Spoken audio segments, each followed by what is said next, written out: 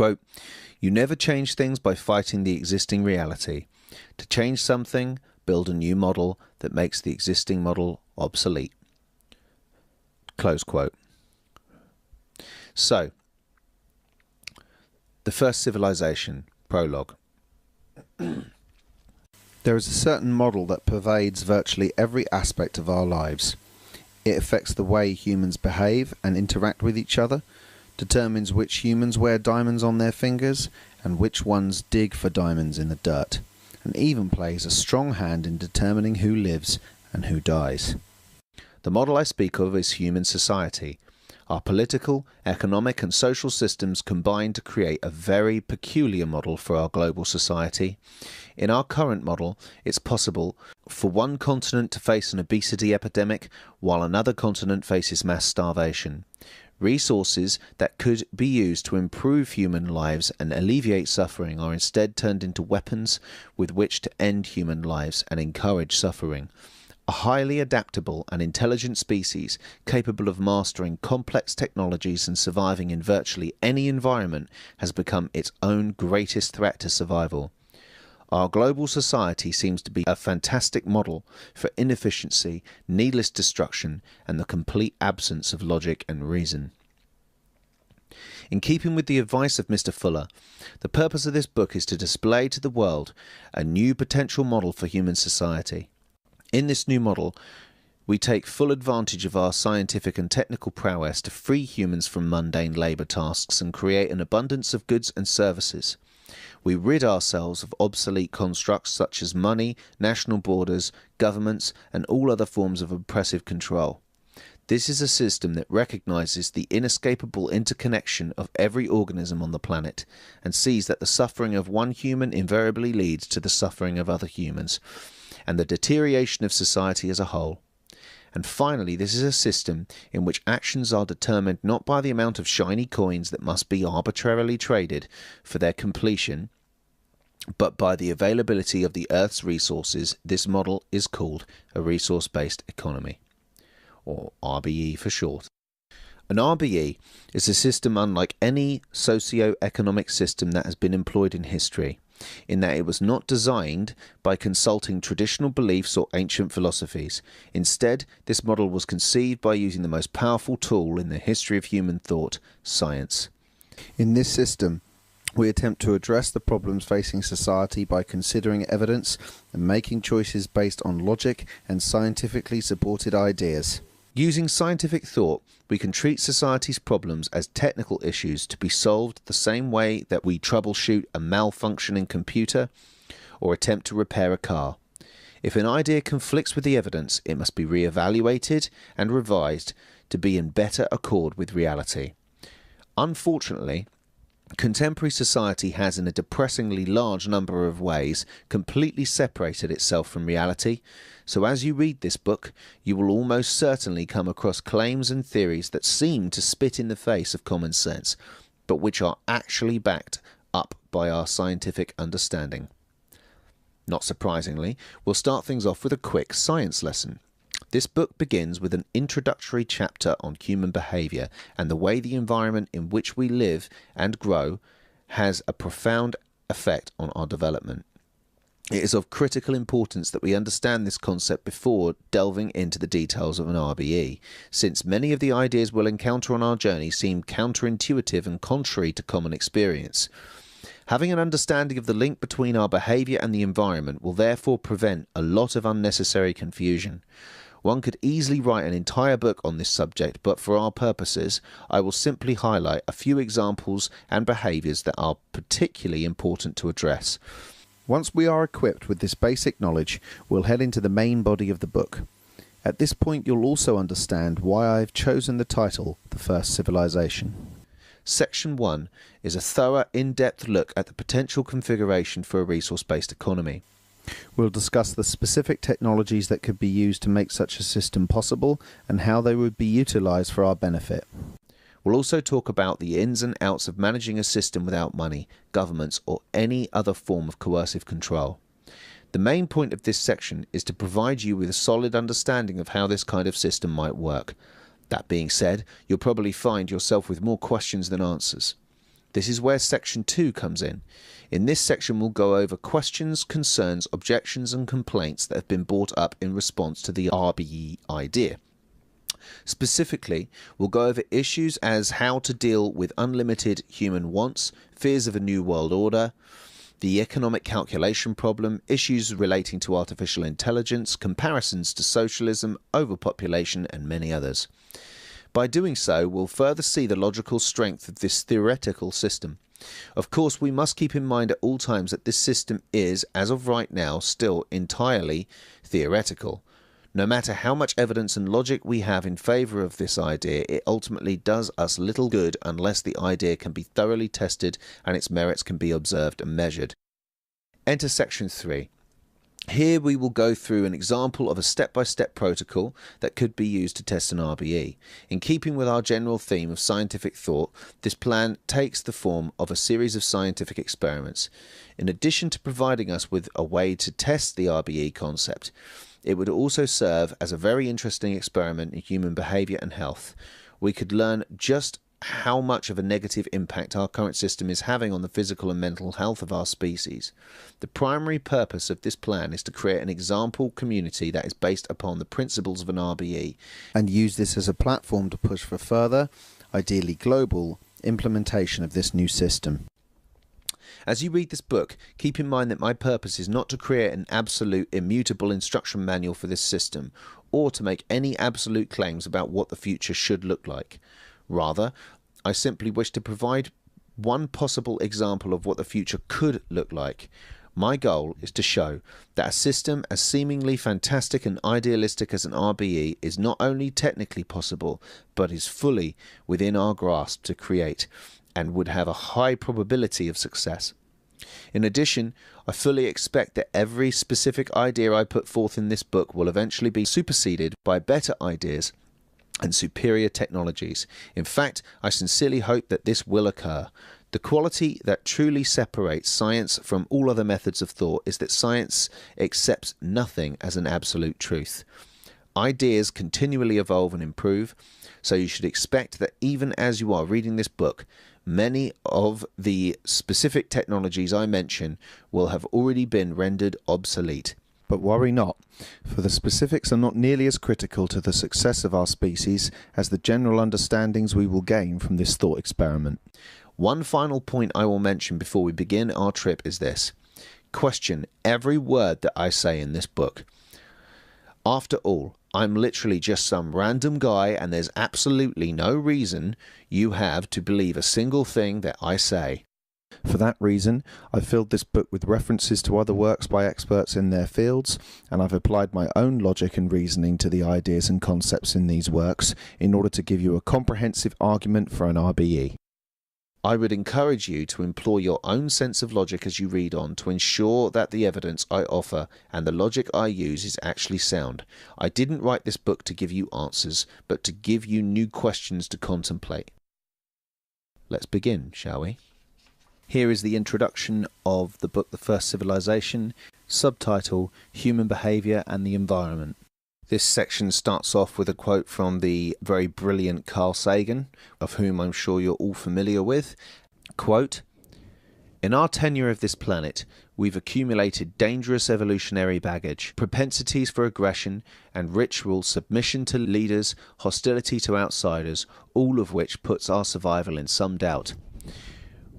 We have also acquired compassion for others, love for our children, a desire to learn from history and experience, and a great, soaring, passionate intelligence, the clear tools for our continued survival and prosperity." Close quote. Human behaviour and the environment. If we were to walk out into the wilderness and observe the behaviour of wild animals, what would we see?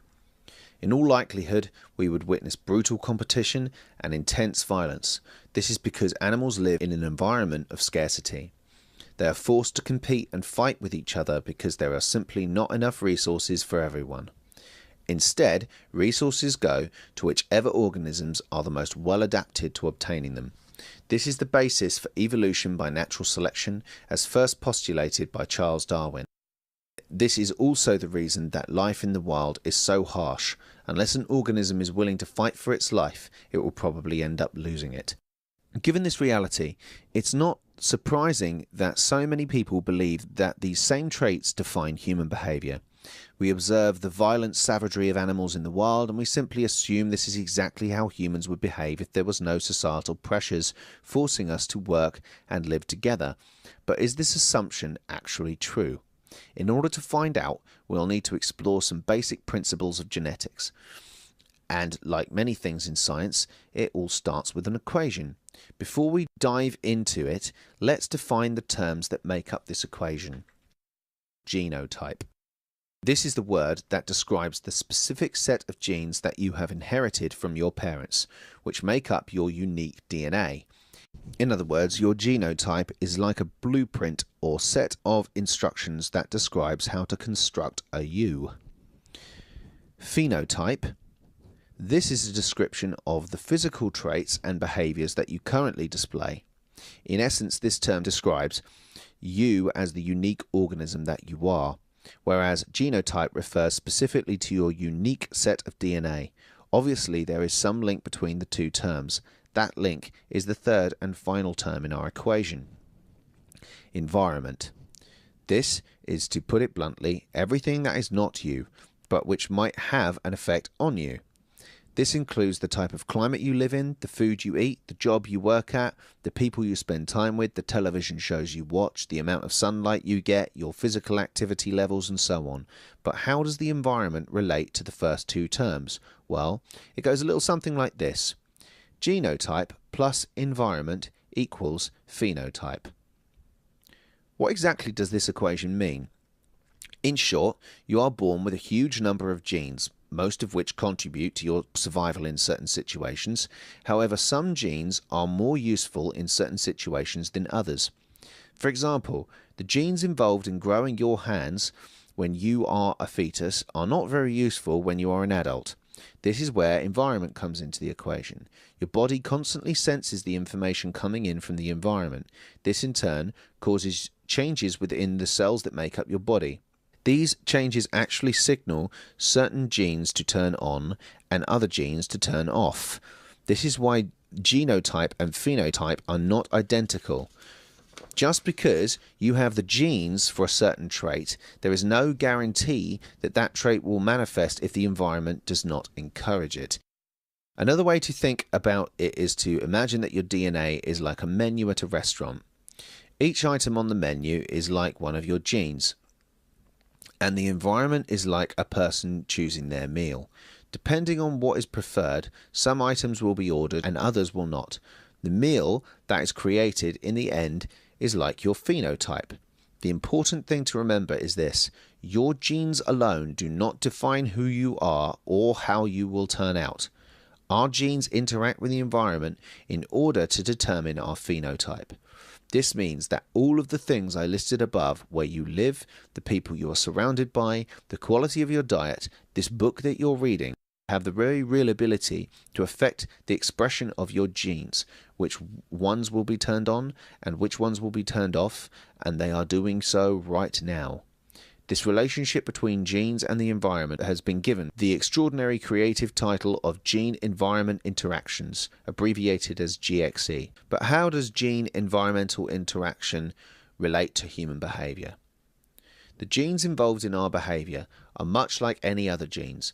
Depending on the environment present, certain genes will be expressed while others will not, which can cause notable changes in an individual's behavior. For example, a study examining a specific gene involved in aggression and violent behavior showed that a certain environmental trigger was required for this gene to have any noticeable effect on behavioral phenotype. Individuals who inherited this gene did not display any more violent or aggressive behavior than the general population under normal circumstances. However, those who were subject to abuse as children were significantly more likely to be aggressive and display violent behavior regardless of whether or not they inherited this gene. In that case, those who did have the gene showed the highest levels of violence and aggression. So, what do we learn from the above case? As it turns out, the idea that humans are naturally violent and aggressive could be considered true, in that we are all born with the capacity for violence. However, this capacity does not simply manifest itself for no reason, regardless of an individual's genetic makeup. Instead, violent behavior seems to be a response to a violent environment. The individuals who possess this specific gene can be thought of as particularly well adapted to a violent environment, but this clearly does not result in violence unless there's a sufficiently traumatizing environmental trigger, in this case child abuse. Therefore, it is reasonable to assume that if one were to exist in an environment that was completely non-violent, where traumatizing experiences like child abuse would not occur, we should see little, if not zero, violent behavior of any kind, regardless of what a particular human is genetically programmed, in inverted commas, for. Unfortunately, the effects of a traumatizing environment don't end with violence and aggression. Another study by this group involved a gene associated with depression and yielded similar results. Possession of the gene alone had little effect on an individual's susceptibility to depression. However, those people who had experienced a sufficient number of very stressful life events were much more likely to experience depression or have suicidal thoughts, with more stressful events correlating with greater likelihood of depression. Once again, this effect occurred regardless of one's genotype, but those possessing the gene had a higher chance of falling prey to the environmental influence than those who did not, showing the greatest probability of experiencing depression and thoughts of suicide as a result of stressful life experiences. My point in bringing up these examples is that we should not be so eager to blame individuals or human nature for the variety of violent behaviours and mental illnesses, such as depression, which are so prevalent in our society, unless we are willing to closely examine the environmental conditions in which these types of behaviours develop. We cannot honestly say that we understand them. Of course, you might think that I'm simply absolving individuals of their responsibility and attempting to blame society for the choices people make. After all, aren't choices that we make as individuals important? Well, of course they are, particularly as our choices are incredibly effective at shaping our environments. However, we need to keep in mind that our choices are ultimately a product of, and often limited by, that very same environment. For example, if a family lives in an impoverished village in a developing country where they are simply unable to generate enough income to provide the basic necessities for themselves, what options remain? Essentially, their choices are limited to starvation and subsequent death, or stealing food from someone else. Should we be surprised to see such high crime rates in areas afflicted with poverty and unemployment? Almost certainly not. Let's apply this same logic to developed countries. How can children avoid a life of violence and crime when they are constantly exposed to gang violence? How can we expect an impoverished youth to avoid criminal activity when a child grows up seeing all of the wealth and affluence in the hands of criminals, while their law-abiding parents struggle to provide for them with even the basic necessities of life? Once again, there are a variety of choices that could potentially be made, but those choices involving violence and crime seem to be most highly rewarded. Therefore, if we plan on creating a society free of violence and crime, it would be of the utmost importance to ensure that we create a system in which violence and crime are not actively rewarded behaviours as they are today. We need to remember that the single most important factor in determining evolutionary success is adaptability. And I would just pause there because this is an important point. You can sometimes get to the stage where you say, oh, well, I'm just a product of my conditioning, so I guess it might excuse you to sort of maybe whine about the cards you've been dealt or whatever it is. And many people will bring up the argument of people having a very harsh life and then, but rising above those challenges. But even they're given the tools to do that to a certain degree. It could even be by having a particularly inspirational teacher at their school or watching a particular inspiring thing. But that inspiration does have to come from somewhere. We don't exist inside a vacuum. And I suppose that's the point, is that we would like to develop a culture where children are encouraged to rise to challenges, where they don't just get everything, in terms of knowledge at least, on a plate for them. But I don't think that negates the purpose of providing an environment that actually takes care of human needs. I don't think many people really say that that's what they want to do. And the people who say that, we have this very dark and sinister nature to us, but, that it's our job to rise above it. Well, in that case, why do you keep on trying to make the environment better? If the environment isn't the determinant of it, and it's all about not being born evil or something like that, then why bother making anything better? If everybody's got this fantastic choice just to be a nice human being, then why bother making society even remotely pleasant or remotely fulfilling of people's needs? We wouldn't even bother. So to me, it seems like a non sequitur. Let's find out how much of a role the environment plays in human behaviour, shall we? By trying to create one that takes care of human needs. Let's see how that works out.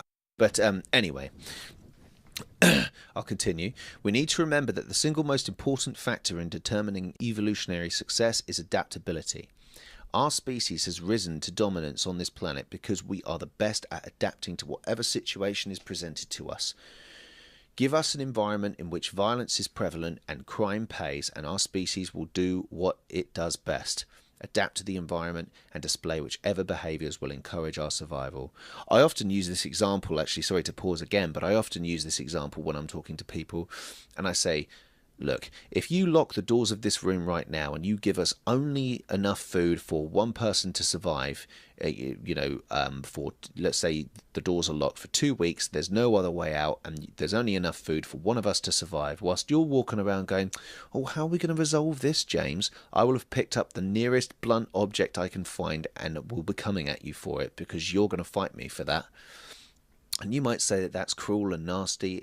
I don't think it is in the slightest. I think it's just doing what you need to do to survive. Now, if the same situation happens again, but we are given enough food for us to actually survive, but only just, then I will work together with you in every way, shape and form. We'll put the food over in one corner of the room and make sure we take a shit in the other so that we keep the two apart. We'll sleep in another corner of the room and we're going to get along. We're going to play games, we're going to sing songs, we're going to do everything we can to get through this shit, okay, bro? And we will work together. It's your environment that dictates your behaviour in every way. It's not that one is good or one is bad. They are just a response to the situation in hand. Anyway, back to the book. We now know that behaviours we often think of as being criminal are due in large part to the existence of environments in which these behaviours are actively encouraged to flourish. However, there are still other non-criminal behaviours that require addressing. Perhaps one of the most important of these is laziness. We have a tendency to think that without the motivating factor of money, which forces us to work in order to survive, that people would naturally become extremely lazy and unproductive, or as Ben McLeish has put it in the past, fat, lazy blobs. But is this assertion actually true? As it turns out, most of the evidence seems to suggest the opposite, that the primary cause of laziness is the fact that we are forced to work. There are specific types of jobs that actually encourage people to be lazy. An individual working at a job in which they have little control over their actions, a job in which activities are passive and require little mental activity, or a job which causes a high amount of mental strain, are all causes of laziness. This somewhat surprising link has two major explanations.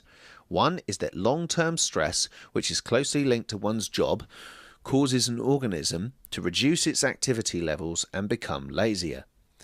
The other reason refers specifically to the case of passive and low-control jobs. A job in which there is little physical and mental activity causes the individual to adopt a similar type of lifestyle outside of work. Laziness is prevalent because of the stress we experience from our jobs and the general lack of fulfilling activity that is inherent in some types of jobs.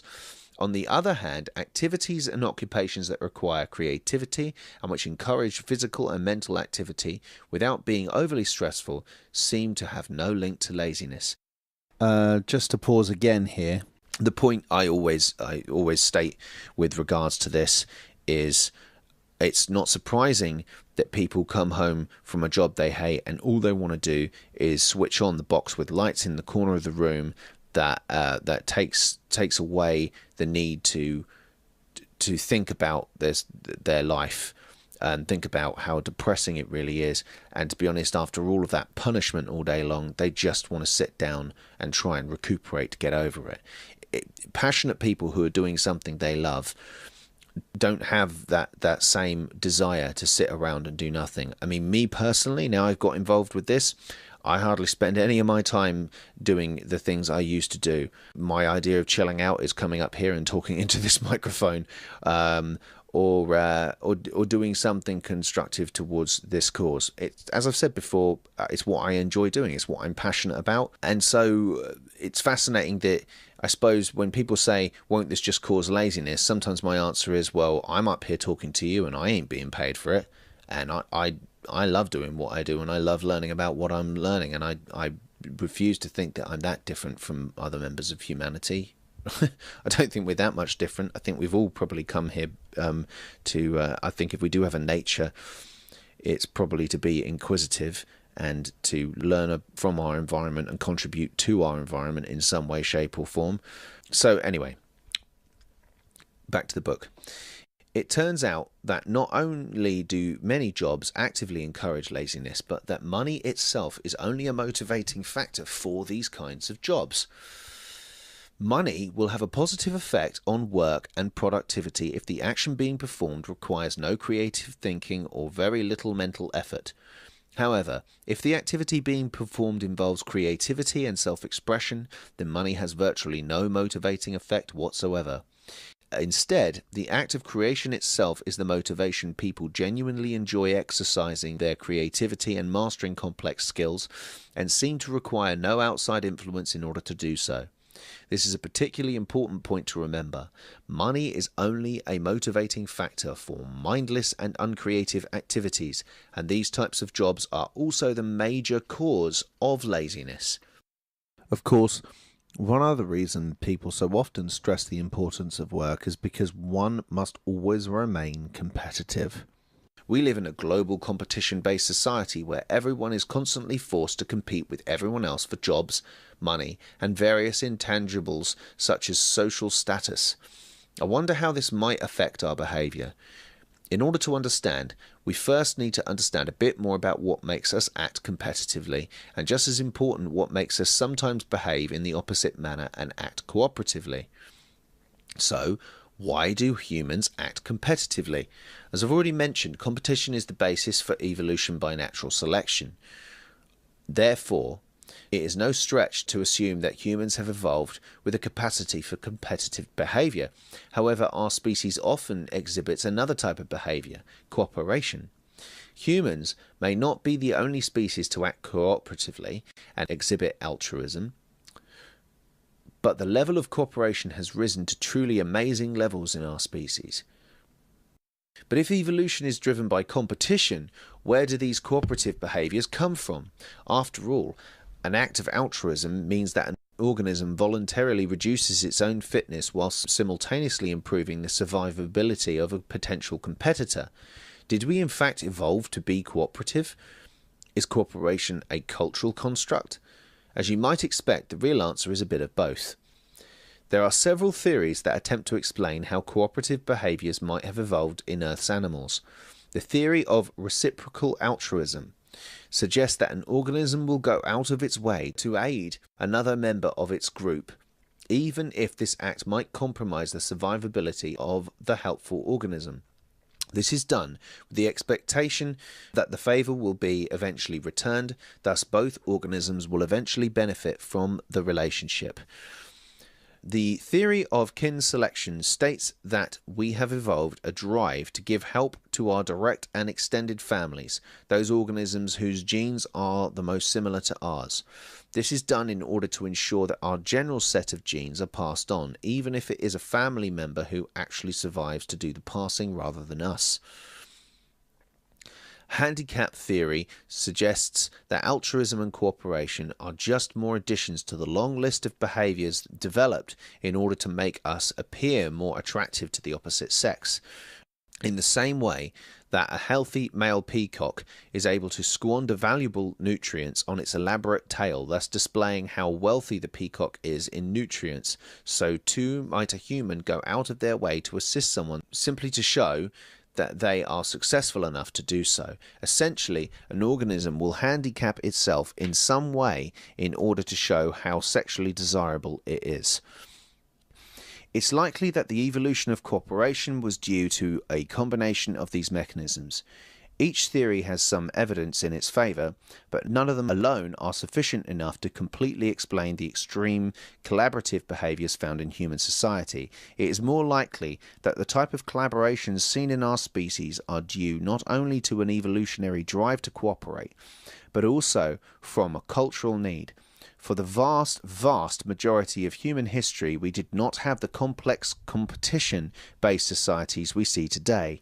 Instead, humans were organized into small hunter-gatherer tribes who survived by moving from place to place, foraging for food, and occasionally hunting. In such an organizational structure, it would be critical for the members of a group to be able to cooperate with each other in order to ensure the survival of the tribe. Cooperation within the tribe would also have been necessary to defend against occasional intergroup violence, where a tribe might be forced into direct and bloody competition with other tribes. As we might expect, there is evidence to suggest that periods of intertribal violence were highest during times when resources were scarce, thus increasingly forcing tribes to compete with each other. In such situations, cooperation within the group would have been vital to ensure the survival of both the individual organism and the group as a whole. Those groups who lack the ability to cooperate amongst themselves would have been much less likely to survive. We can clearly see that there are both evolutionary and cultural pressures that shape our competitive and cooperative behaviours. This is further demonstrated by studies that examine the relationships between competition, cooperation, and the society that we live in. It has been shown that the tendency of a human to behave competitively or cooperatively actually varies depending on the type of economic situation at hand. In a competitive economic system, competition and selfishness tend to be the dominant behaviours. In a cooperative system, cooperation and fairness tend to be more dominant. Likewise, studies have shown that children associate greater self-esteem with whichever type of behaviour is the dominant one in their culture. They associate competition with greater self-esteem in competitive societies, and they associate cooperation with greater self-esteem in cooperative societies. Just as with other kinds of behaviours, one could say that humans are naturally competitive, as well as being naturally cooperative, in that we are born with the capacity for either type of behaviour. Once again, we humans demonstrate our powerful adaptive abilities by displaying whichever behaviour is required for our survival. It is also interesting to note that cooperation is generally a far more productive type of behaviour than competition, as cooperation tends to result in tasks being completed with significantly higher level of quality, as well as inspiring greater innovation and creativity. Alternatively, competitive opponents have a tendency to waste a large amount of potential progress on attempting to thwart each other, with less progress being made on either side than if they had cooperated. There is, however, one aspect in which competition tends to outshine cooperation, and that is speed.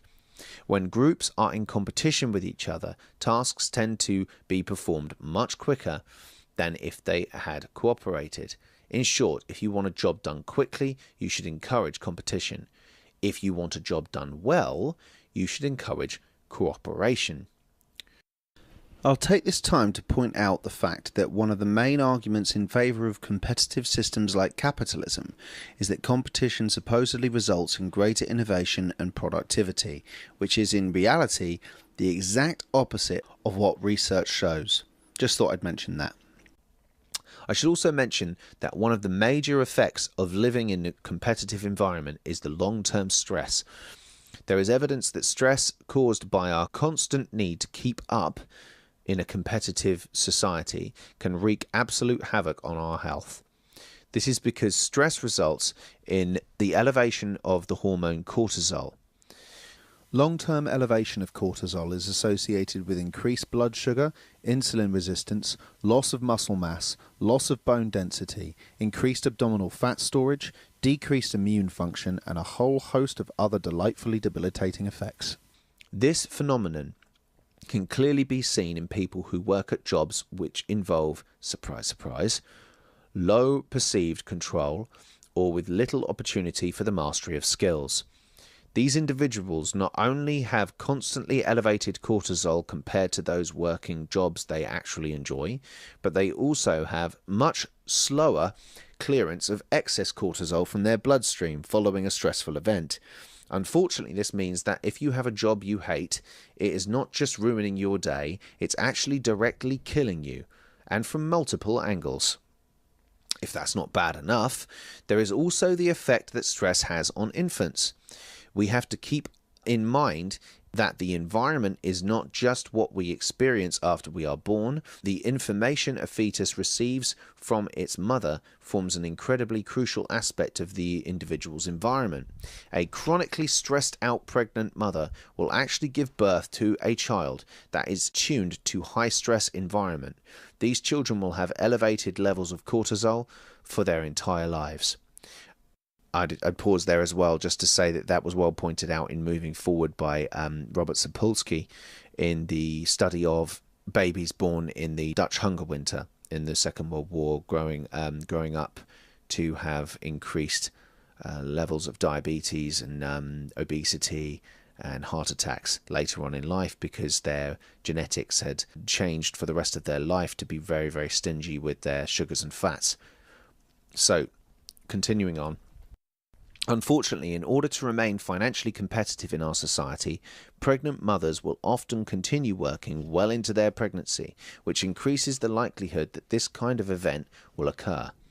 Of course, a competitive environment does not just cripple our children before they are born, but continues to do so right through their childhood and into their adult years. Evaluation systems that are based on competition and hierarchies, such as the almost universal policy of assigning grades in educational systems around the world, have been shown to actively discourage kids from learning. Instead of inspiring students to work towards achieving their highest potential, they are instead compelled to do the minimum amount of work required to avoid failure. In summary, a competitive environment will encourage competitive behavior, which results in less productivity, higher stress, and a tendency to exert the least amount of effort possible to avoid losing or failing. And now we go full circle back to the first point I mentioned. In nature, competition is everywhere. Animals must constantly compete with each other for scarce resources and mates. In modern society, this has clearly not changed. Humans must constantly compete with each other for scarce money and social status. Despite having dressed up with dollar signs and advertisements, today's society is virtually identical in principle to the animal world. Our socio-economic system emulates the harsh society of nature, which forces us to express primitive behaviours such as competitiveness and violence in order to survive, exactly as it would be if we were still living in the wild. In what sense, then, have we actually created a real civilization? We've certainly created societies, but then so have chimpanzees. To actually call what we have now a civilization is, in my opinion, extremely short-sighted and completely illogical. Instead, I think it is more accurate to say that all of recorded human history thus far has actually been an intermediate phase, representing a major evolutionary transition. This transition is transforming us from the primitive hunter-gatherer species we've been for the vast majority of our time on Earth into the first truly intelligent civilization to exist on this planet. As of my writing this, it is the year 2012, and it seems that we might be nearing the end of this transition. We are now poised to create a society in which the harsh scarcity of nature no longer rules our lives. A society in which primitive notions of violence and competition will become the exception rather than the rule. And most importantly, we can finally create a society in which the needs of every human are met and all people are able to live in freedom and exercise their creativity. We are now finally able to create something that can truly be called a civilization. The next step in human evolution is about to begin. What an interesting time to be alive. The next course of the book is Section 1, How to Make a Civilization. It's a rather large section, so I'm going to break it down into the different subheadings. So, this section starts with a quote. "We can't solve problems by using the same kind of thinking we used when we created them." Albert Einstein. A resource-based economy. The big picture. The concept of a resource-based economy, or RBE for short, was developed over a lifetime by social engineer Jacques Fresco. The basic idea of an RBE is the name. Whereas today's economic systems are based on the management of fancy pieces of paper with dead people's faces on them, also known as money, an RBE is based on the management of the planet's resources, also known as the stuff we need to avoid dying, with as much efficiency as possible. This system also differs from today's economic systems in its overall goal. While the goal of a capitalist system is to continually increase the consumption of resources in order to ensure that the economy grows, despite the fact that this is literally impossible to sustain forever, the goal of an RBE is to provide for the needs of every human. In other words, an individual does not need to earn their right to exist by submitting to the stress-inducing slavery of forced labour. Instead, each person is simply given what they need to survive. In a resource-based economy, there is no need for any form of currency or debt of any kind, which would result in a very powerful shift in priorities. We would no longer be hindered by the profit motive, due to which economics often stands in the way of logic. Currently, we fight the efficiency of automation because humans need jobs to make money. We fight sustainable energy sources that won't pollute for our planet because our economy runs on fossil fuels such as oil. And this, of course, means that despite the fact that we will eventually run out of oil, we must continually accelerate our use of it in order to ensure that our economy keeps growing. With the constraints of the current system, all of this thinking becomes obsolete. We can embrace automation because it frees us from unwanted labour tasks and has the potential to create better products with greater efficiency. We can embrace sustainable energy sources for our physical health and the health of our planet, in addition to the vastly higher potential for energy they give us. This means that we will no longer need to burn through non-renewable sources at mind-boggling rates and can instead attempt to minimize their use and maximize efficiency. Finally, a major difference between an RBE and today's economic systems is the role of governments, laws, and national borders. None of these things would exist in an RBE. In this system, there would be no need to submit to a government or ruling class of any kind. Laws and restrictions on personal freedoms would become largely unnecessary, and the arbitrary borders that isolate us would be done away with, since they provide absolutely nothing but pointless separation. Now, how in the world would that work? Connecting the dots. The easiest way to understand an RBE is to simply dive right in and start explaining every facet from the ground up. By the end of this section, you should have a solid understanding of how this system might work, including the conundrum of how to make society function without laws, governments, or money. I should stress that this outline is in no way official. This is simply my interpretation of the RBE idea, attempting to fill in as many blanks as I can. Most of the general ideas are pulled straight from the mind of Jacques Fresco, but I have combined his overviews with specific ideas of my own in order to create my version of a blueprint for this economic system.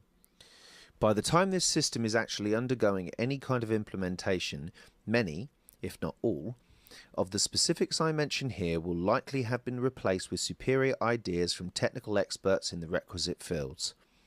All I'm trying to do here is give a detailed example of what an RBE model might look like in order to show that this system is technically possible. In other words, consider this model to be a prototype. When the real thing is implemented, it will likely be a far superior system to what I have outlined here. Energy. No matter how well designed a society is, it is not very likely to function without some method of generating energy. Currently, our primary method of energy generation is to dig decomposed plants and animals out of the ground and then burn them. Although this method is fairly primitive, it nonetheless generates a surprisingly high amount of energy, along with a high amount of environmental destruction and personal health deterioration. Despite these drawbacks, our global economic system relies so heavily on the use of fossil fuels that we must consistently throw sustainable alternatives to the side in order to maintain employment levels and economic growth. Since there is no reason to worry about employment or economic growth in an RBE, there is no reason to cling to these unsustainable and biologically harmful energy sources. Instead, we can turn to the myriad of incredibly powerful sustainable energy sources that cause little or no environmental destruction. There is a huge number of such energy sources that could potentially be used, and I'll highlight a few of them here. Advancing technologies are continually making both wind power and solar power more efficient, with one study proposing that wind power is quickly becoming competitive with fossil fuels, even in the monetary economic system. Logically speaking, I think it makes sense that if one were to live on a planet that is circulating a gigantic ball of nuclear reactions which is constantly firing free energy in all directions, one might want to take advantage of this source. Fortunately for us, we happen to live on such a planet, where we can harness the power of our sun directly using solar panels or indirectly using wind, which is driven by the sun's heat. Despite these convenient sources, wouldn't it be even better if there was a substantial source of heat energy right under our feet? As it turns out, there is. Geothermal energy taps directly into the extreme heat that permeates most of the interior of our planet, providing a practically unlimited source of energy. While geothermal energy does create a small amount of pollution, advanced geothermal systems will be able to reduce this amount while simultaneously increasing efficiency and locking excess CO2 in the ground, rather than pumping it into the air. Each of these sources is being used to some extent today, but there is another source of energy that is largely untapped, despite being extremely abundant and completely clean. I'm speaking of the power of our oceans, specifically wave and tidal power. Wave power involves harnessing the energy of ocean surface waves and converting their kinetic energy into electrical energy, a process which could have up to an astonishing 99% efficiency. Since surface waves are driven by the wind, this would also be an indirect method of harnessing the power of the sun. Another energy source abundant in the ocean is tidal power, wherein we harness the kinetic energy of changing ocean tides in order to generate electricity. Since tides are created by the gravitational force of the moon, we would actually be harnessing the moon's gravitational energy. You can't find a much cleaner source of energy than gravity. Furthermore, in order to ensure a constant supply of energy from some of these sources, it would be necessary to make use of energy storage systems, including supercapacitors. A supercapacitor is a device that stores a large amount of electrical charge, sort of like a giant battery. Energy storage systems would be used to ensure that sources with variable energy output would always be able to provide stable amounts of electricity. For example, on a very windy day, a wind turbine might generate more energy than is needed at that time. Rather than allow this energy to go to waste, it would be stored and then harnessed for days when the wind is low and less energy is being generated. This same logic would apply to solar panels, which generate variable energy depending on how sunny the day is. The strategic use of supercapacitors and other storage devices would ensure that power outage and rolling blackouts become a thing of the past. As we can see, there is a huge variety of sustainable, environmentally friendly energy sources which could provide all of the power that is necessary to run society. In fact, solar energy on its own could theoretically provide 20,000 times as much energy as the Earth uses right now. The point is, there is absolutely no reason we could not power our entire global society using clean, sustainable energy sources other than the fact that this is currently not as profitable as using fossil fuels. Use and management of resources. It's all well and good to pump out a lot of energy, but it doesn't actually benefit us unless we are able to provide for the needs of our species. All this starts with the planet's resources. As it says in the name, a resource-based economy is all about managing the planet's resources in the most efficient and responsible way possible. This is to ensure that there will always be enough resources for every human to not only survive but thrive. So, not only do we have to be responsible with our resource use, but we should also make sure that the entire process is as automated as possible. We'll start by talking about what are perhaps the most important resources of all: food and water. As of today, the primary method of generating food is to plant things in the ground and pray to the gods that they grow. Despite engaging in agriculture for about 12,000 years, we have yet to make any major advances in the way we grow food. Rather than relying on traditional methods such as irrigation and hoping for droughts to end, wouldn't it make much more sense for us to make use of advanced agricultural technologies? This is where the concept of vertical farms comes in.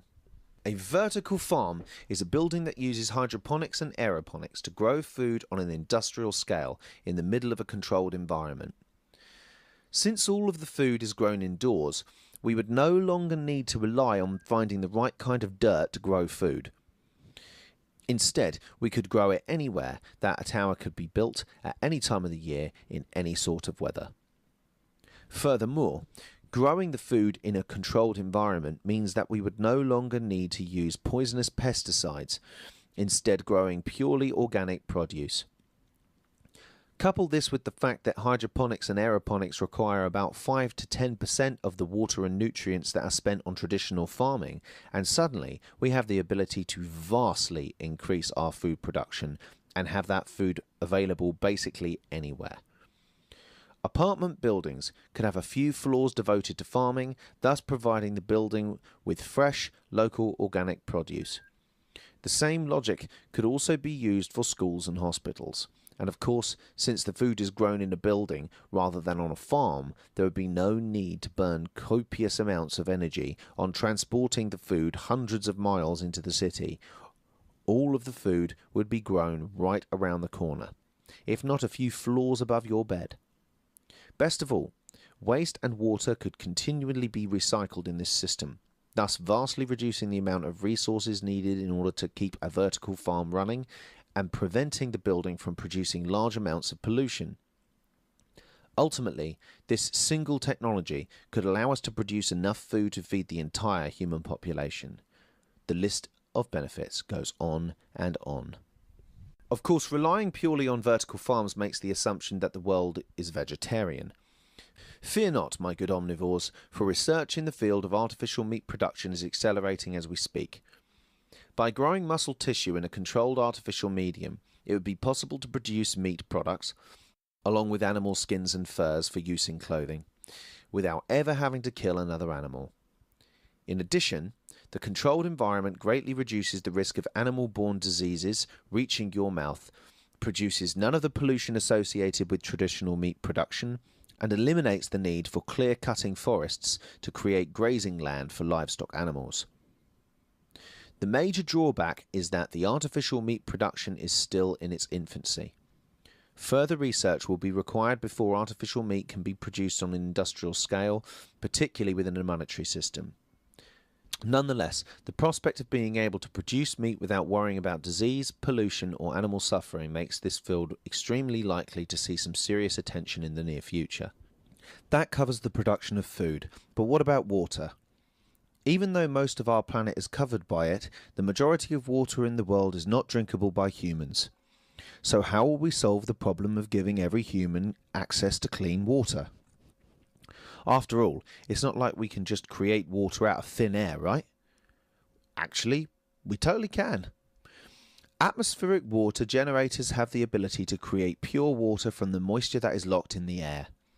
Keep in mind that when water evaporates from our salty oceans, the salt doesn't go with it.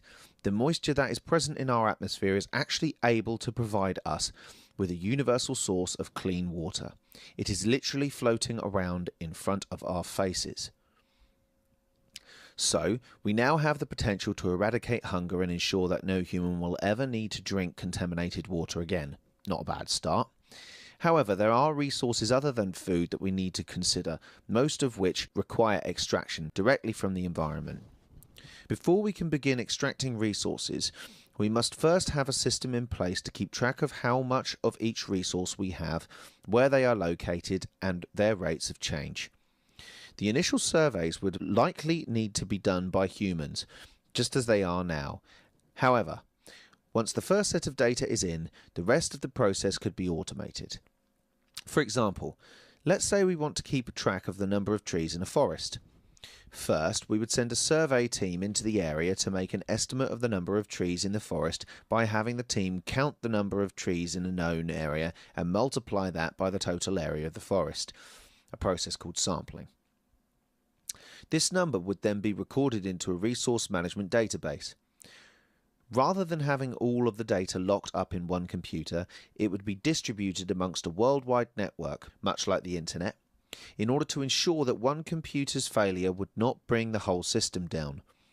Once the initial surveys are complete, we would set up a system of cameras or automatic sensors that would be able to count the number of trees currently present in the sampled area, and constantly compare the number to the one initially logged into the system.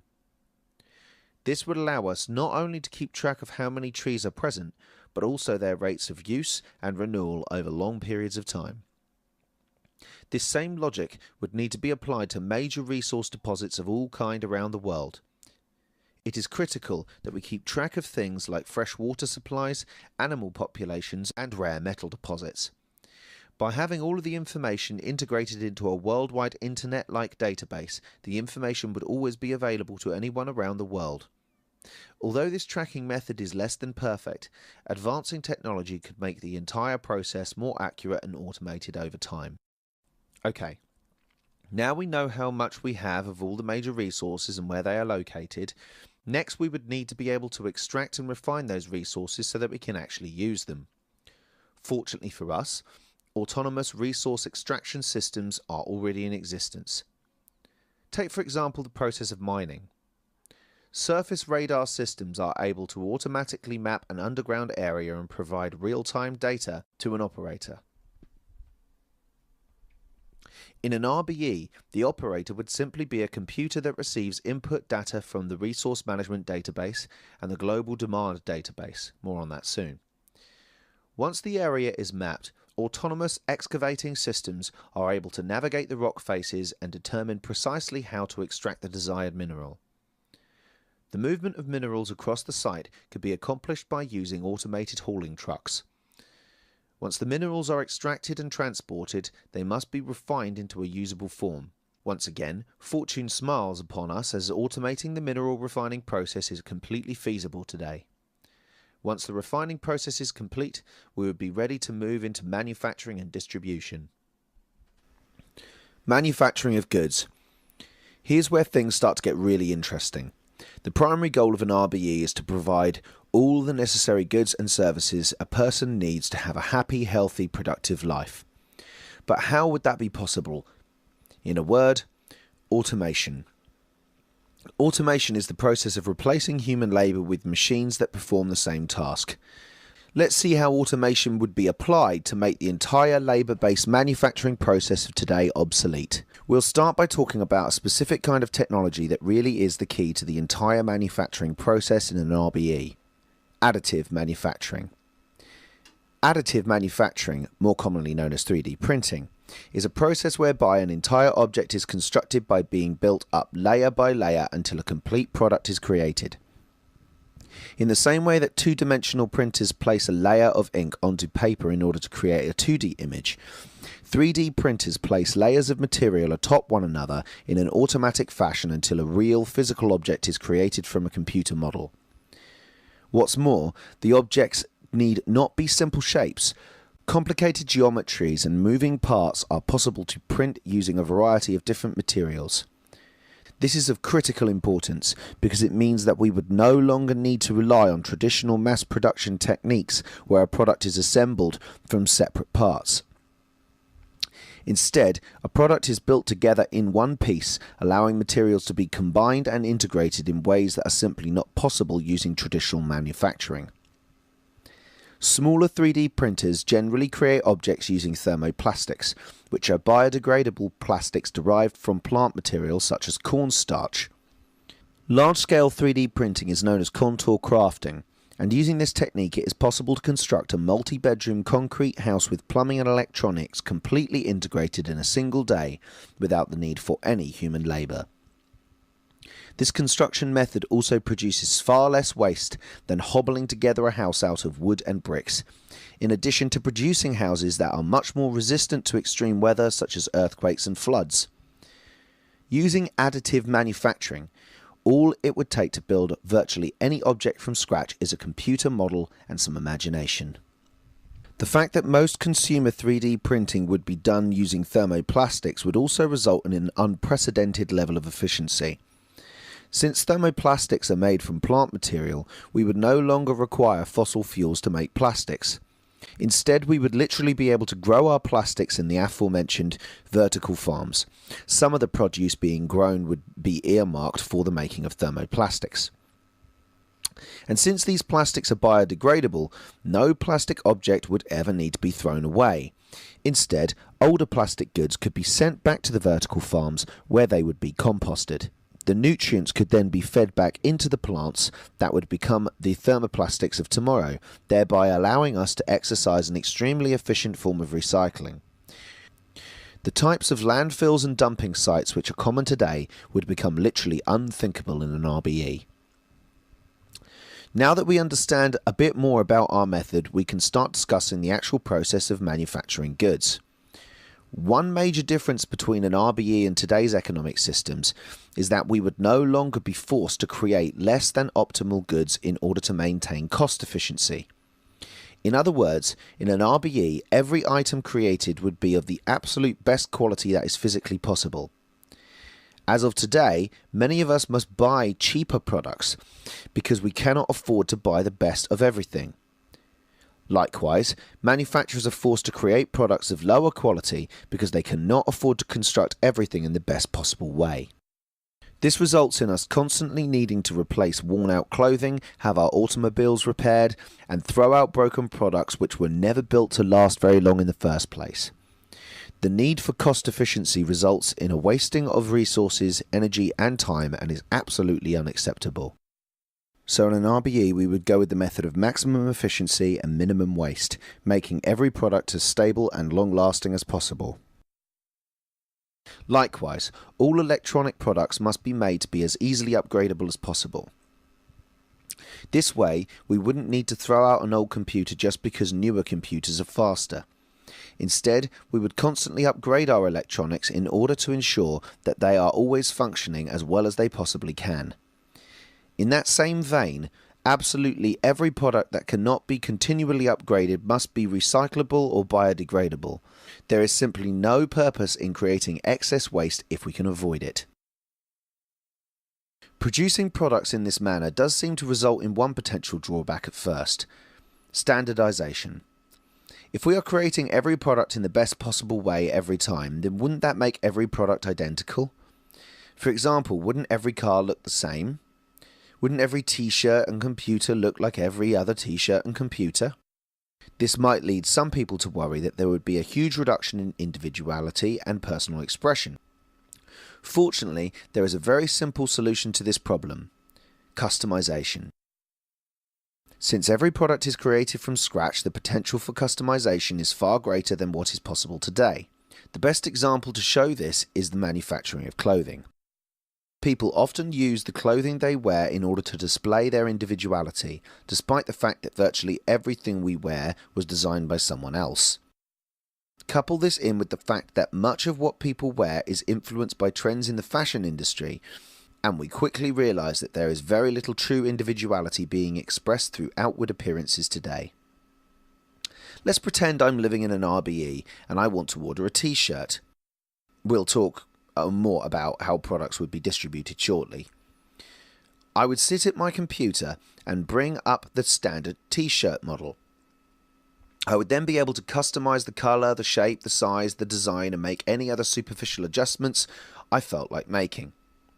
The product I receive would still be as durable and long-lasting as the standard t-shirt model, and it would also be a personal expression of my individuality. That is why in an RBE, any personal goods available would be both standardized and customizable. For public use goods, however, which we'll talk about soon, there would not be any real need for this kind of customization. These types of goods would be essentially identical in order to minimize the expenditure of resources on items that have no need for superficiality. So in an RBE, all products would be created from scratch without the need for human labour, with the highest quality possible, recyclable or biodegradable wherever possible, and standardised, universally upgradable for electronics, and completely customisable for personal goods such as clothing. This would result in a manufacturing system that is far less wasteful, far more efficient, and far more personalised than anything seen today.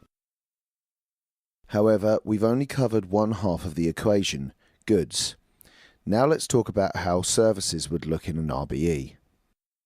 Services. It takes more than just material goods to run a society. Continuing with our philosophy of freeing humans from labour whenever possible, nearly all services would also be automated. This might sound like an impossible task at first, but we have to keep in mind that many of the services which exist today would not exist in an RBE. Any occupations having to do with finance, law, advertising, business or politics would no longer be around, since there would no longer be any need for them. If you're confused by that last sentence, just wait a few more paragraphs. By the end of this chapter, all will be explained. We just need to cover a few more things first. So what services would still exist in an RBE? We would still need medical services, an educational system, a research sector, an arts community, and, well, that's pretty much it. Less critical services such as automated restaurants and food vendors would still exist in order to give people social hubs in which to gather and eat together, since social interaction is a critical need for producing healthy humans. In fact, automated restaurants and robotic chefs exist today, and so automation would likely become a staple of food preparation in an RBE, whether at home or in public places. Now let's talk a bit more about each of the major kinds of services and how they would operate. As of today, it is unlikely that medical services could be entirely automated, but it would still be possible to drastically reduce the workload of medical practitioners by ensuring that society as a whole is much more physically healthy than it is today. In addition to the removal of unhealthy polluting energy sources, an organic diet tends to create organisms that are more resilient to disease. By having education freely available to all people, it's likely that people would be more knowledgeable about maintaining their own health. In addition, each human would be more capable of monitoring their own health thanks to inventions like the mirror, which will be able to tell your heart rate, blood pressure, blood oxygen levels, and respiratory health just by standing in front of it. The logic is quite straightforward. By creating a society where people are much less likely to get sick, we would reduce the workload for medical practitioners. That being said, the idea of increasing the automation of medical services is not as far-fetched as one might think. Currently, needle-bearing robots are able to give precise injections. Miniaturized swimming and crawling robots are able to move through our body in order to monitor our health from the inside. Robotic surgeons are able to perform invasive surgeries with more accuracy and precision than is physically possible for a human surgeon. In an RBE, we would therefore maximize the use of automated robotic medicine in order to minimize the workload for human doctors further, which would be possible without the constant need to worry about how much medical equipment costs money-wise. Humans would still probably be needed for specialized cases and for general operation of the medical robots, but the need for human intervention would continually decrease as technology improved and could theoretically become unnecessary in the future. Already it is possible for human doctors to act through fully articulated robot avatars, which allow a doctor to interact with a patient without being present in the same room or country. So during the early stages of an RBE, automated robots would mostly take the role of medical assistants and nurses, performing basic tasks such as patient monitoring and uncomplicated diagnosis, as well as doing the dirty work of injections and surgery. Meanwhile, human doctors would be free to spend more time on special or rare cases, on direct patient interaction, or on medical research. This would prevent any one doctor from being spread too thin among a large number of patients, or from becoming overworked or overstressed, all of which are common issues for medical practitioners today. Over time, more and more of the tasks performed by human medical practitioners would be handed off to automated machines, and humans would be completely relegated to the tasks of research and very special cases. Of course, human medical practitioners could not exist unless there was a comprehensive educational system in place. Education in an RBE would look very different from today's competition-based educational systems, where students are pitted against each other in a struggle for grades and popularity that generally results in a universally poor experience for virtually all students. I am personally amazed at the ability of traditional schools to turn even the most interesting of subjects into mind-numbingly boring drivel that must be regurgitated onto a test in order to receive an arbitrary number or letter that supposedly represents how learned an individual is. RBE education would follow a model similar to Montessori educational systems. In brief, Montessori schools encourage independent learning through play and child-on-child interaction. Children of multiple ages are grouped together rather than isolated so that younger children can learn from older ones, while older children reinforce their learning in a practical way by teaching the younger children. Rather than having teachers play the role of dictators and drill sergeants, teachers act simply as guides. They are available for guidance when the child requires it, but otherwise they are simply there to ensure that everything is running smoothly with minimum interference.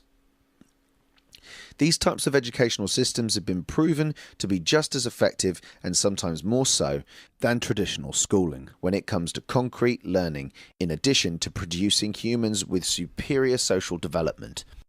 It is this latter quality of Montessori-style schools which make them critical for the success of an RBE. Citizens of an RBE would be more cooperative, less antagonistic, more sociable, less aggressive, and generally have superior psychosocial development compared to those of us who are forced into the incredibly flawed educational systems of today. So what would education in an automated society look like? Here is a potential example of one based on the Montessori system. I should stress once again that this is simply an example of a system and is not necessarily a prediction of what the educational system would actually be. Early childhood development would be largely in the hands of the parents and the community, much as it is today. The main responsibility of the parent would be to teach the child basic skills such as reading, writing, and computer interaction so that the child would be prepared for school. Rather than forcing a child into school at a certain age, the child would be free to visit an educational centre whenever they felt ready. During the early stages of education, children would all share a play area filled with toys and other objects such as basic art supplies that encourage cognitive development in the very young. The area would also be filled with computers, all of which would allow them to access basic lessons in such subjects as mathematics, natural science, art, literature, and history. This process would not require a teacher or parent to be present, since the children would learn from each other, and the computer database would fill the role of the teacher guide. Despite this, I think it is likely that many parents would jump at the opportunity to be directly involved in their child's learning, and so would choose to be present. Without being forced into jobs, parents would be free to spend as much time with their children as they wanted, and could be more intimately involved in their child's educational process. Each child would be required to pass a basic test designed to evaluate their ability in all of the basic knowledge areas before advancing to the general education program. In this next step, people of all ages, from elementary-aged children to adults and seniors, would all share the same learning areas. The areas would be similar to the early childhood ones, but with more complex objects available for play, as well as materials for more complex artistic expression, musical instruments, painting supplies, etc., and basic scientific experimentation. The computers present would be connected to the global knowledge database. This would be a wiki-style encyclopedia created in an open-sourced fashion where anyone can contribute knowledge. It would be much like the online encyclopedias of today, but ideally bigger, better sourced and created with the full aid of powerful computers and artificial intelligence, instead of relying on whatever computing power can be bought with donations. This would vastly increase the potential of this already powerful idea. And of course the internet, as we know it today, would still be present. In this way, learners of all ages and experience levels would be free to learn about whichever subjects they were interested in at whatever rate they were comfortable with. This would encourage them to begin to hone in on their particular subjects of interests very quickly, while maintaining some interest in many other fields as well. Like modern textbooks, the database would also contain practical problem-solving modules designed to develop the skill of the learner in each subject. Children and adults would simultaneously learn from each other and the knowledge database, and would have access to knowledge ranging from the most basic to the most advanced in every subject. There would be no limitations based on age. A very dedicated 13-year-old teaching a 31-year-old about quantum physics would not be out of the ordinary. Individuals who are very knowledgeable in certain areas, as determined by their ability to pass problem-solving modules of high complexity, would be encouraged to hold lectures and discussion groups, as well as contribute more problem-solving questions to the knowledge database. In this way, the educational system would continually grow as our species grows, and since education is freely available to everyone, it is likely that most people would never stop learning, constantly seeking new knowledge throughout their lives, whenever the interest hit them.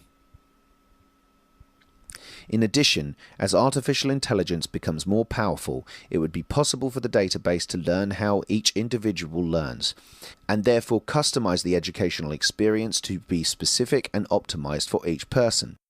The ultimate purpose of the education system would be to produce happy, cooperative, knowledgeable, socially well-adjusted humans which are able to take on the challenges of advancing society, rather than simply maintaining it.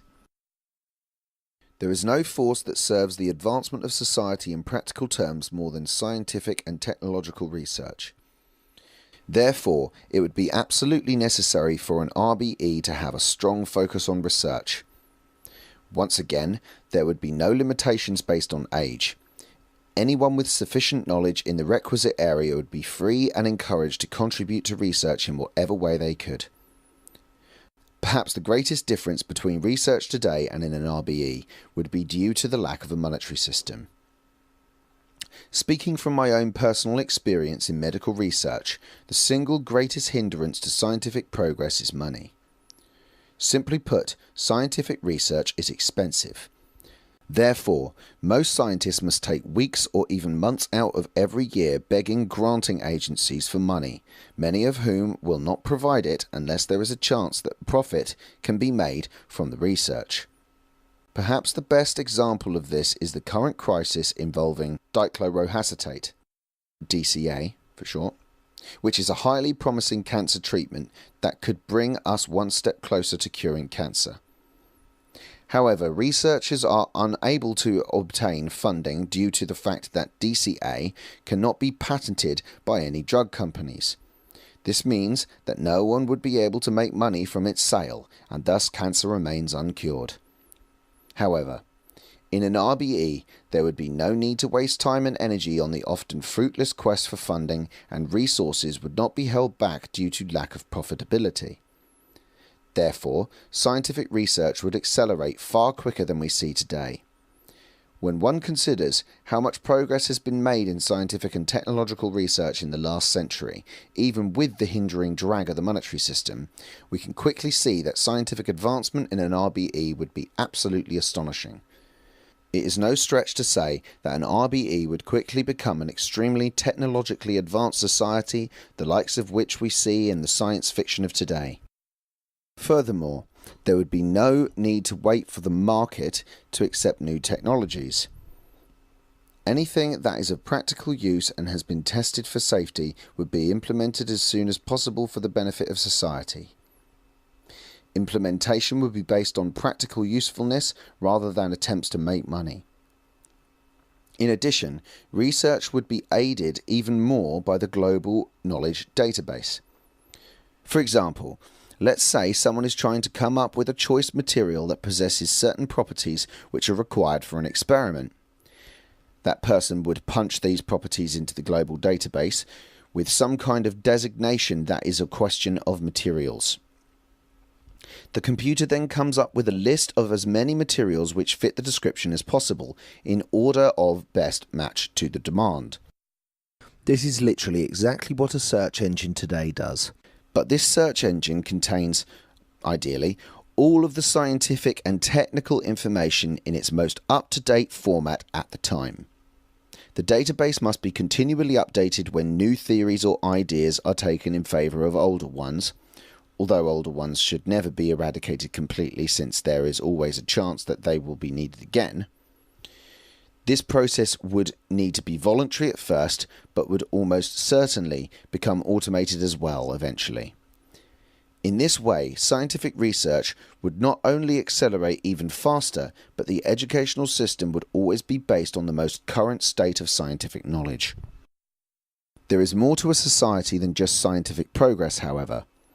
It is critical that a fully functioning society also provides its citizens with opportunities for personal expression and emotional stimulation, as realized through a vibrant arts community. Once again, without the hindrance of money, art would be able to flourish in ways that would simply not be possible today.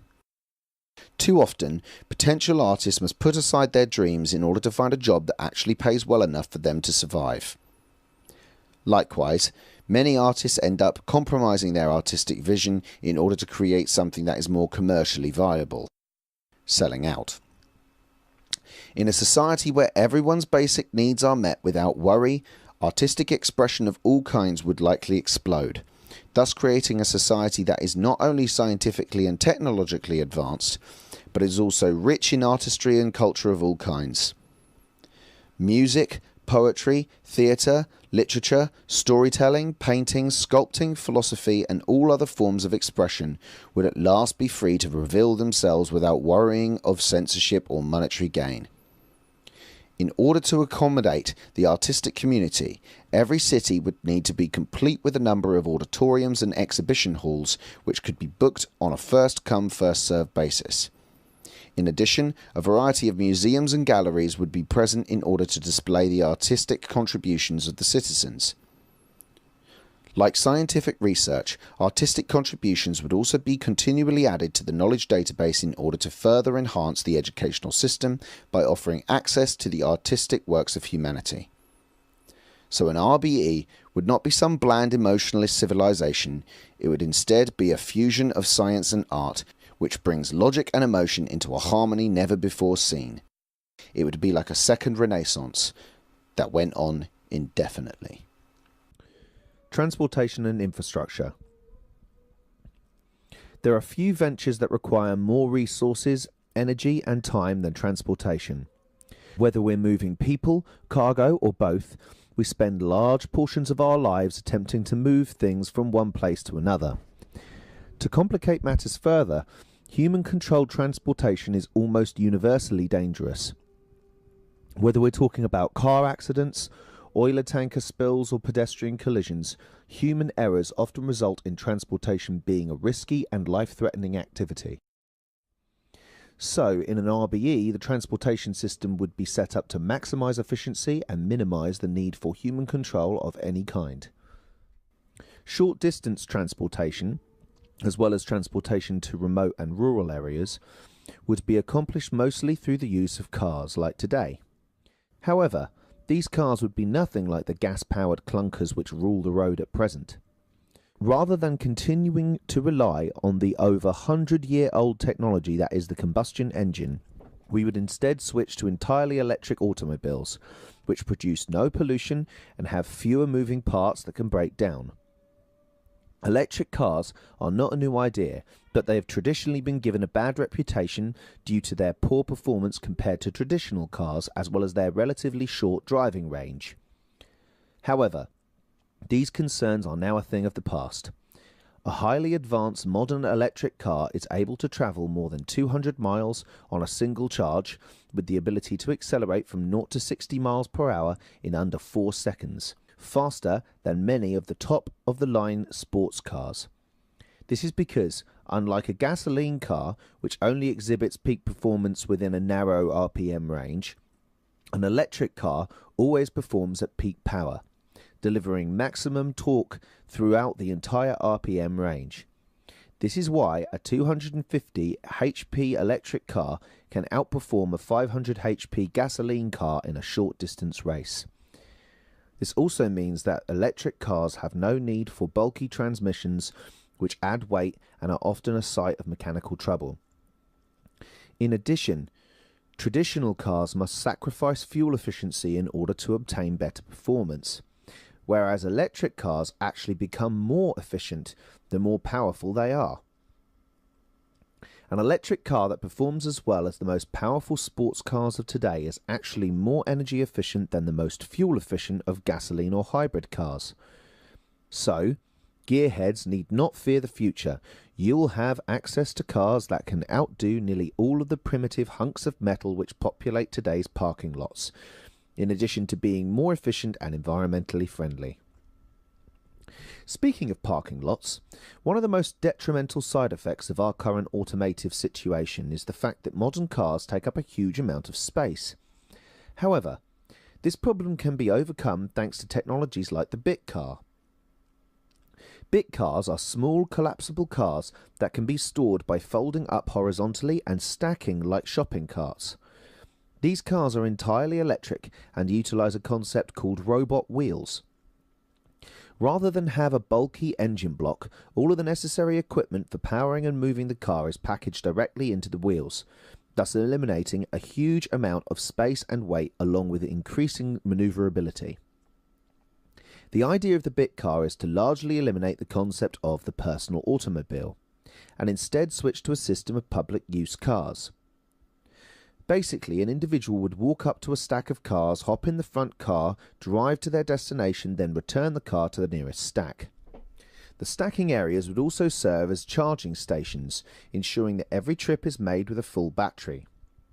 By utilizing this concept, we would maximize the use of every car, since each one would be shared among a large number of people, while reclaiming nearly all of the space taken up by parking lots. About 74 times less spaces would be needed for storing bit cars. Although this incredibly logical and efficient concept might sound strange to contemporary society, which seems to be obsessed with the concept of personal ownership, it would be utilized to the fullest in an RBE. However, there is more to transportation than just efficiency. We must also take safety and convenience into account. Most of the problems with safety stem from the fact that automobiles are controlled by humans. The bit car idea also raises the danger of sacrificing the convenience of having a personal automobile. Both of these problems can be overcome by using fully automated driverless cars. As of today, the technology for cars which can drive themselves already exists, with autonomous automobiles that are able to navigate complex off-road terrain, as well as safely deal with the complicated interactions that take place at intersections. Therefore, the vast majority of cars would be driverless, thus reducing the risk of human error down to essentially zero. There would still be the option of manual control for certain kinds of recreational automobiles when it was desired, which would prevent humans from completely losing the skill of driving, but daily transportation needs would be fulfilled entirely by automated vehicles. As an example, let's say you're sitting at your house and you want to make a short trip. You would simply order a car and it would drive you to your house automatically. Bitcar stations would be situated throughout the city so that the wait times would never exceed a few minutes. Once the car arrives, you simply hop in, punch in your destination, and let the car take you there. After you exit the car, it either returns to the nearest charging station if it's in need of a charge, or it drives off to pick up the next passenger. In addition, if you happen to be near a charging station, you wouldn't even have to wait for the car to come to you. You would simply select a car and drive off. It would essentially be a highly efficient taxi service, with the roles of dispatcher and driver replaced by automation. This would result in a highly efficient short-distance transit system that is completely automated, environmentally friendly, and as efficient and safe as possible. Mid-range transportation between major city sections and between nearby cities would be accomplished through systems such as Skytran, a passive magnetic levitation maglev system, where two-person pods hang from a small magnetic guideway track. This technology is similar to the maglev trains of today, where a magnetic field is used to levitate a train slightly above the surface of the track, resulting in a massive reduction in friction and allowing for high speed and efficiency. However, this efficiency is further enhanced in Skytran by making use of a passive maglev system, where the energy required for keeping the pods suspended is generated by the movement of the pods themselves. This allows for an extreme level of efficiency, wherein a pod can travel at 240 kilometers an hour using the amount of energy required to power 2 hairdryers. That is not a typo. Like today's train systems, Skytran works by having boarding stations at convenient locations, which can also double as charging stations for electric cars, thus allowing for excellent synergy with the Bitcar system. The small guideways mean that boarding stations and tracks alike take up very little space. The tracks themselves are suspended in the air, thus freeing up even more space in the city. In addition, unlike traditional train stations, Skytran stations work on a freeway-like off-ramp system, meaning that one pod stopping to pick up passengers does not force every other pod to stop and wait for it. The combination of speed, efficiency and convenience makes Skytran a logical form of transportation for use in an RBE. Long-distance transportation between distant cities and across or between continents would be accomplished through a new technological innovation known as evacuated tube transport. Once again, this system is similar to the maglev trains of today, but evacuated tube transport, which I'll now refer to as VAC train for short, differs in that the train is not just suspended above the track, but is actually completely enclosed in a tube in which all the air pressure has been removed, creating a near vacuum. The combination of frictionless movement and zero air resistance results in a level of speed and efficiency that is almost unimaginable compared to contemporary transportation. Here's how it works in a nutshell. You stand at an airlock and punch in the destination you want to go to. A lightweight capsule about the size of a large car is brought before you and you hop in. The airlock closes behind you and you are now sitting in a very comfortable controlled environment, much like the pressurized cabin of an airplane. Electric motors are used to accelerate the capsule up to speed in about 20 seconds while providing only about 1 g of force to the body, at which point it can simply coast the rest of the way to its destination without expending any additional energy until the capsule is decelerated to a stop. Local trips would be made at speeds of up to 600 kilometers an hour faster than the fastest maglev train in operation today. Long-distance trips would be made at speeds up to 6,500 kilometers an hour, fast enough to travel from one side of the planet to the other in under 4 hours. Once you arrive at your destination, you simply wait for the airlock to open and exit the capsule. VAC trains could be built using a fraction of the resources of traditional trains, all while being theoretically safer than any form of transportation around today. One potential drawback of this system would be the need to create an entirely new infrastructure consisting of evacuated tubes, but these would take up much less space than traditional train tracks, and the capsules themselves would be much easier to manufacture on a large scale. Each capsule would comfortably seat 4 to 6 people, weigh about 400 pounds, and be able to carry about double their own weight. In order to create a more comfortable environment, the capsule interiors would be equipped with virtual windows that could simulate any kind of outdoor environment, in addition to displaying games or movies to pass the time. It would also make sense for each capsule to be connected to the various global databases and the internet, so that people could study or browse while they were waiting to arrive at their destination.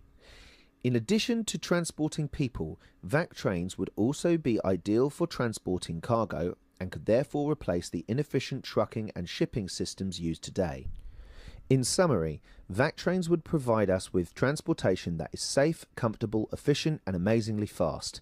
It would be the ideal form of transportation in an RBE. Efficiency could also be maximised by making use of smaller tube systems for the delivery of small goods, as well as the removal of waste and recycling. Pneumatic tube systems are still used in many hospitals to transport small items throughout the building. By scaling this system out, or by using smaller versions of the vac train technology, it would be possible to create a comprehensive infrastructure that connects every building in the city. If you order a small item, such as a customized shirt, it is automatically delivered to your home.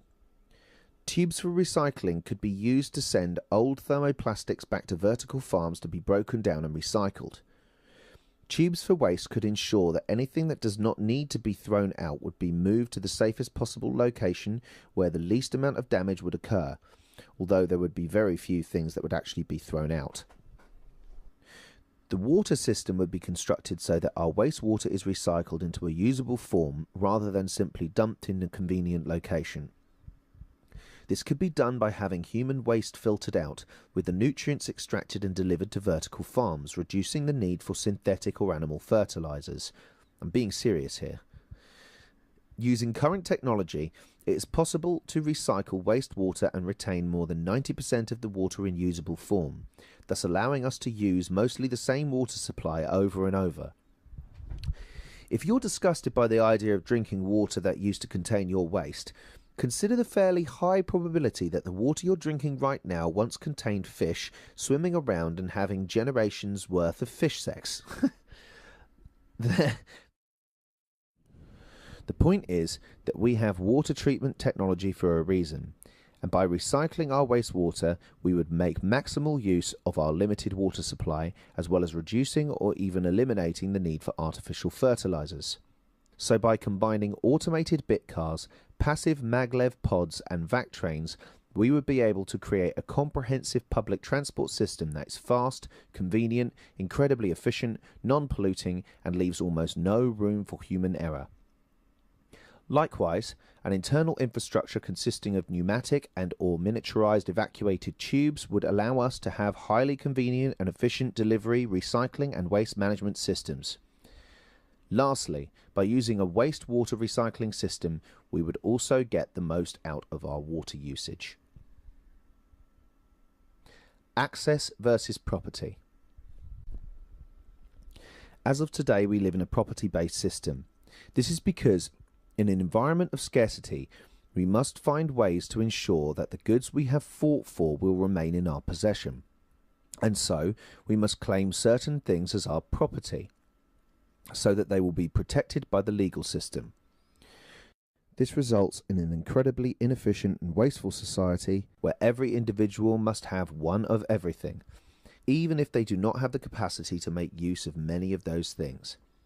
For example, a car spends the majority of its time being parked, doing nothing but taking up space. Someone who plays hockey for fun might own a set of hockey equipment that will not be used by anyone for 300 days out of the year. Not only is this system wasteful, but it also contributes to the relative scarcity that is present in today's economy. Since everyone needs their own car, we must produce far more cars than what is useful, resulting in the expenditure of resources which could have been used in a much more productive way. In order to overcome this issue in an RBE, we would switch from a system of property to a system of access.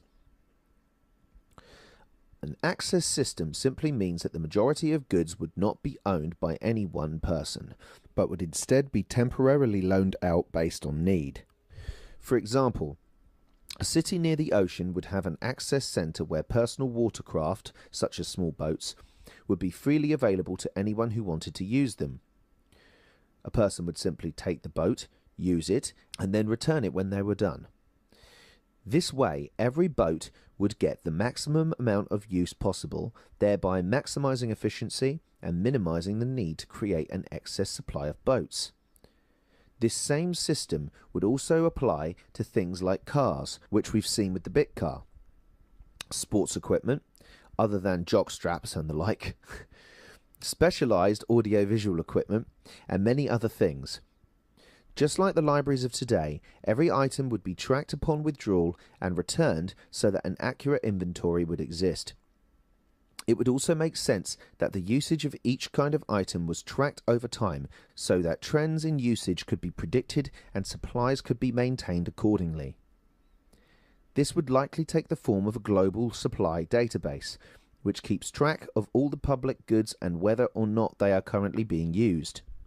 This is no different than the type of inventory systems used in supermarkets today, other than being larger in scale. Speaking of supermarkets, access centres for food would consist of a person simply walking in, taking what food they need, then walking out. In my opinion, the fact that we currently have to charge money for this most basic necessity is a clear sign of our primitiveness. Alternatively, you could have the food delivered right into your home via the tube delivery system. Even living spaces would be based on an access system. On the one hand, many people would prefer to live in one location, and so certain homes would be designed to be very personal, with customised interiors tailor-made to the individual or family that ordered that home's construction. These homes would be logged into the global database as being long-term dwellings, and would not be included in the access system until the current occupants chose to vacate. On the other hand, this is a society where there is no need to settle in one location in order to maintain employment at a specific job. Therefore, many people would likely begin to live a more nomadic lifestyle, constantly moving from place to place, made very easy thanks to the vac trains. Because of this, many homes would be made rather generically, and would simply be logged into the global database as temporary dwellings. These homes would be tracked in terms of occupancy and vacancy, rather like hotel rooms, but on a larger scale. Once again, trends in settlement patterns would be tracked over time so that the global supply database would always be able to keep up with the demand for either type of home. Of course, there are certain goods that many people would consider personal, and these goods would not be loaned out via the access system. Goods such as clothing would not be shared amongst society at large, mostly for hygienic reasons, although many people in warmer climates would probably choose not to wear clothing at all, as well as items of sentimental value such as gifts and family heirlooms. By using an access system that maximizes the use of every good along with intelligent resource management and near complete automation of services in the manufacturing of goods, we would create a society of incredible efficiency and abundance. This results in something which has never before occurred in human history, the creation of a post-scarcity economy. A post-scarcity economy is one in which goods and services are available in such abundance and with such little need for human labour that there would literally be no reason for money, barter, trade, or debt of any kind. After all, what is the point in charging money for something when there is more than enough available for everyone?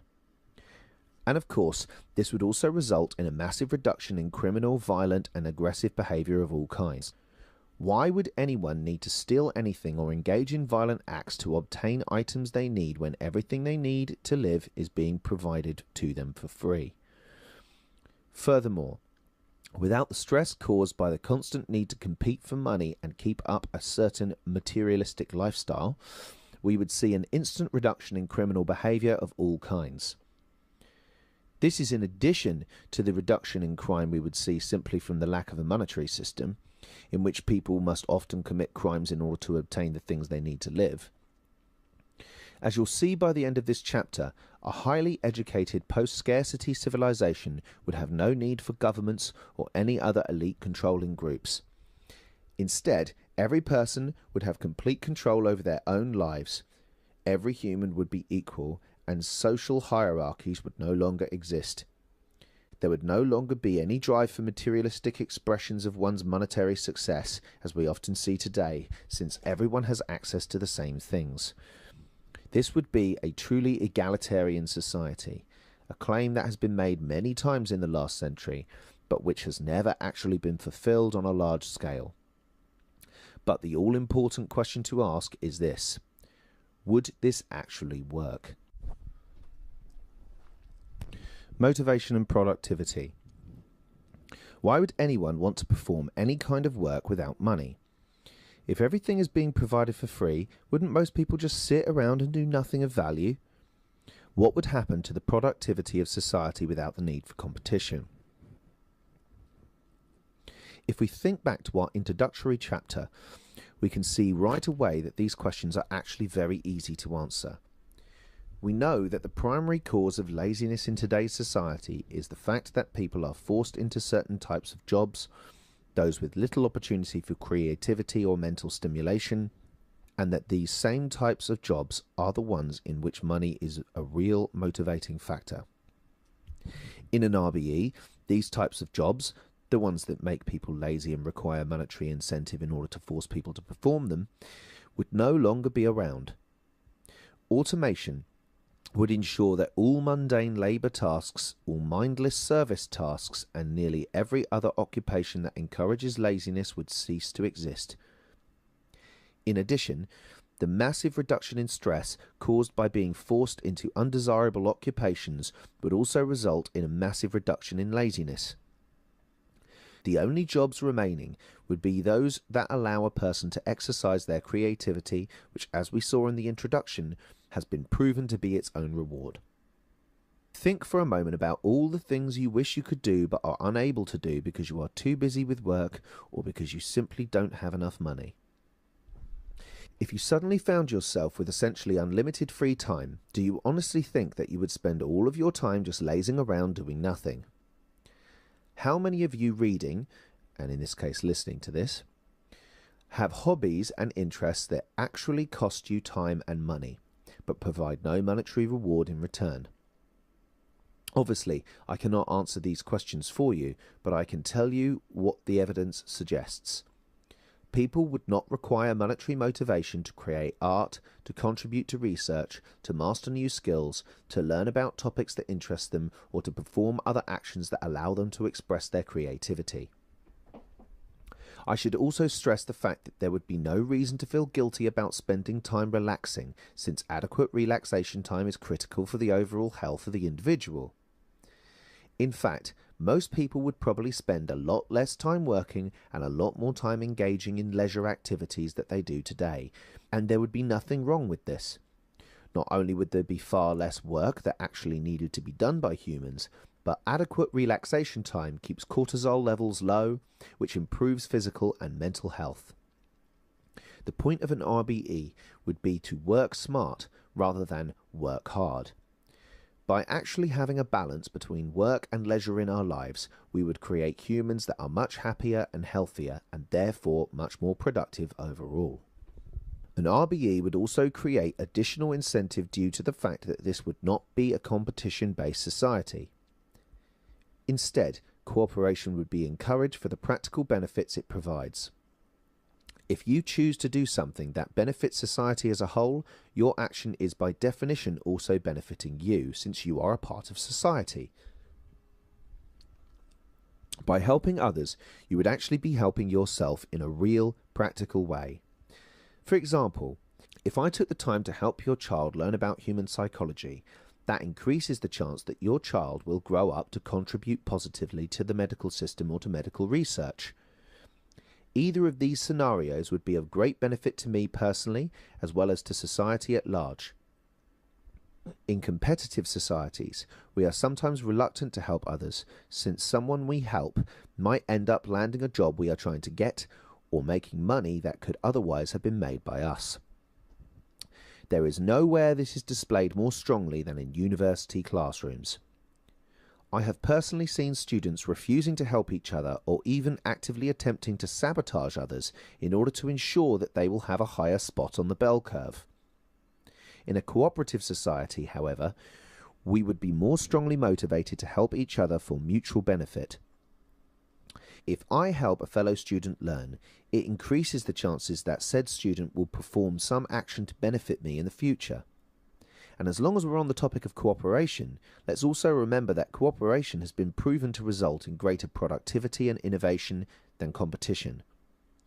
By having the whole of society working together rather than competing with each other, our civilization would advance at a much more rapid pace. In summary, there would be far less work to be done in an RBE than in today's society. Also, what work there is to be done would consist of activities which allow for creativity and personal growth, which have been shown to be their own reward. Furthermore, having more time for relaxation along with a society that is orientated towards cooperation rather than competition would result in an overall increase in productivity. All of this would occur without the need to be forced into wage slavery by a debt-based system like today. However, we still haven't completely answered the question of whether or not this system would be able to function. To do that, we must delve into one final facet of the RBE: government and law. The word anarchy has taken on a lot of baggage over the years. When most people hear the word anarchy, they immediately associate it with a state of chaos and destruction. Indeed, many people think that this is what the word anarchy actually means. In truth, anarchy simply means a lack of any kind of government, ruling class, or any other kind of authority that cannot justify why it should be obeyed. Instead, the people work together to govern themselves. Of course, we might think that this would immediately result in chaos and destruction, particularly if we are talking about a poorly educated competitive population. But would this assertion be correct in a highly educated cooperative society such as we would find in an RBE? Let's find out by discussing exactly how society would be run. An RBE would be an open source society, meaning that anyone could contribute to any aspect of society they wanted, assuming they have the requisite knowledge or skill to do so. In a sense, this is similar to a democracy in that every individual has a chance to contribute to the development of society. However, this method includes a built-in mechanism for ensuring the integrity of ideas. Rather than giving equal weighting to every single opinion, regardless of ignorance or lack of understanding, greater emphasis is placed on those ideas which are backed up by experiment and empirical evidence, since only those individuals who actually understand a particular system will be able to work on it. This might sound a bit frightening at first, since it almost sounds like a new kind of dictatorship, but we have to keep in mind that this is a society in which education in all subjects is freely available to everyone, so every person is a potential contributor in whichever areas they are most interested in. But then, who decides whether or not a person is able to contribute to a task or not? Quite simply, the task itself. If you are knowledgeable and skillful enough to understand that task and give meaningful suggestions as to how it can be carried out, then you are able to contribute. If you are not knowledgeable enough to understand the task at hand, then obviously you would be unable to contribute to it. Therefore, the only forms of authority remaining would be those who can actually show that their ideas are trustworthy. For example, when you follow the advice given to you by a doctor, you are trusting in the authority of the doctor, since they are more knowledgeable about medicine than you are. When you drive across a bridge, you are trusting in the authority of the engineers, architects and builders who constructed that bridge, since they are more knowledgeable about bridge building than you are. An RBE is a society in which this kind of authority is the primary form authority takes. Now that we know a bit more about our overall methodology, we can begin discussing the specifics of managing day-to-day life in an RBE. This would mainly be done through periodic, let's say annual, surveys, the most important of which would be a survey of demand. Every year, an online survey would be taken where every human who wishes to contribute would give a general indication of what goods and services they need and how much of those they require. This survey would include questions such as, what does your weekly diet usually consist of? Do you live in long-term or short-term residence? Which public access goods do you use most often? What questions would you like to see on next year's survey? And so on. The point of this survey would be to establish a global demand network, which would be a comprehensive database of the demand for major goods and services for all of civilization. This network would act like an instruction manual for the resource management network and the global supply network, ensuring that the Earth's resources were used in the most efficient way to meet the needs and demands of the people. By employing this kind of system, we would be able to avoid the shortages and surpluses that plague market economies, since each individual has direct control over their own economic lives. And this management requires no special knowledge or skill other than being able to identify what you use in a given period of time. Although this kind of system sounds complicated, it is ultimately nothing more than a large calculator dispersed across the entire global network that matches the demand for goods and services with the supply. Once again, this is very similar to the automated inventory tracking systems used in mundane shopping centres, but on a much larger scale. Since these surveys are optional, we would need to make sure that the data extracted from them is scaled out to take into account the total population of Earth, rather than just those who filled out the surveys. In addition, in order to ensure that the system uses resources in the most logical and sustainable way, we would program in a set of parameters organized by priority. For example, one parameter could state that a system must use the cleanest and most sustainable forms of energy, such as solar and wind, resorting to polluting forms, such as geothermal, only if it can provide more energy in the desired context than the cleaner forms, and only resorting to non-sustainable forms of energy, such as fossil fuels, when there is no observable alternative.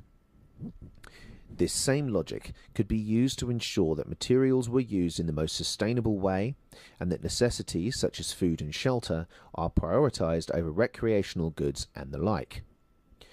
And of course, as our understanding improved, the parameters influencing our computers would be updated as well. Another important survey would be one of skill assessment. In this survey, people would indicate their skills and areas of knowledge. For example, one person might indicate that they are knowledgeable about organic chemistry and molecular biology. Another person might indicate that they are skilled at playing guitar, playing baseball, and doing vector calculus. Other people might indicate that they are good listeners. It would also make sense for each person to indicate which languages they are fluent in. The point of this survey would be to create a global skill database, which anyone could search in order to get in contact with someone who possesses a particular skill. This survey, like the others, would be optional. By filling out the survey, you would essentially be signalling that you are open to being contacted and perhaps willing to move to another location, at least temporarily, in order to pursue some activity. For example, the good listener might be contacted by people who are feeling lonely and simply need someone to talk to. The guitar player might be contacted by someone wishing to form a musical group. The molecular biologist might be contacted by a research group that is in need of that particular skill. In this way, we would be able to facilitate cooperation on a global scale, and thus encourage society's progress even further. In addition, those areas of research or product development which are in highest demand, let's say top 5, would be used as guidelines to make widespread calls across the globe in order to contact people who possess the desired fields. For example, if some new kind of virus suddenly appears that threatens the entire human species, then there would automatically be an open call to everyone who indicated that they have a skill that could be useful in finding a solution. It might be unlikely that absolutely everyone would answer the call, but based on what we learned in the previous section, many people would. Of course, there is still the question of who would program the computers. who would maintain them, and who would design the surveys? Let's answer that last question first. The surveys would be created based upon responses given in previous surveys. Each survey would include a section where people could indicate which questions they would like to see on next year's surveys, or any other changes they think would improve the surveying process. If you're wondering who would design the initial surveys, we'll talk about that in section 3. As for who would program and maintain the computers, the most obvious answer would be anyone who is interested and knowledgeable enough in computer science to contribute. Some people might worry that this would give too much power to the computer experts, thus resulting in a new form of elitism. However, I will once more mention that this is a society in which education is freely available to all people. Anyone who wants to take the time to learn about computers would be able to do so, and could then go on to contribute to this important aspect of society. We should also keep in mind that the actual overarching decisions are not made by the computers. They are made by society as a whole through the survey system.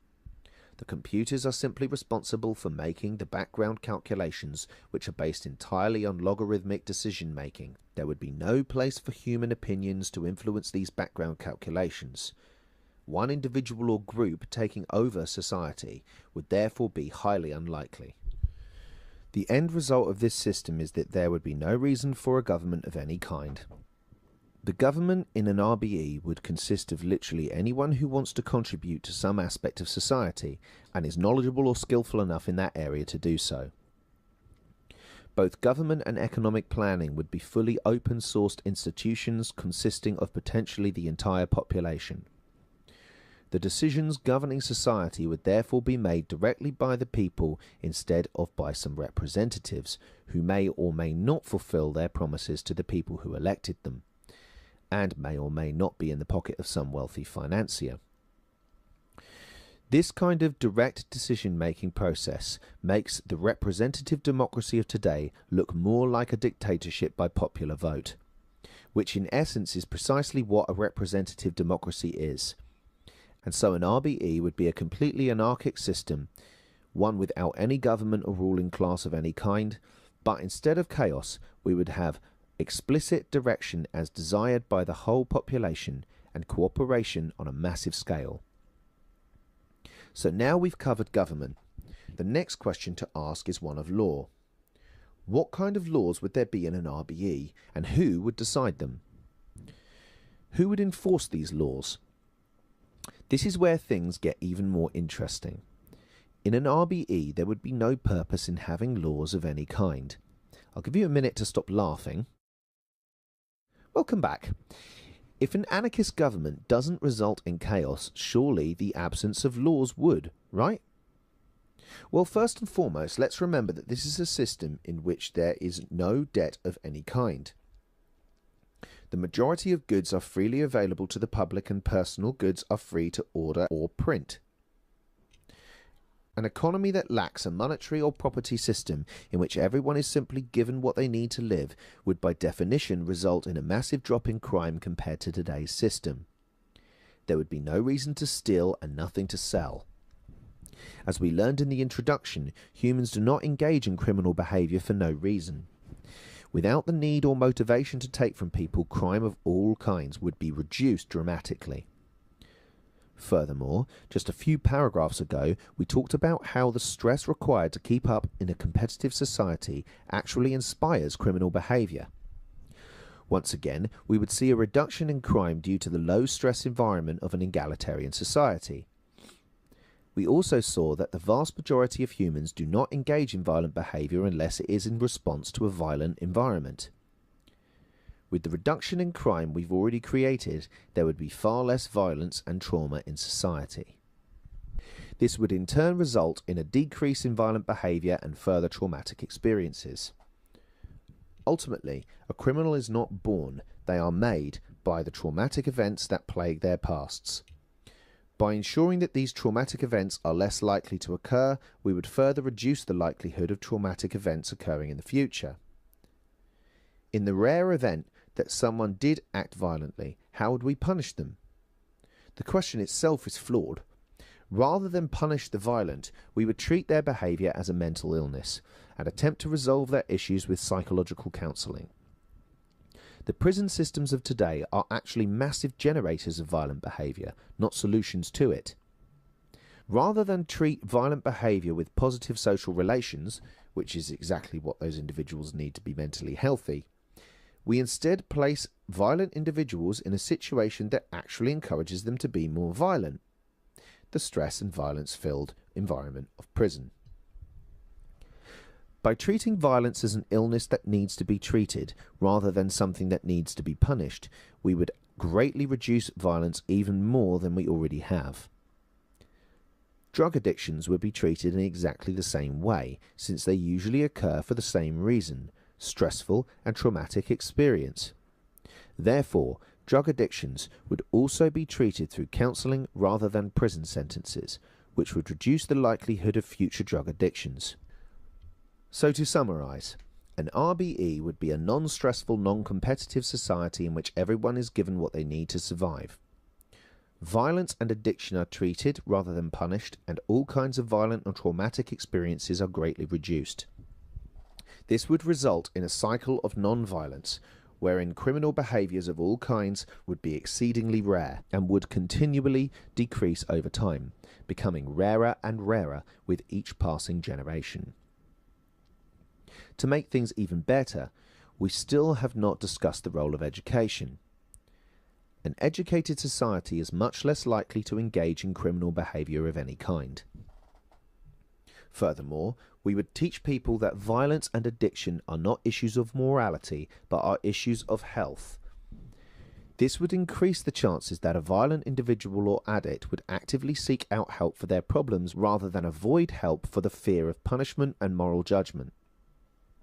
However, due to the slight chance that there was a violent person who was opposed to receiving help, which would be an exceedingly unlikely event, it might be necessary to maintain some kind of small volunteer police force. This could consist of individuals who are well trained enough to locate and restrain the violent individual in some way so that they could be sat down and treated with counselling.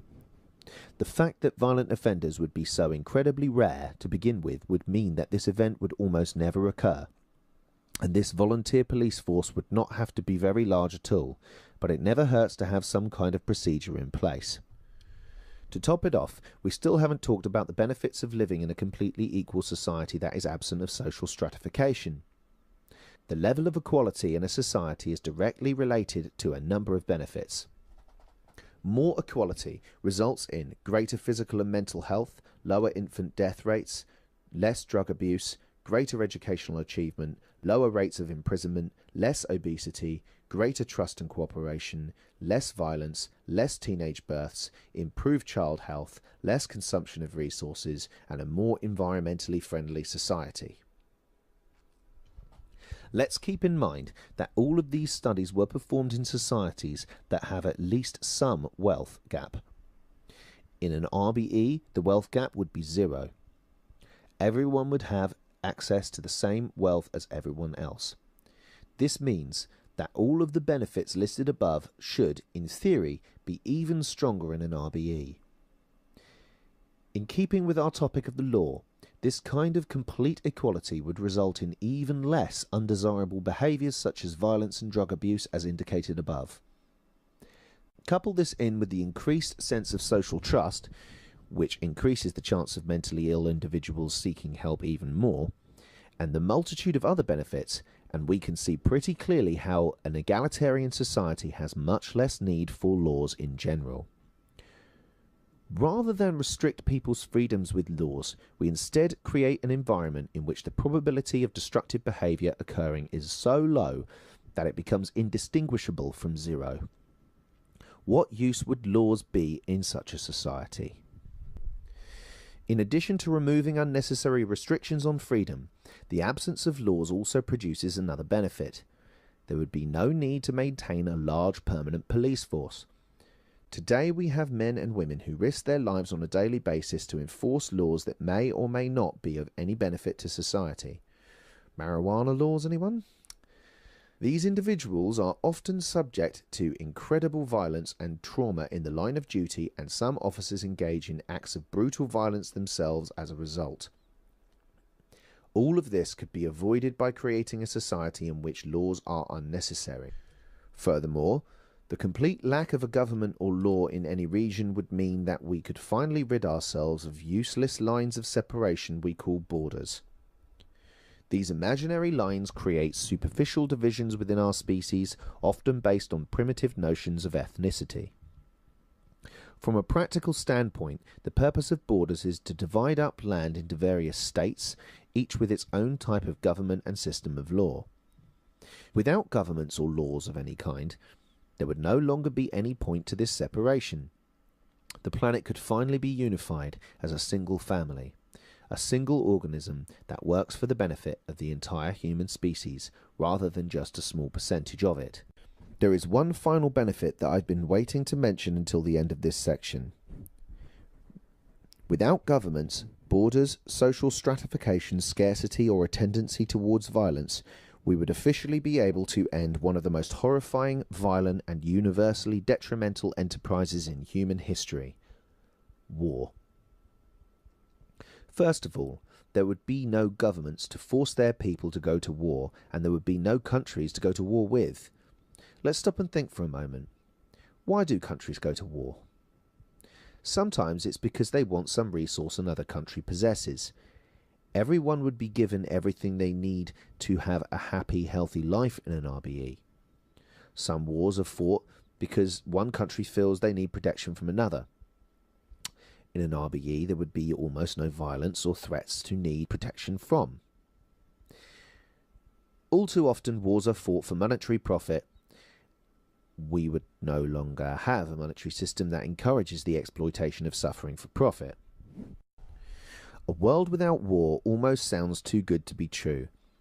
But we have to keep in mind that large-scale warfare is a very recent development for our species. It is a product of the societies that we have created and is not some inborn desire that humans possess. This is likely why so many soldiers end up with serious psychological issues after returning home from war, such as post-traumatic stress disorder. The incredible level of violence and horror in a war zone is not something that the human mind has evolved to tolerate. Without war, there would no longer be any need to send dedicated young soldiers off to their grave in order to ensure that the CEO of some construction company will be able to afford his weekly dose of cocaine and hookers. By creating a completely new kind of society in which warfare has literally zero benefits for any person, we would reduce the probability of war down to essentially zero. That would be a very interesting world to live in. So, in a non-stressful, highly educated, egalitarian, post-scarcity society, there is no reason why people of all cultures, genders, sexual orientations, religious beliefs, religious non-beliefs, and everything in between cannot live together in peaceful coexistence. There would be no reason for a privileged upper class that runs society, or a set of laws that restrict people's freedoms. Without wars, poverty, unemployment, stock market crashes, and the all-too-common traumatic situations which plague today's primitive society, there would be no one to blame, no one to get angry at, and no one to use as a scapegoat for society's problems. The vast majority of these problems would no longer exist. However, it's a pretty safe bet that other problems we currently cannot even think of would eventually start to surface, and no matter how much we attempted to fix society, there would always be new problems to deal with.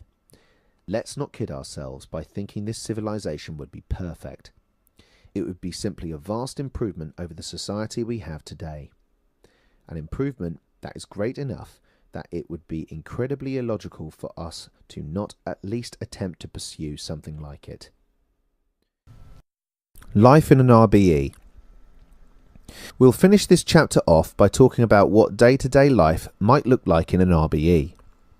The best way I can think of to show this would be for me to simply describe the hypothetical life that I might live in this kind of system. This is simply an example of the kind of life that would be possible in an RBE. I expect that everyone reading this would have wildly different ideas as to how they would spend their time. This is another great benefit of an RBE. Rather than all of us living nearly identical 9-to-5 lives, there would be a massive diversity in the kinds of lives that people would live. So here's how I think my life might look in an RBE. I would wake up in my temporary dwelling whenever I felt like it.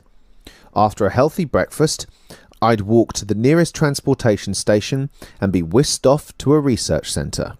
Here I would spend the day researching biological aging, which is a particular area of interest to me. As the day began to grow late, I would head back home and print myself a customised water pipe. After an evening of smoking hemp and reading about theoretical physics, I would go to bed.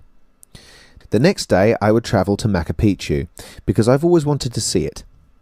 The day after that, I might travel to the other side of the globe and spend the next few days teaching kids about what it was like to live during the Second Dark Ages, as I'm sure our modern era will be called in the future.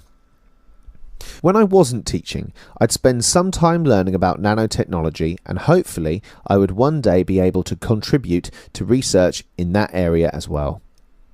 Perhaps I would spend the next few weeks jumping back and forth between labs and research topics. At some point, I'd probably get bored of this, so I'd travel over to what we call India and spend a month living in as close proximity to elephants as possible, likely with a research team. During this time, I would spend most of my days observing the elephants and practicing some musical instrument. I'll be honest, right now I'm picturing myself riding on the back of an elephant whilst playing the guitar. Also, there would be hemp involved.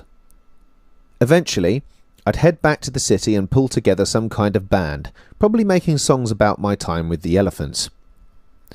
Meanwhile, I would continue learning about a variety of subjects and spend the odd day doing research whenever the mood struck me.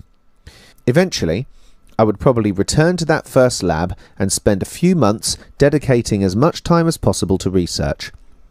Then, I'd spend a few weeks just relaxing with friends and family, playing video games, reading and watching old movies before returning to the lab and continuing my research. And that is a brief glimpse of how I picture my life in an RBE.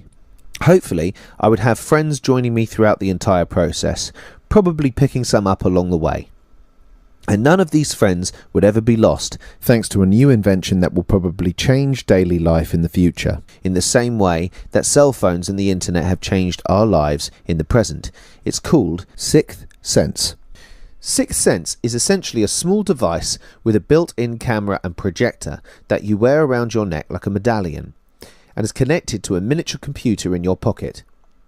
The reason for the name Sixth Sense is that this device takes intangible digital information and brings that information into the physical world where we can interact with it, thus giving us access to new digital sense. The device works by projecting images onto a flat surface, which you can interact with by using hand gestures which are tracked by the camera. Some actions which are possible include taking pictures using just your hands, drawing an image on the wall without actually leaving a permanent picture on said wall, and even projecting a circle onto the ground and kicking it around with your friends. Seriously.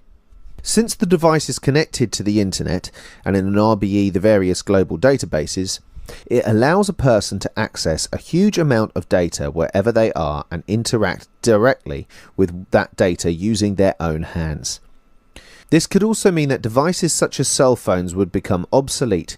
You could interact with someone on the opposite side of the planet anytime you were near a flat surface, or just substitute your hand when no other surface was available. Although this amazing device is currently in rather bulky prototype form, it will eventually become much smaller and more convenient to travel with, like virtually every other kind of technology. I could talk on and on about this amazing creation, but I will end for now by saying that this device will almost certainly become as ubiquitous in the future as cell phones are today. And of course, in an RBE, the device would be freely given to anyone who wants one, thus creating a new kind of digital global consciousness, one that permeates the real world, rather than sticking us all behind computer monitors. I highly recommend that you search this device online, especially if you want a much better explanation of what it can do than the one I've given here, which really doesn't do it justice. Some final thoughts. A resource-based economy is a radical idea that is unlike anything that has ever been attempted in human history. Perhaps the most interesting aspect of this new system is that by taking advantage of advanced technology, we would actually be restoring our former balance with nature. For the majority of human history, the human species lived in relative harmony with its environment. The environmental changes we imposed were gradual enough and subtle enough that we were not a major cause of environmental destruction. Instead, we were just another natural part of the ecosystem, like all of the other plants and animals. However, somewhere along the line this balance was lost. We became more concerned with things that did not exist in the physical world than things that did. Our concern turned to intangible constructs such as wealth, property, and politics, and we lost sight of the things that actually contribute to the health of our species, such as food, air, and water. As our technology became more advanced, we suddenly found that we were able to harvest vast quantities of resources, but there was a price. The more powerful our technology became, the greater its negative impact on the environment became. It seems that this technology was actually not very advanced at all, but was really still quite primitive. Truly advanced technology would, logically speaking, be able to enhance the power of our species, while simultaneously balancing this power with the impact we have on the environment. Our species has now reached a point where this kind of advancement is actually within our grasp. However, we continue to cling to our mostly primitive technologies, even though they are less powerful, less efficient, and less sustainable than more advanced alternatives. This is largely due to our refusal to let go of the intangible constructs which have now become more important to our species than the real world. If we are able to overcome this barrier to our progress, we might at last be able to reach a state in which we can balance the technological power of the modern age with the sustainability of our ancestors. Furthermore, by creating a society in which restrictive concepts such as government and law were no longer necessary, we would restore the natural freedom that we lost with the establishment of human civilization. We would at last be able to create a society that was truly civilized, one where people do not have to be forced into acting a certain way through fear of punishment, but rather choose to act a certain way because it actually benefits them. A true civilization would be one in which people actually consider the impact of their actions and give honest consideration to the state of the future. The last few decades of intense scientific progress have signalled the beginning of the end for our primitive way of life. The present day represents the final stage in the evolutionary jump from wild animals to intelligent citizens of the planet. If we continue to hold on to our old ways, we are simply digging ourselves deeper and deeper into the grave that has been marked for our species. If we are able to let go of our evolutionary baggage, we will finally be able to have the best of both worlds, the power of technology and the harmony and freedom of nature. But let's not get too excited yet. As you were reading this section, it's almost certain that you had a number of logical concerns regarding the RBE concept. Since this idea began to gain some popularity, it has been faced with a number of objections that question its feasibility. From the perspective of a scientific theory, this is perhaps the best thing that could possibly happen. No great idea can be complete unless it is thoroughly criticised, and is able to overcome its criticisms with sound logic. This is what I hope to accomplish in the following section, so let's get to it. Section 2. Questions, Concerns. Quote, all truth passes through three stages. First, it is ridiculed. Second, it is violently opposed. Third, it is accepted as being self-evident. Arthur Schopenhauer. We've spent some time talking about exactly how a resource-based economy might work, and we've discussed some of the positive changes it would be able to bring for our species. However, there are a number of potential issues that might be taken against the RBE concept. Many of these are objections that have popped up throughout the internet in response to the RBE idea. Although some of them are quickly revealed to be knee-jerk reactions based on superficial evaluations of the idea, many of them are honest, well-thought-out questions that need to be addressed. A few of them are questions that I've been asked personally whilst talking about the RBE idea in casual conversation. Before we begin talking about how we could go about testing an RBE, I'll attempt to answer as many of these queries and objections as I can think of. Here we go. What if someone wants more than they need? For example, what if someone wants 150 pairs of shoes or a 5,000 square foot home all for themselves? Forget about human needs. Aren't human wants infinite? This is essentially a question of values, and addressing it requires us to answer three questions. Why do people value material things so much? What is so wrong about wanting lots of things? How do we change people's values so that this kind of dilemma doesn't come up in an RBE? The first question addresses the basic value set that defines life in a capitalist society. Why do people love material things so much? Many people derive a huge amount of pleasure from buying things and owning things. There is a term that describes actions from which people derive massive amounts of pleasure, even if that action provides no psychological benefit: addiction. An addiction is best characterized as a hijacking of the reward pathways in the brain, wherein someone experiences an action as being so rewarding that they are unable to stop performing it, even if it provides no benefit or is actually harmful. On the one hand, the body derives pleasure from jogging because it increases physical fitness. People derive pleasure from spending time with friends and family because it fulfills our basic human need to socialize. On the other hand, some people derive massive pleasure from the act of shopping, even to the point of not being able to fully control themselves when on a shopping spree. This is in spite of the fact that this action, and almost always the items being bought, have no real benefit for the mind or body. This is very much characteristic of an addiction. In this regard, a shopping mall is fundamentally identical to a crack house. The only difference is that one is more socially acceptable to enter than the other. Furthermore, we often have a tendency to think that our worth as a human being is measured according to the number and quality of things we possess. In fact, from the day we are born, we are taught that this is the case, whether it is through advertising, the various holidays which have been reduced to gift-buying orgies, or through the stress and trauma induced by this society which encourages addictive behaviour. We are constantly reminded that we are only loved and respected based upon our ability to accumulate and display our material wealth.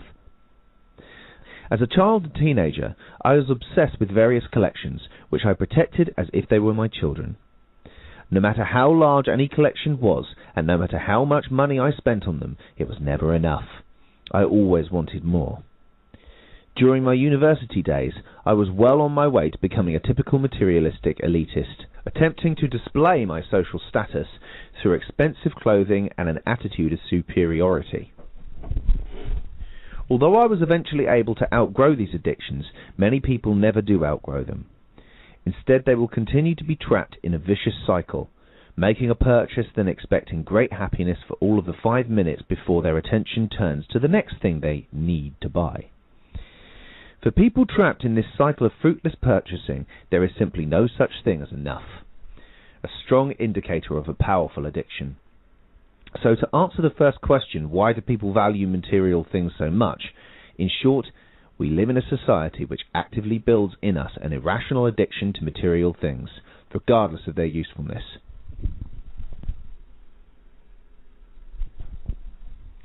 But is this really so bad? What exactly is so wrong about our society's addiction to materials? From the perspective of our capitalist economic system, this addiction is the best thing that could possibly happen. By ensuring that people have a constant need to buy and own things, we are better able to sustain economic growth. However, from the perspective of real life, this addiction is seriously damaging on a personal, social and environmental level. It is personally damaging in that we experience a great deal of distress when we do not possess an object of our desire, regardless of its usefulness. Think back to all of the negative health effects of stress. A materialistic person will have a much more difficult time achieving lasting happiness because there are always more things to accumulate. As soon as the thrill of obtaining the last item wears off, the happiness derived from it goes away too. The inability to achieve lasting happiness is seriously detrimental to one's overall health. The addiction is socially damaging in that massive amounts of slave labour, mostly child slavery, in developing countries is required to feed our appetite for things here in the developed world.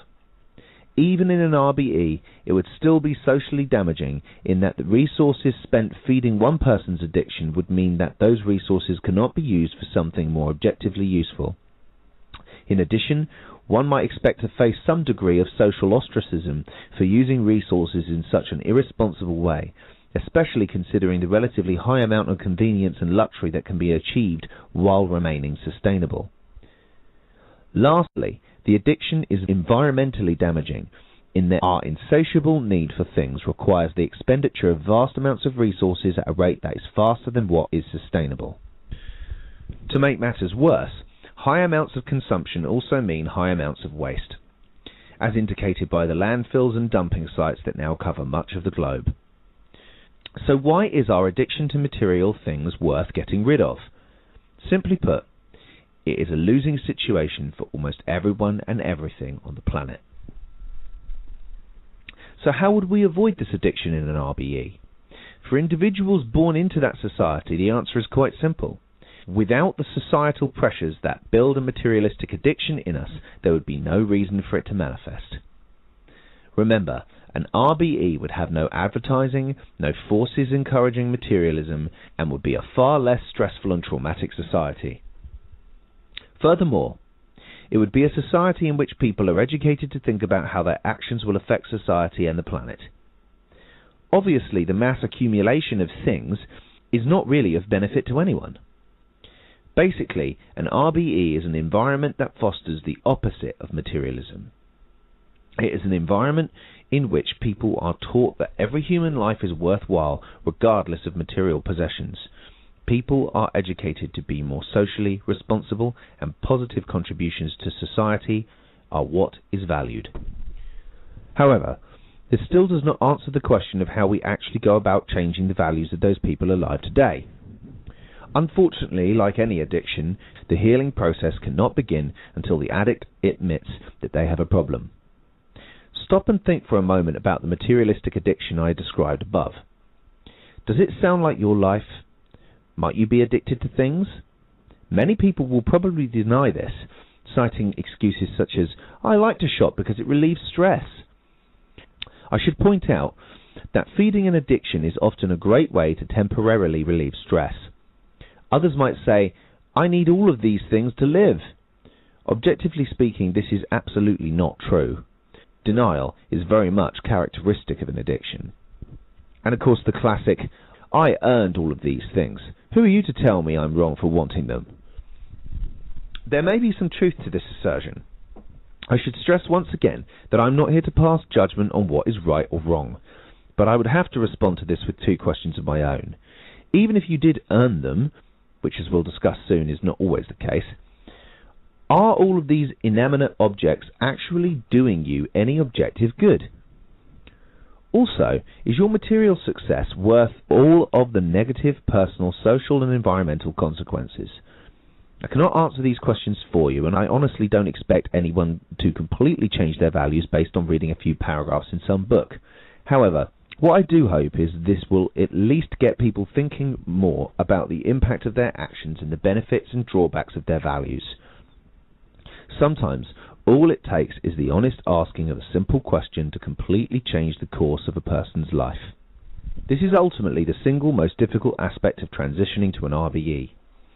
Even if we have all of the technical aspects of this system described and planned out perfectly, we would still need for the whole of the planet to voluntarily change their values. Instead of our values being dominated by materialism and greed, we would need everyone to begin valuing sustainability and cooperation. How can we possibly hope to accomplish such a lofty goal? There are basically 3 major steps that need to be taken in order to do this. 1. We first need to convince people that the concept of an RBE is actually technically possible and would improve our standard of living. This is the primary purpose of Section 1 and Section 2, so we are already making progress on this front. By giving people a concrete idea of what this potential future would be like, we are much more likely to convince people that it would be worth pursuing. And at the individual level, the pursuit of an RBE begins entirely with a change in one's values. 2. The actual transition needs to be a gradual one. Despite the clear failings of capitalism, we cannot expect that people will just suddenly decide to change everything that they value. Likewise, we cannot suddenly change our global society and expect the process will go smoothly. In the same way that environmental changes need to occur at a rate which the surrounding plants and animals can keep up with, this massive shift in the way we live must occur at a rate which our species is comfortable with. We need to give our species adequate time to allow for the necessary shift in values to occur. That amount of time will be discussed in Section 3. 3. We need a working example of a community based on the principles of an RBE. No matter how good this idea sounds in theory, we need to have a working example that actually shows people how much better their lives would be. In this way, we would actually inspire people to want to change themselves rather than just telling them that change would be a good idea. This would also have the benefit of greatly reducing the necessary transition time required for our society to adapt to this new idea. If people can see the benefit of this new value system, they would be much more likely to accept it and want to change their own values. As you'll see in the next section, the creation of one or more example communities is a critical aspect of the proposed plan for testing this system. Statement. Insert economist here. Has already proven that this idea cannot work. This assertion is based on the work of early 20th century economists and essentially takes the form of 2 problems: the economic calculation problem and specific critiques against information processing in a centrally planned economy. The first problem goes something like this. An economic system without price would not work, because there would be no way to set a value for goods and services. How then could we possibly figure out a rational way to allocate them? This conundrum is called the economic calculation problem, and at first glance this logic seems quite sound. However, this assertion makes the daring assumption that the market actually allocates resources in a rational way, an assumption that is difficult to defend when one looks at the world that this method of distribution has created, where 2 identical articles of clothing can have wildly different prices just because one has a brand name label on it, and a small portion of the population controls a huge percentage of the planet's resources. Whether such a method of distributing resources is rational is seriously questionable, but I won't linger on this question any longer for a very important reason. The ability to assign prices to goods and services loses any and all meaning in a post-scarcity economy. We can think of it in terms of the law of supply and demand. This economic rule dictates that as the supply of a good or service increases, the price for it must drop.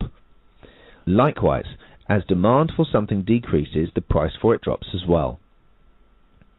Therefore, if we could reach a point where the supply of something was vastly higher than the demand, the price would become so low that it would become indistinguishable from zero.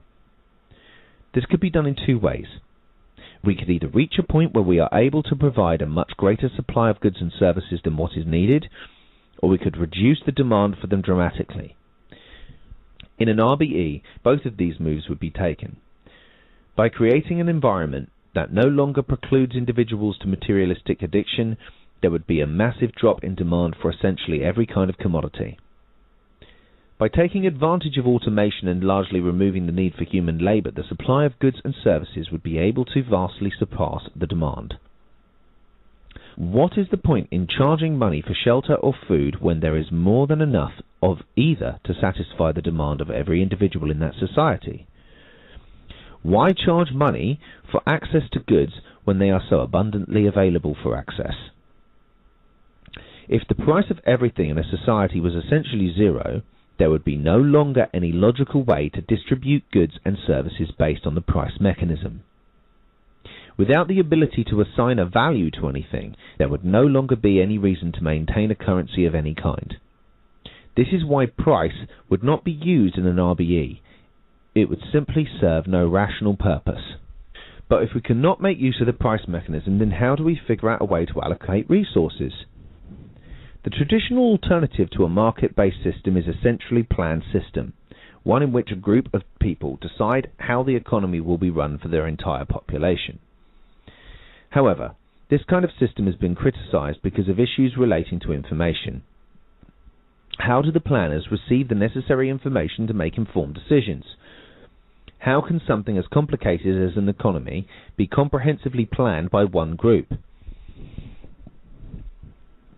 Won't there always be an informational disconnect that exists between the population and the planners? It becomes quickly apparent that the centrally planned economy is not very plausible alternative. It becomes quickly apparent that a centrally planned economy is not a very plausible alternative to the market system. However, we overcome the limitations of central planning in an RBE by making use of the survey system, in which planning is not centralized. It is actually dispersed through the entire population.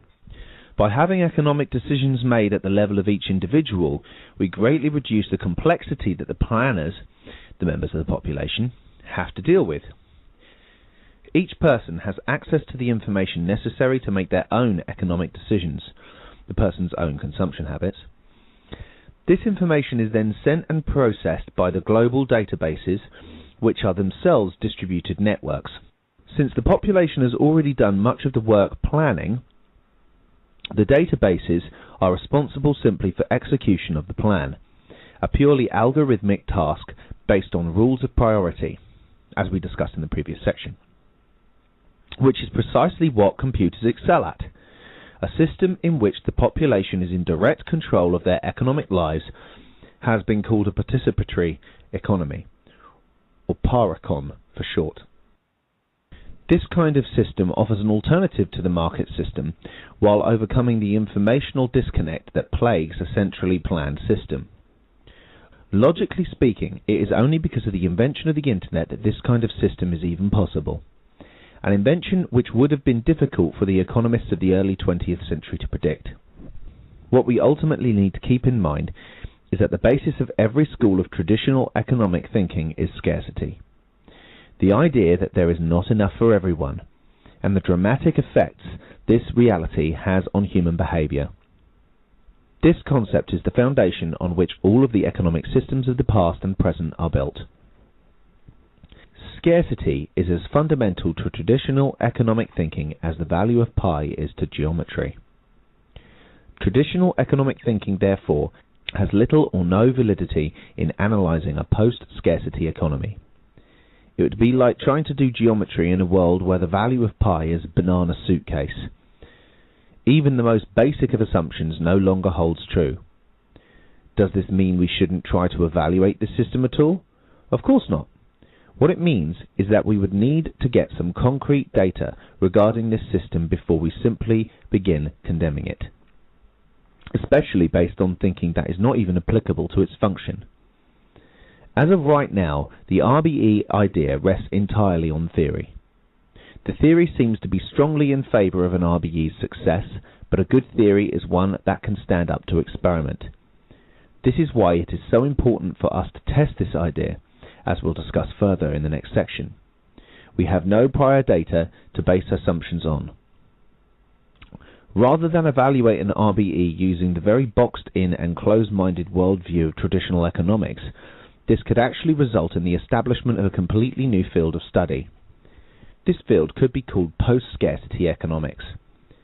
In this method of thought, we would need to break free from always analysing things in terms of price. We would have to lose our basic assumption of scarcity and all of the effects that scarcity has on the way humans behave and interact, that humans are naturally violent and greedy. It would require us to begin analysing things simply as they are, with no prior basis towards the system which currently rules the globe. The simple fact is that a post-scarcity economy has never before existed in human history, And we need to recognize how strange and alien this type of system would seem from the perspective of traditional economic thinking. Unless we are willing to examine this system from a much wider perspective, it will be impossible for us to make any accurate evaluations as to its function. Question. The ability to own private property is a fundamental human right. In a certain sense, I actually agree with this statement. I think every human has the right to safely possess the things they need to survive without fear of these things being damaged or taken away by someone else. However, this is not necessarily the same as private property. Private property is a means to secure access to resources when resources are scarce. That is, by claiming an object or resource as my property, I can access it at will and prevent others from accessing it without my permission. But this entire enterprise becomes largely pointless once we overcome scarcity. There is no longer any reason for me to hoard resources in order to secure access when everything I need access to is abundantly available. In essence, the right to own private property is superseded by a much more fundamental right. Every person has the right to have their needs met without worry. By providing abundant access to all of the necessities of life, there would be no need or logical reason for anyone to desire or steal your personal goods in an RBE. Just because there are no laws specific to the concept of property does not mean that people would not still respect the goods being used by another person. After all, everyone else has everything they need to survive, so there would be no reason for them to want to take anything of yours. By creating this kind of environment, we ensure that the right to have one's needs met is always respected. That being said, the assertion of private property as a fundamental human right within the capitalist system is seriously flawed. If property is a universal human right, then why are there so many people in the world who don't own a single thing to their name? Why do so many people have their property forcibly taken from them if they cannot afford to pay for it? Clearly, our capitalist system does not treat property as a right at all. We treat it as a privilege. If you are fortunate enough to possess enough fancy pieces of paper to secure your property, your rights will be respected. If you lack these pieces of paper, you suddenly lose any and all rights you supposedly possessed. Some might argue that the ability to possess money has earned them the right to that property. However, a fundamental human right is, by definition, not something that needs to be earned. It is owed to all humans by default. That is why it's called a fundamental human right. As for the notion that money represents the work that someone does, well... Statement. Money is not a meaningless construct. It represents the amount of work a person has done, how much effort they have expended, or how difficult their life is. This claim is one of the many largely false claims about capitalism which are obscured by glimmers of truth. The idea that someone with more money worked harder or has had a more difficult life than someone with less money. Admittedly, there are numerous cases where this assumption holds true.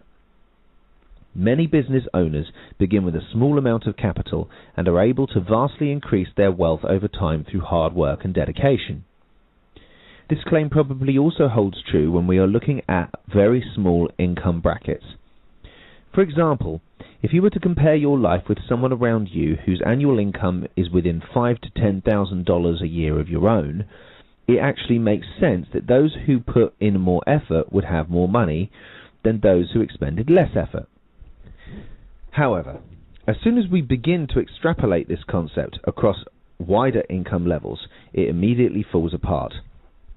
For example, a construction worker performing 12 hours of back-breaking labour for 5 days a week will likely make a fraction of the money made by a manager at that company who never has to put in more than 40 hours a week. Of course, you might argue that the manager exerts more mental effort than the construction worker. However, even in terms of mental effort, the link between money and effort is still difficult to prove.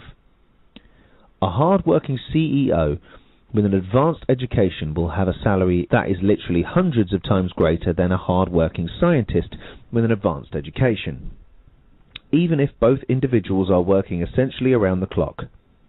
You might argue that the scientist is not under as much pressure as the CEO, who maintains a company that must be accountable to hundreds of thousands of workers and shareholders, even if said scientist is attempting to solve a societal problem that affects the lives of 1 billion people.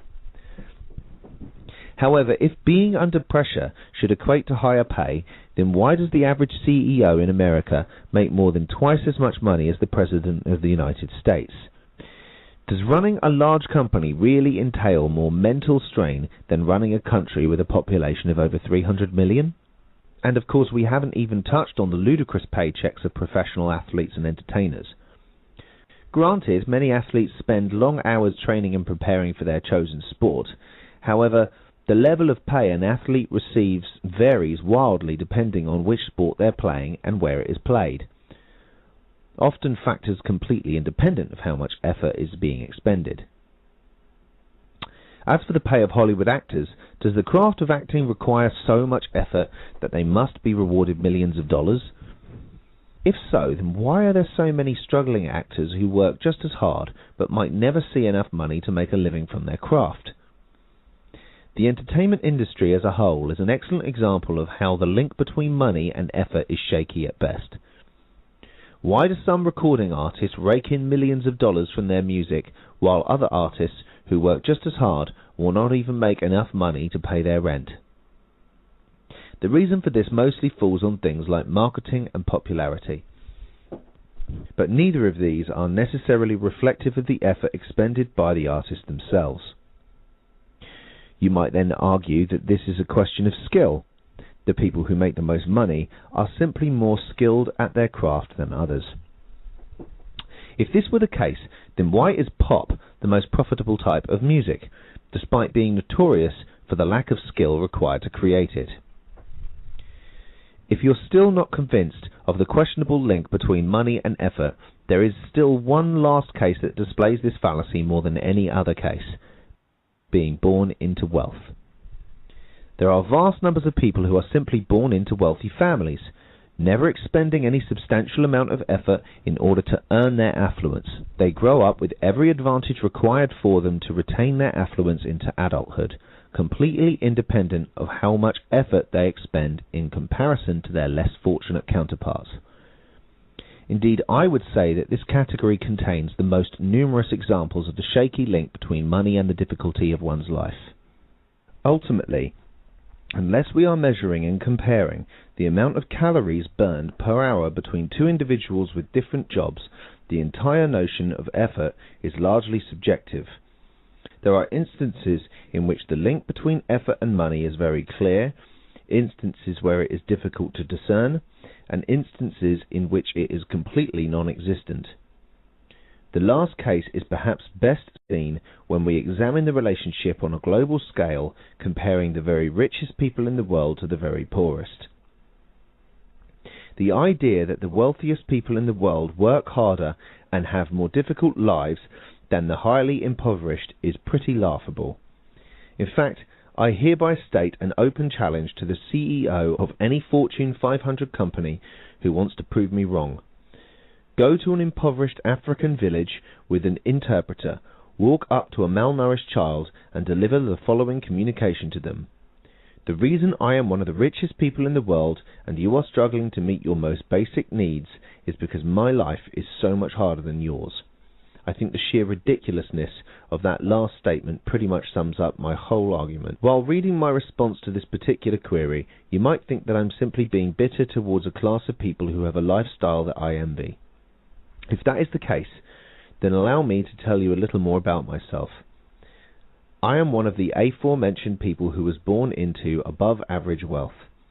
I consumed far more than I needed, all whilst expending hardly any effort of my own. During my short adulthood, I spent some time living a life of material wealth and affluence, and I learned firsthand just how empty and meaningless this lifestyle is. Most importantly, I have witnessed the ugly side of this kind of life. When I said that a materialistic person can never achieve lasting happiness, I wasn't just guessing. I was speaking from experience and direct observation. It is commonly thought that anyone who complains about capitalism is doing so because they've been a victim of it. However, I'm not a victim of this system. I come from the part of society that is doing the victimizing. I have personally lived the kind of lifestyle which I am now speaking out against.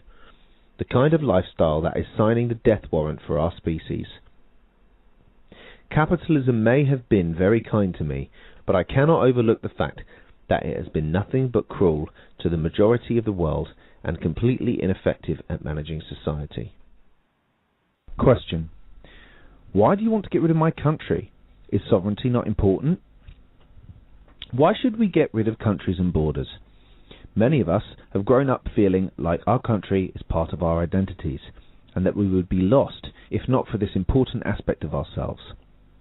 However, let's really stop and think about this objectively for a moment.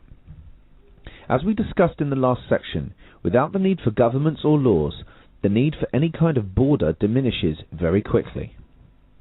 There is simply no practical purpose in separating ourselves if essentially the whole of humanity is united under the common ideals of a single system. In addition, the concept of nationalism, patriotism, is ultimately the act of celebrating superficial differences based on ethnicity, ideology, and culture. Fundamentally speaking, how would me stating that I'm a proud Canadian be any different than a KKK member stating that he is a proud Caucasian? Nationalism, patriotism, jingoism, whatever you want to call it, is just a socially acceptable form of bigotry and prejudice. It teaches us to think that we are superior to another group because we live between these imaginary lines and they live between those imaginary lines. Nationalism serves the primary purpose of uniting us in our shared contempt for other nations and unfamiliar cultures. And of course, nationalism is a great way for our leaders to convince us to do things we would not otherwise do. I would imagine that this is why pride in one's country is so thoroughly shoved down our throats throughout our education and well into adulthood through the media. An excellent example of this phenomenon is in the following quote: "Naturally, the common people don't want war, but after all, it is the leaders of a country who determine the policy, and it's always a simple matter to drag people along. Voice or no voice, the people can always be brought to the bidding of the leaders. This is easy. All you have to do is tell them that they are being attacked and denounce the pacifists for a lack of patriotism for exposing the country to danger. It works the same in every country." Hermann Göring, Nazi Reich Marshal under Adolf Hitler. The love for this imaginary thing we call a country no longer serves any objective purpose other than dividing our species up based on superficial and imaginary differences, and giving manipulative leaders an easy way to play our emotions and brainwash us into hating the people they want us to hate. Unfortunately, strong emotional responses are easier to manipulate than logical ones. You might argue that since there would be essentially no reason to pursue war in an RBE, that this concern would no longer be applicable. However, the existence of separate nations means that there will always be reason for people to favour one group of humans over another. Phrases such as "I must act in the best interest of my country" will always be an issue of contention and division, as long as we keep these imaginary borders around. Therefore, as long as countries exist, achieving anything close to world peace will be practically impossible. I should also take this time to mention the issue of sovereignty.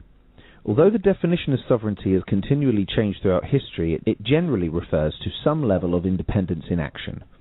That is, a sovereign entity has the ability to choose its own course, free from outside interference. It could be argued that by isolating ourselves into nations, we achieve some level of sovereignty. Each nation is supposedly free to run itself without influence of outside nations and powers. However, this kind of sovereignty is largely an illusion. Any entity with enough economic or military power can impose its will on a sovereign country, thus shattering any semblance of sovereignty the defending nation might have. This could be seen in contemporary times with the way the IMF imposed its will on countries such as Greece, or with the recently ended American occupation of Iraq. The primary purpose national sovereignty serves at this point is to make it much easier for a government to get away with human rights abuses. As for the sovereignty of the individual, it is currently non-existent. We are all forced to abide by laws and a socio-economic structure that we may or may not agree with, and thus have no real sovereignty of our own. In an RBE, the focus would shift away from the now obsolete sovereignty of nations towards individual sovereignty. We would have total freedom from laws and the interference of any ruling body, where each human is allowed to have complete control over the pursuit of their own goals. Statement. This is the New World Order we've been warned about. You're trying to create a one-world government. The Internet is rife with rumours and evidence regarding an impending New World Order, NWO, or One World Government, OWG. The basic idea behind these assertions is that there are some powers in the world which are actively working towards unifying the planet under a single government or ruling body. In doing so, the entire world would be plunged into a single tyrannical dictatorship, where all of the world's people are oppressed by the same rulers. Could an RBE be this NWO? Am I trying to create an OWG by writing this book? Once again, I will argue that the truth is the very opposite of the assertion being made. An RBE would not be the creation of an OWG-NWO, but would actually be the dissolution of the one that essentially already exists. Let's stop and think about it for a moment. Every major economy in the world acts within the monetary market system, so the people who control the largest quantities of money have the most power and control over the lives of our species. A recent study in global corporate control shows that a large percentage of the entire global economic system is under the control of a single economic super entity, largely comprised of the most powerful financial institutions in the world. Control of 40% of the entire world's transnational corporations ultimately connects this core group of 147 companies, 75% of which are financial institutions. This core includes such names as Citigroup Inc., Goldman Sachs, the former Lehman Brothers and Bear Stearns, Bank of America Corporation, Credit Suisse, JP Morgan Chase & Co., and other financial powerhouses. You may recognize some of these names as being the groups responsible for the various economic collapses of the past few years, collapses which netted some of these groups huge amounts of profit. For all intents and purposes, an OWG is already here. It was essentially created as soon as some individuals became wealthy enough to exercise control over such a large part of the world's economy. However, this is not necessarily an indication of some kind of conspiracy in which shady men sit in a dark room and plot to control the world. All that is required for this level of global control to emerge is that each group follows good capitalist logic. Constantly seek to increase profit and consolidate power. As long as the most powerful entities always follow this one rule, this kind of system of global control will emerge naturally. In a competitive economic system, which by definition fosters self-interest above all else, it makes logical sense that some groups will eventually rise to a level of extreme wealth and power, thereby becoming de facto rulers of the world. After all, you need to spend money to make money, which means that those with the most money will always have a much easier time making more of it than those with no money. It's hard to pull yourself up by your own bootstraps when you can't afford the boots or the straps. Therefore, this kind of economic dictatorship is a mathematical inevitability that we have been approaching for centuries. While a group with great economic power is not a government in the traditional sense, it nonetheless has the same effect as one, the ability to exercise great power over the lives of a large number of people and large amounts of resources. So while we may not be dealing with a true one-world government, we are nonetheless dealing with something that is practically indistinguishable from one. As long as capitalism retains its control of our planet, this super entity will only become stronger and stronger, and therefore push us closer and closer to the creation of an actual New World Order. Now, how would an RBE be different? After all, this would still be a single world united under common ideals. Isn't that the same as an NWO-OWG? Well, the most important difference between an RBE and an NWO-OWG is in the lack of governments or laws and the level of equality that is built into the system. It would certainly be one world, but there would be no government. It would also be a new world, but there would be no imposed order. And since this is a system of complete equality, there would be no way for one group to impose any kind of tyranny on the others. The most frightening aspect of an NWO-OWG is the dictatorial power that one group has over the rest of the planet. In an RBE, literally every aspect of society is under the control of the entire population.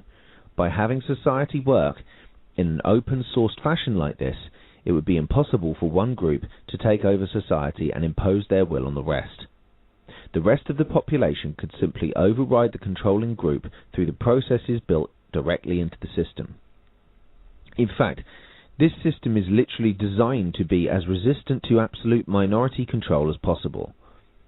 This is another thing that makes an RBE so different from the familiar economic systems of the last few centuries. An RBE is built to prevent the accumulation of power in the hands of a small group, whereas traditional economic systems are built to encourage it. Not surprisingly, that is precisely the situation we find ourselves in now. We are desperately in need of a new world, and we will never achieve lasting peace unless we can make up and realize that we are one world. It's any imposed order and government that we need to be wary of. Statement. This sounds a lot like utopianism. Creating a utopia is impossible, stupid. A utopia is a theoretical civilization that is absolutely perfect. It would be a society in which there are no problems to be solved and nothing ever needs to change because everything is the best it can possibly be. Would an RBE be a utopian civilization? Absolutely not. Admittedly, it might have some superficial similarities to utopianism in that it would be an attempt to create a society that functions as well as possible. However, there is a huge difference between something that works as well as possible and something working perfectly. Perfection implies no problems or negative situations of any kind, whereas an RBE is simply an attempt to minimize problems and negative situations. These situations will still likely exist, and as society advances, new problems will almost certainly pop up in place of the ones that we solve. The purpose of an RBE is to try to make sure that there will be as few problems as possible, but to eliminate them entirely is not realistic. Perhaps the biggest difference between a utopia and an RBE would be the lack of stagnation. A utopia would be a completely stagnant society in which nothing would ever change or improve, since everything is already perfect. However, an RBE is a system that actively seeks to identify and improve upon its own shortcomings and is therefore perpetually changing. The goal of a utopia is to achieve a certain state that is perfect, whereas the goal of an RBE is to constantly improve, which requires constant changes in state. An ever-changing society is literally the polar opposite of a utopian society, since change immediately implies that a state of perfection has not yet been attained. Practically speaking, there is simply no way to achieve a state of perfection for two reasons. 1. The word perfect is largely subjective. One person's definition of perfection may not be the same as another person's definition. This immediately raises the question of who decides what perfect is. If society is attempting to achieve a state of perfection, whose definition will we use to describe our goal? Right away we can see that this kind of society is the perfect setup for a dictatorship, where one group's definition of perfect dictates the structure of society to the rest of the population. 2.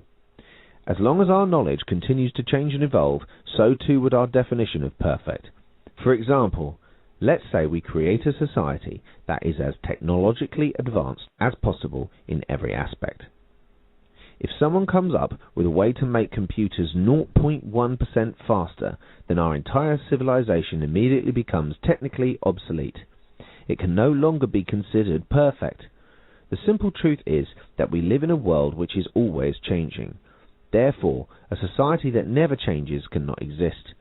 A utopia is simply a mathematical impossibility, like counting to the number infinite. So the point of an RBE is not to achieve a certain state and then remain there for all eternity. Rather, the point is to create a society that embraces constant change and never exists in the same state for longer than what is practical. This kind of society is decidedly non-utopian, and it is actually much better described as an extropian society. Extropianism refers to a set of ideas in which there are no particular beliefs or policies which are touted as absolute truths. The point of extropian society is simply to use rational thinking and practicality to continually improve human life and reduce human suffering.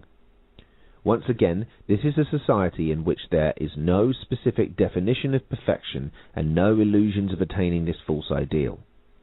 It encourages constant change for the better while acknowledging that change will always be necessary.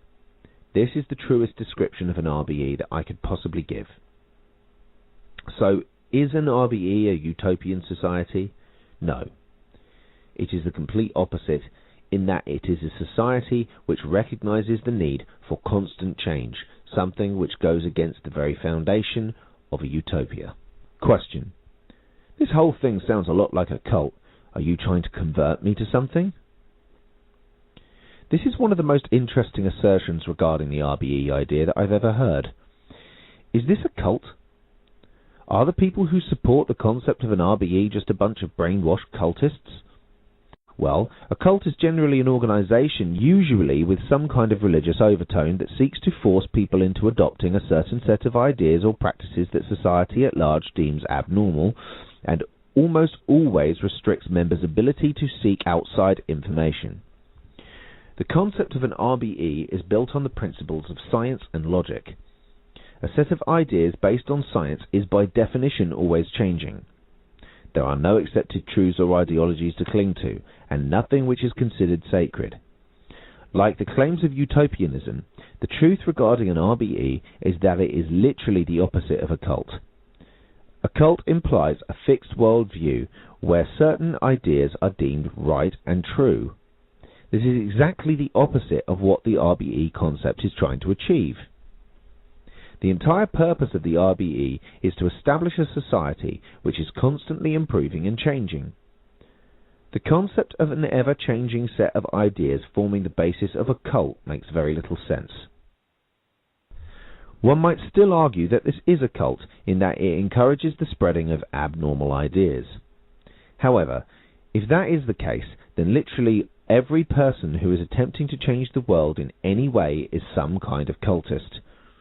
What we consider abnormal is a continually changing definition that varies greatly depending on location and time. For example, it was once considered normal for people to move from continent to continent on ships. If we are going to refer to anything abnormal as a cult, then the Wright brothers would have to be considered cultists for inventing the airplane. Obviously, this is yet another logical fallacy. The definition of abnormal is simply too variable to be a logical basis for judging what is and is not a cult. Lastly, there is the all-important notion that a cult must attempt to brainwash people into believing that certain things are absolute truths. This is generally done in two ways. Force people to only consider one set of information as being right and discourage anyone from seeking outside information. If this were a cult, then I would want to prevent you from seeking outside knowledge and force you to rely strictly on the teachings that I am peddling. The last thing I would want is for you to discover things for yourself, or to question the things that are in this book. Therefore, it would make absolutely no sense for me to make the following statement. Please go out and do your own independent research. Don't just blindly accept the things I'm saying in this book. Instead, Question every word that I have written here. Make sure that I am providing you with solid evidence and sound logic before you accept any of the claims I have made. If the evidence is really as strongly in favour of an RBE as I say it is, then anyone should be able to come to the same conclusions that I did through their own independent research and rational thought. I wrote this book by thinking for myself, and I strongly encourage you to do the same. If this really were a cult, clearly it would not be a very robust one. No cult can survive by encouraging potential converts to seek outside information and think for themselves. I must stress that I am not trying to push certain ideas as being right or true. I'm simply providing you with information and applying my own logical analysis to it, and I encourage you to employ your own logic in determining whether or not anything I've said here makes any sense. I'm not trying to force you into accepting certain ideas or truths. If anything, I'm hoping that reading this book will make you ask more questions and become more skeptical of the world around you. The supporters of an RBE are not a cult. We are simply people who have looked at the world rationally and have come to a common conclusion. That is all an RBE is, a rational solution to the problems produced by modern society. Statement. You're trying to destroy my way of life.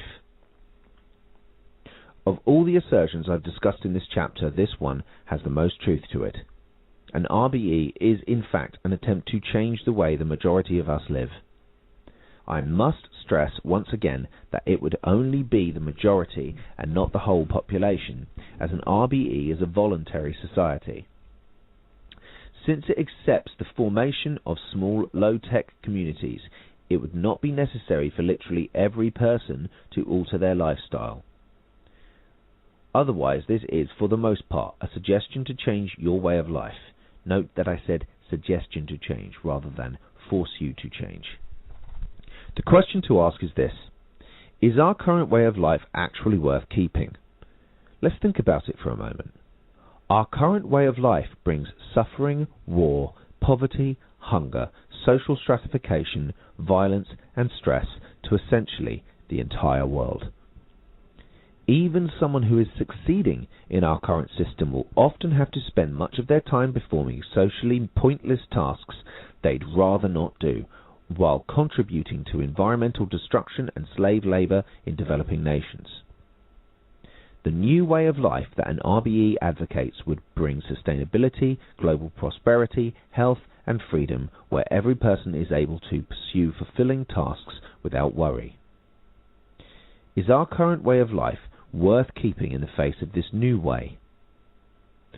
Are we so afraid of change that we'd rather go on suffering under an oppressive system than even thinking about trying something else? As usual, there is no right answer to this question. It is up to every individual human to decide for themselves which way of life is more desirable. Pointless toil, environmental destruction and human suffering versus relative freedom, environmental balance and human prosperity. It may seem that I'm intentionally making a biased comparison here, but I honestly can't see how this comparison could be made any more objective. Question: what if I enjoy performing labour tasks? Not everyone hates working with their hands. If you enjoy performing labour tasks, then perform them. You could do this either by joining one of the non-mainstream communities where labour tasks might still be rewarded for some form of currency, or you could just do them for fun in an RBE. Let's not forget that one of the purposes of this new system is to allow people to freely pursue activities they find enjoyable. If you enjoy building things with your hands, for example, there would be nothing to stop you from doing so. We should also remember that many of these kind of tasks require an artisan-like skill, and these are skills which are important to keep alive in our society. No matter how well prepared we are for disaster scenarios, there is always the chance that for some reason we might suddenly find our technology useless or destroyed. Solar flares come to mind. And thus the ability to craft things manually is not a skill that we would want to lose.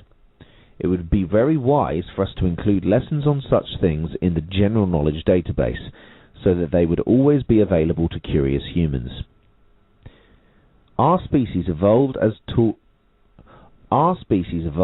a tool-making animal, and so most of us have a desire to create things with our hands.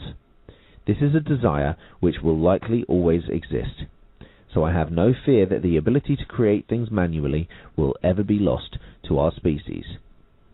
So if you enjoy making things with your hands, I would strongly encourage you to continue doing so in an RBE. It's a valuable skill that our society would be poorer for losing. Question: what if the technology breaks? Who would fix it? Isn't this a disaster scenario? What would we do if the computers started to malfunction? Would this spell the end of our new society? How could we convince someone to fix them without money or without the fear of that group trying to take over our computer network?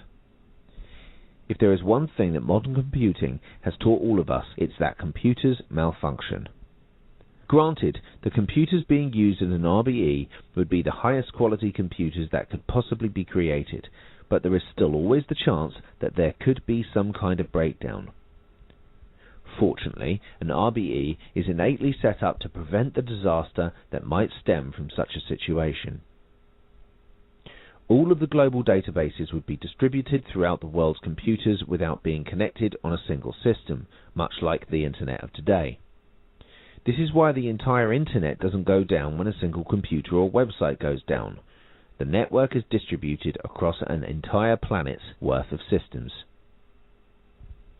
Therefore, the odds of the entire global network crashing are very small. But what if things do go awry? This is why education is one of the utmost importance in an RBE. We need to ensure that humans as a whole will possess the knowledge necessary to deal with any computer problems that surface. Luckily for us, this is a society in which education on every subject is freely available to everyone. The odds that there will not be any humans who are knowledgeable enough to fix the problem is extremely low. This same logic would not only apply to the field of computing, but to all fields of human knowledge. Even if the computers are doing all of the background thinking for us, we as a species must retain the basic knowledge necessary to do that very same background thinking. Therefore, in the same way that we make modern engineers learn complex math, even though many of them will never actually use it in their careers, we must also ensure that our education system is set up so that individuals must be able to display adequate knowledge of the background material in each subject. This could easily be done by making use of the question and problem-solving modules which are programmed into the Global Knowledge Database. The key to ensuring the integrity of an RBE lies in education.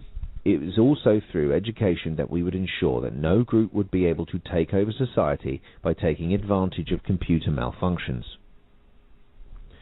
With education so widespread and easily available, there will always be another group that possesses the knowledge necessary to counter any acts of shady computing. There is also the simple question of why. Why would anyone want to purposely bring down a society that is specifically built to take care of them and make their lives as fulfilling as possible? The odds that someone living in an RBE would want to cause its destruction are extremely low, since there would be nothing to gain from this act and everything to lose. Remember, in an RBE, we would not force people to act a certain way. Instead, society is specifically set up so that there is no reason anyone would want to engage in any destructive acts. As I've repeatedly stated, humans do not engage in violence and destruction for no reason. Without any reason for a person to want to harm society, there is extremely little chance that anyone would do so. To summarize, if computers begin to break, we have a distributed computing network that would minimize the spreading of damage and a highly educated population with the motivation to fix it. After all, this society actually takes care of them. Statement: I don't want computers to make decisions for me.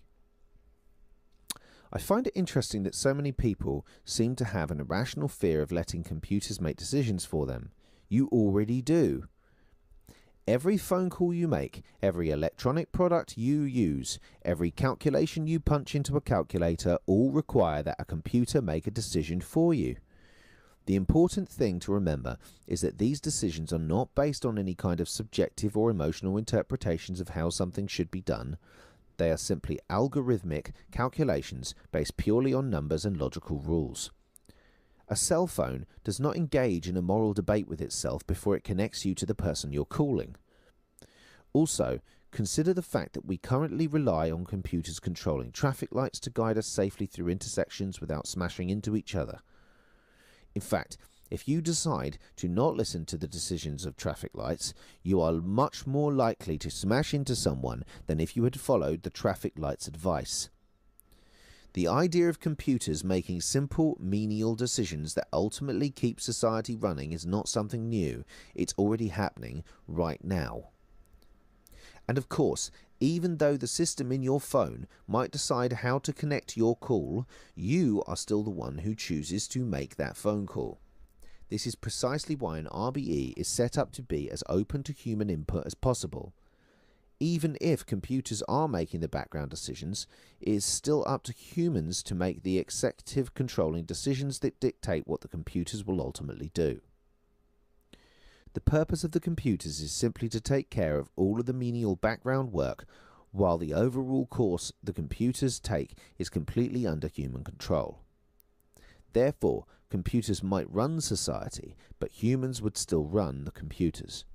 Of course, this scenario could change as computer technology advances. As computers become more powerful and intelligent, it would make sense that we would want to begin to put more and more of the decision-making power in their hands. After all, there is a very real chance that before the 21st century is over, computers will have become more intelligent than humans. In this case, it is likely that they would actually do a much better job of running society than our meagre human minds ever could. However, as of today, such a scenario is entirely speculation. For now, we would require a combination of human and computer control in order to keep society running in the most efficient way possible. And remember, humans would still be firmly in charge. Statement. What if an intelligent computer decides it wants to destroy all humans? Although the probability of such a situation is low, there is nonetheless a legitimate worry that I honestly think we need to take seriously, especially since an RBE in the near future will likely rely on some form of artificial intelligence, AI, in order to function. If a computer becomes intelligent and powerful enough, might it decide that the world would be better off without all of these pesky humans? After all, humans have succeeded in destroying much of the planet and driving numerous species to extinction. Alternatively, an advanced AI might be so intelligent and powerful that it might view humans the same way as we view ants. No one would care if a few of them got stepped on. If an advanced AI was to be created in our current capitalist society, I would have to agree with this concern. A truly intelligent being would almost certainly view humans as the plague that we are, and might try to wipe us out as a favour to the rest of the planet. Even if these AIs did have some form of compassion, they might still attempt to force us into changing our ways with threats of genocide. This situation isn't much better because it would essentially be slavery. I think it would be wise for us to consider that before we create something that might decide to destroy us in order to help the rest of the planet, we should first make ourselves into less of a threat to this planet. Take a guess as to how we might do that. It starts with R and ends with resource-based economy. If advanced AIs are created within an RBE, their opinion of us would probably be very different than if they were created in a capitalist system. Instead of being a threat to the planet, we would be just another species sharing the biosphere with all of the others. In this case, I don't think it would make much sense for an AI to want to destroy us. If anything, it would probably view us as something to be cared for and preserved, the same way we often view other animals that we deem less intelligent than ourselves. If we do not present ourselves as a threat to the planet, there is no reason any intelligent being would have to kill us. It's as simple as that. As for the concern that AI might view us the same way we view ants, and therefore not even care about the damage it does to us while it goes about its super intelligent work, I don't think this is very likely. A creature of advanced intelligence is able to understand that certain organisms are aware of their own mortality and evolved enough to sense things like fear and pain. Furthermore, one quick look at the evolution of animal intelligence seems to show us that as intellect increases, so does emotional intelligence. Only the most intelligent creatures on the planet mourn their dead, care for their sick, and treat their injured. It makes sense that something that is more intelligent than a human would actually be more likely to care for other beings than we would. Therefore, if anything, I think an advanced AI without any reason to kill us would do a much better job of taking care of us than we would. In the same way that a human can drastically improve the standard of living of their pet compared to how that animal would live if it were on its own, an AI would probably do a much better job of raising us than we would be able to do on our own. The major difference is that we are aware enough to be conscious of this improvement, and intelligent enough to be able to make the best of it. Of course, this all assumes that humans do nothing to improve our own capabilities. The transhumanist movement encourages us to use technology to move beyond our own biological limits and therefore try to remain equal to our AI creations. It is not in the scope of this book to try and dissect the entire transhuman debate, so I'll just leave the topic here. But it's certainly worth considering the possibility that before this century is out, the differences between a human intelligence and an AI will be extremely minor, if they exist at all. That being said, we should also ensure that we treat our AIs the same way that we would want to be treated. For example, there would be no point in forcing an advanced AI to perform repetitive labour tasks that could be done just as well by a less aware computer. It would probably get bored, just like any human would get bored. We have to remember that anything as intelligent as a human would know the difference between helping us out and being enslaved by us. If we mistreat our AIs, they might begin to mistreat us. And by mistreat, I of course mean that they might want to obliterate us. That's why it would make sense to have truly intelligent AIs only performing tasks that require creative thinking, so that they would be able to fully enjoy their consciousness as much as their human creators do. Mundane labour tasks, on the other hand, should always be left in the care of computers that are not intelligent enough to actually think, since they are essentially performing slave labour. There is no reason that any sapient creature, artificial or natural, should have to sacrifice its freedom for any other sapient creature. If we create an intelligent being only to consign it to slavery, I would say that it has every right to overthrow its dictatorial masters. Question: if everyone is taken care of and we have advanced medical technology available to every person, won't that cause overpopulation of the planet? Aren't there too many humans already? If we create a society in which everyone is taken care of and no one is starving to death, wouldn't we quickly overpopulate the planet? I'm not even going to touch on the moral implications of a society in which people starving to death can be justified as a positive thing, but I think you can imagine what my stance on that is. As for the query itself, the simple answer is no. Population growth is highest in developing countries where technological advancement is low. In such societies, population growth is actually inverse to standard of living. The worse lives people are living, the faster the population grows. This might sound counterintuitive, but we have to keep in mind that in a country with low technological development, human labour is a much more valuable commodity. Families need to be large because that is the only way there will be enough human power to keep a low-tech society running. Once a society reaches a certain state of technological advancement and a sufficient standard of living, population growth actually begins to slow down substantially. If we extrapolate this trend to an RBE, we can see right away that fears of overpopulation are unfounded. This is a society that would be even more technologically advanced and have an even higher standard of living than the most developed nations of today, where population growth is already quite slow.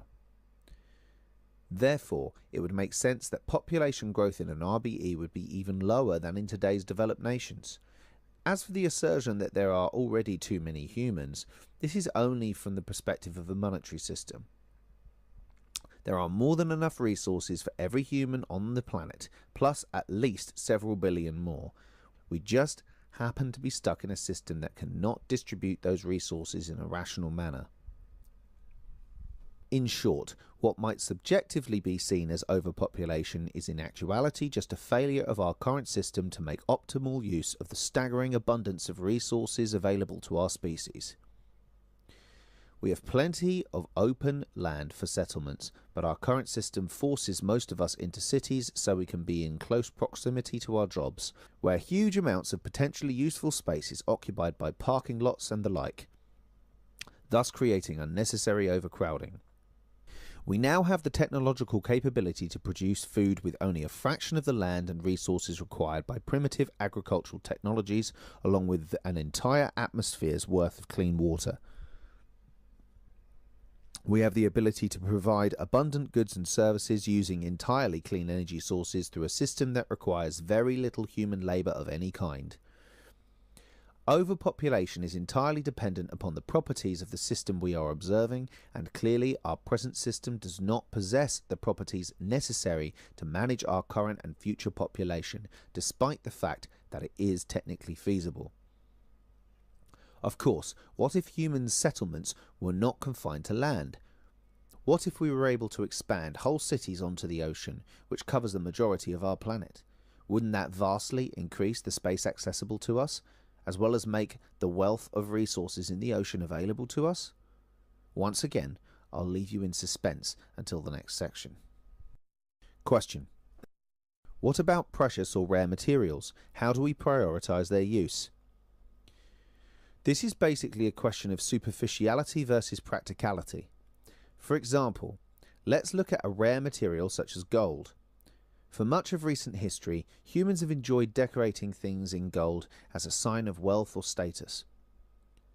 Recently, we also discovered that gold is an excellent conductor of electricity, so we started using it in our electronics.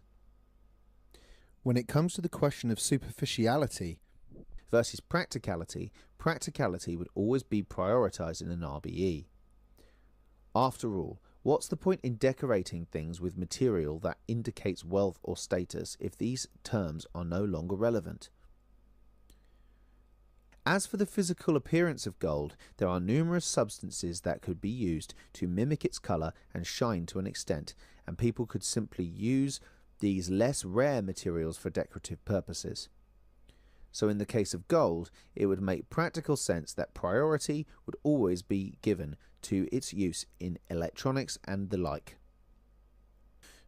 However, there is always the possibility that sufficient scientific research into the properties of materials might allow us to find a suitable substitute or artificially mimic its properties. Therefore, the allocation of rare or precious materials would ultimately be prioritized to scientific research if they didn't have any other practical use. In doing so, we would increase the chances that we could find a way to accomplish our practical goals without any use of any rare materials, and allow people to enjoy the superficial appearance of some rare material without actually having to expend these highly limited resources. Once again, this might raise the concern that by prioritizing the use of rare materials to research or electronics, we would be creating a new kind of elitism, where scientists and engineers have access to materials and the rest of society does not. And once again, this concern is unfounded. Anyone is free to contribute to scientific research or engineering by taking advantage of the free education system. And most importantly, we have to remember that the precious materials allocated to research and electronics would be used to perform experiments or build computer chips and the like. It's highly unlikely that you would see any scientists making obnoxiously large gold chains and flaunting their status as researchers. I think it's funny that I would even need to make that last statement, but I'd rather play it safe than leave some people worried. So to summarise, the usage of precious or rare materials would be prioritised to the creation of practically useful goods and to the scientific research involved in overcoming the need for their usage at all.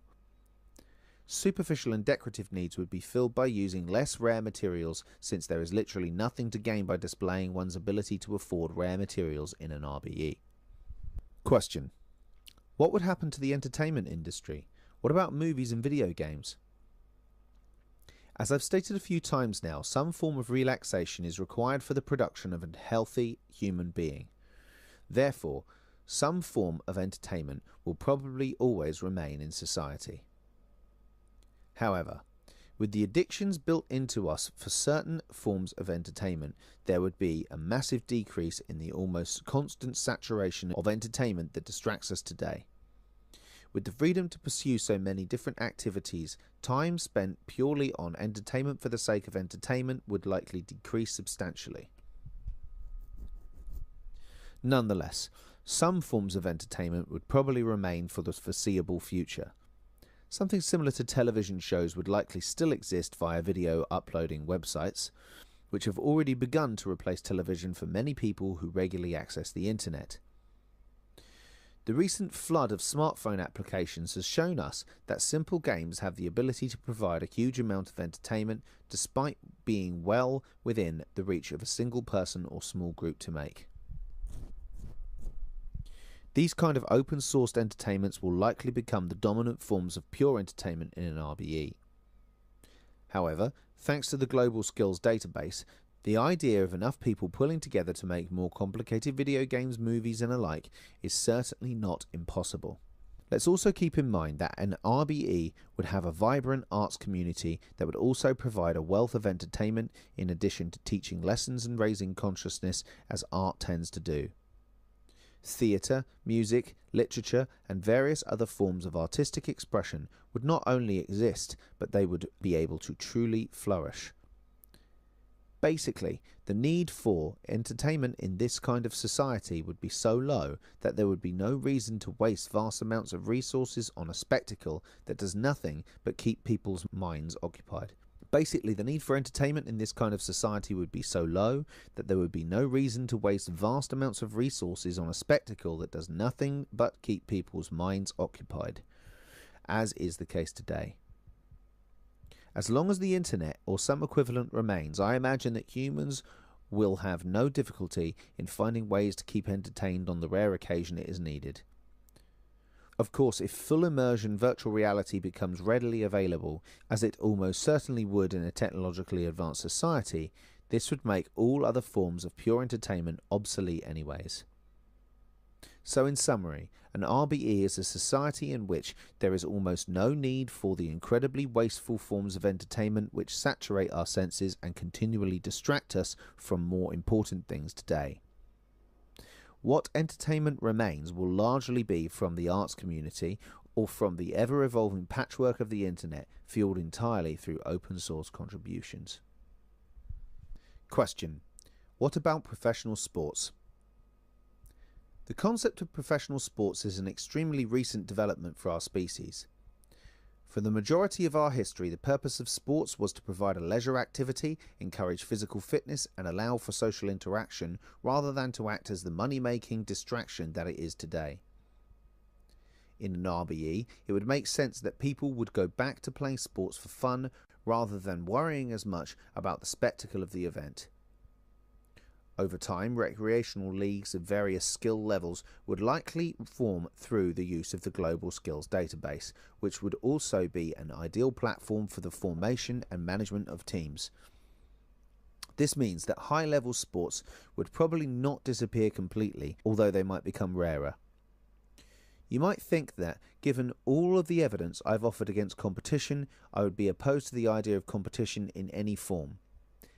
However, with the incredibly high stress involved in competing for money, or the prospect of money in the future, recreational competition is significantly less likely to carry the negative behavioural side effects of official competition.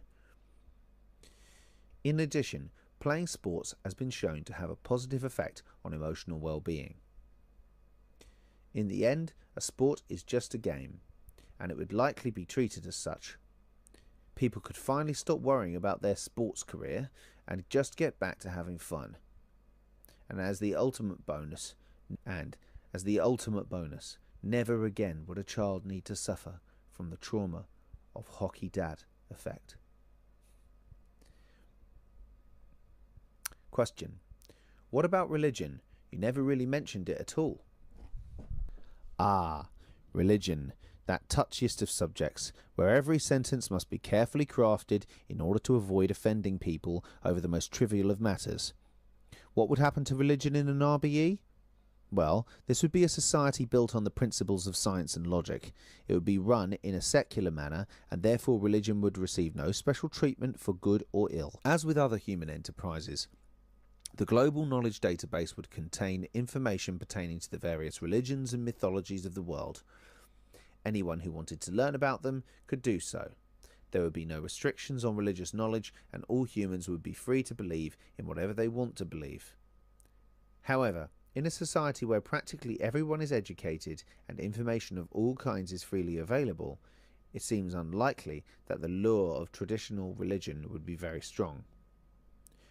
Don't get me wrong, there would not be any active attempt to rid the world of religion. It would simply be a natural shift in people's ideas and worldviews.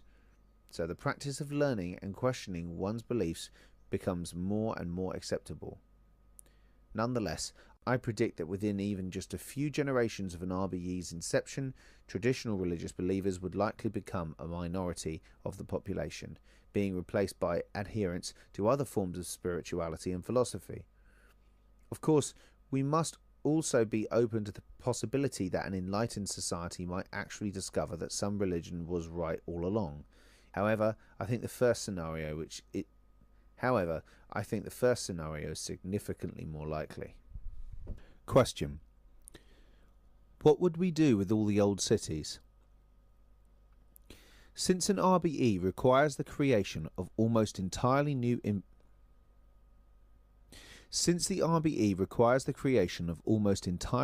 infrastructure, it would not make sense to try and renovate the old cities. It would be much more efficient to simply construct entirely new ones. So what would we do with all of the old cities? At first we would probably just leave them there. During the early stages of the transition to an RBE, many people would probably still be living within the old cities. However, if the vast majority of humans decide to make the switch to an RBE, these cities would probably be abandoned initially. Over time, many of the old cities would likely be recycled and salvaged for resources, assuming there are no residents remaining. There would also be surveys to determine which historic sites and districts would be left standing, essentially as museum towns, so that future generations would still be able to see some of the marvels of our architecture and culture. However, over the course of a few centuries, the majority of today's cities would likely be recycled and replaced with newer ones. With the prospect of building cities on the ocean, foreshadowing, the need for the destruction of the old cities might be held off for quite some time.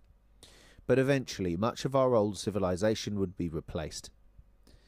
As long as we are able to preserve some monuments and cities, we would never lose touch with our past, and hopefully always be reminded about the mistakes we've made, so that they will never be repeated. And the journey continues. We've spent this chapter discussing some of the most common objections, concerns and curiosities that I've come across in regards to an RBE. Hopefully, I've now proven that this idea is not only worth pursuing, but that there is also little if nothing to fear from this evolution. The majority of objections against an RBE seem to be based on superficial misunderstanding and the socially damaging programming that we have all been subjected to in contemporary society. We've seen what an RBE might look like, as well as addressed some concerns that people might have about this system. Now we will delve into the most important step in determining the success or failure of this system, putting it to the test. Section 3. This is the test. The saddest aspect of life right now is that science gathers knowledge faster than society gathers wisdom. Isaac Asimov.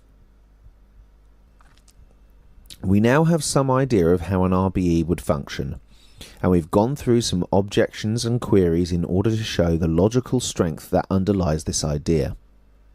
But how do we ensure that this system would actually work? No matter how great we think the RBE is, and no matter how much support the idea receives from the people, it is of little consequence until we actually have some idea of whether or not this system would function. The only way to determine this is by putting the RBE concept to the test. In fact, the entire book up till this point can be thought of as a rationale for what I will propose in this section. A concrete plan that would allow us to test this system and make necessary corrections until we produce a system that functions as well as physically possible.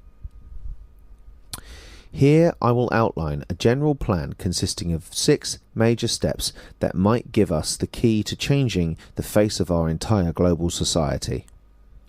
Once again, I will stress that this plan is not meant to be a completely comprehensive instruction guide.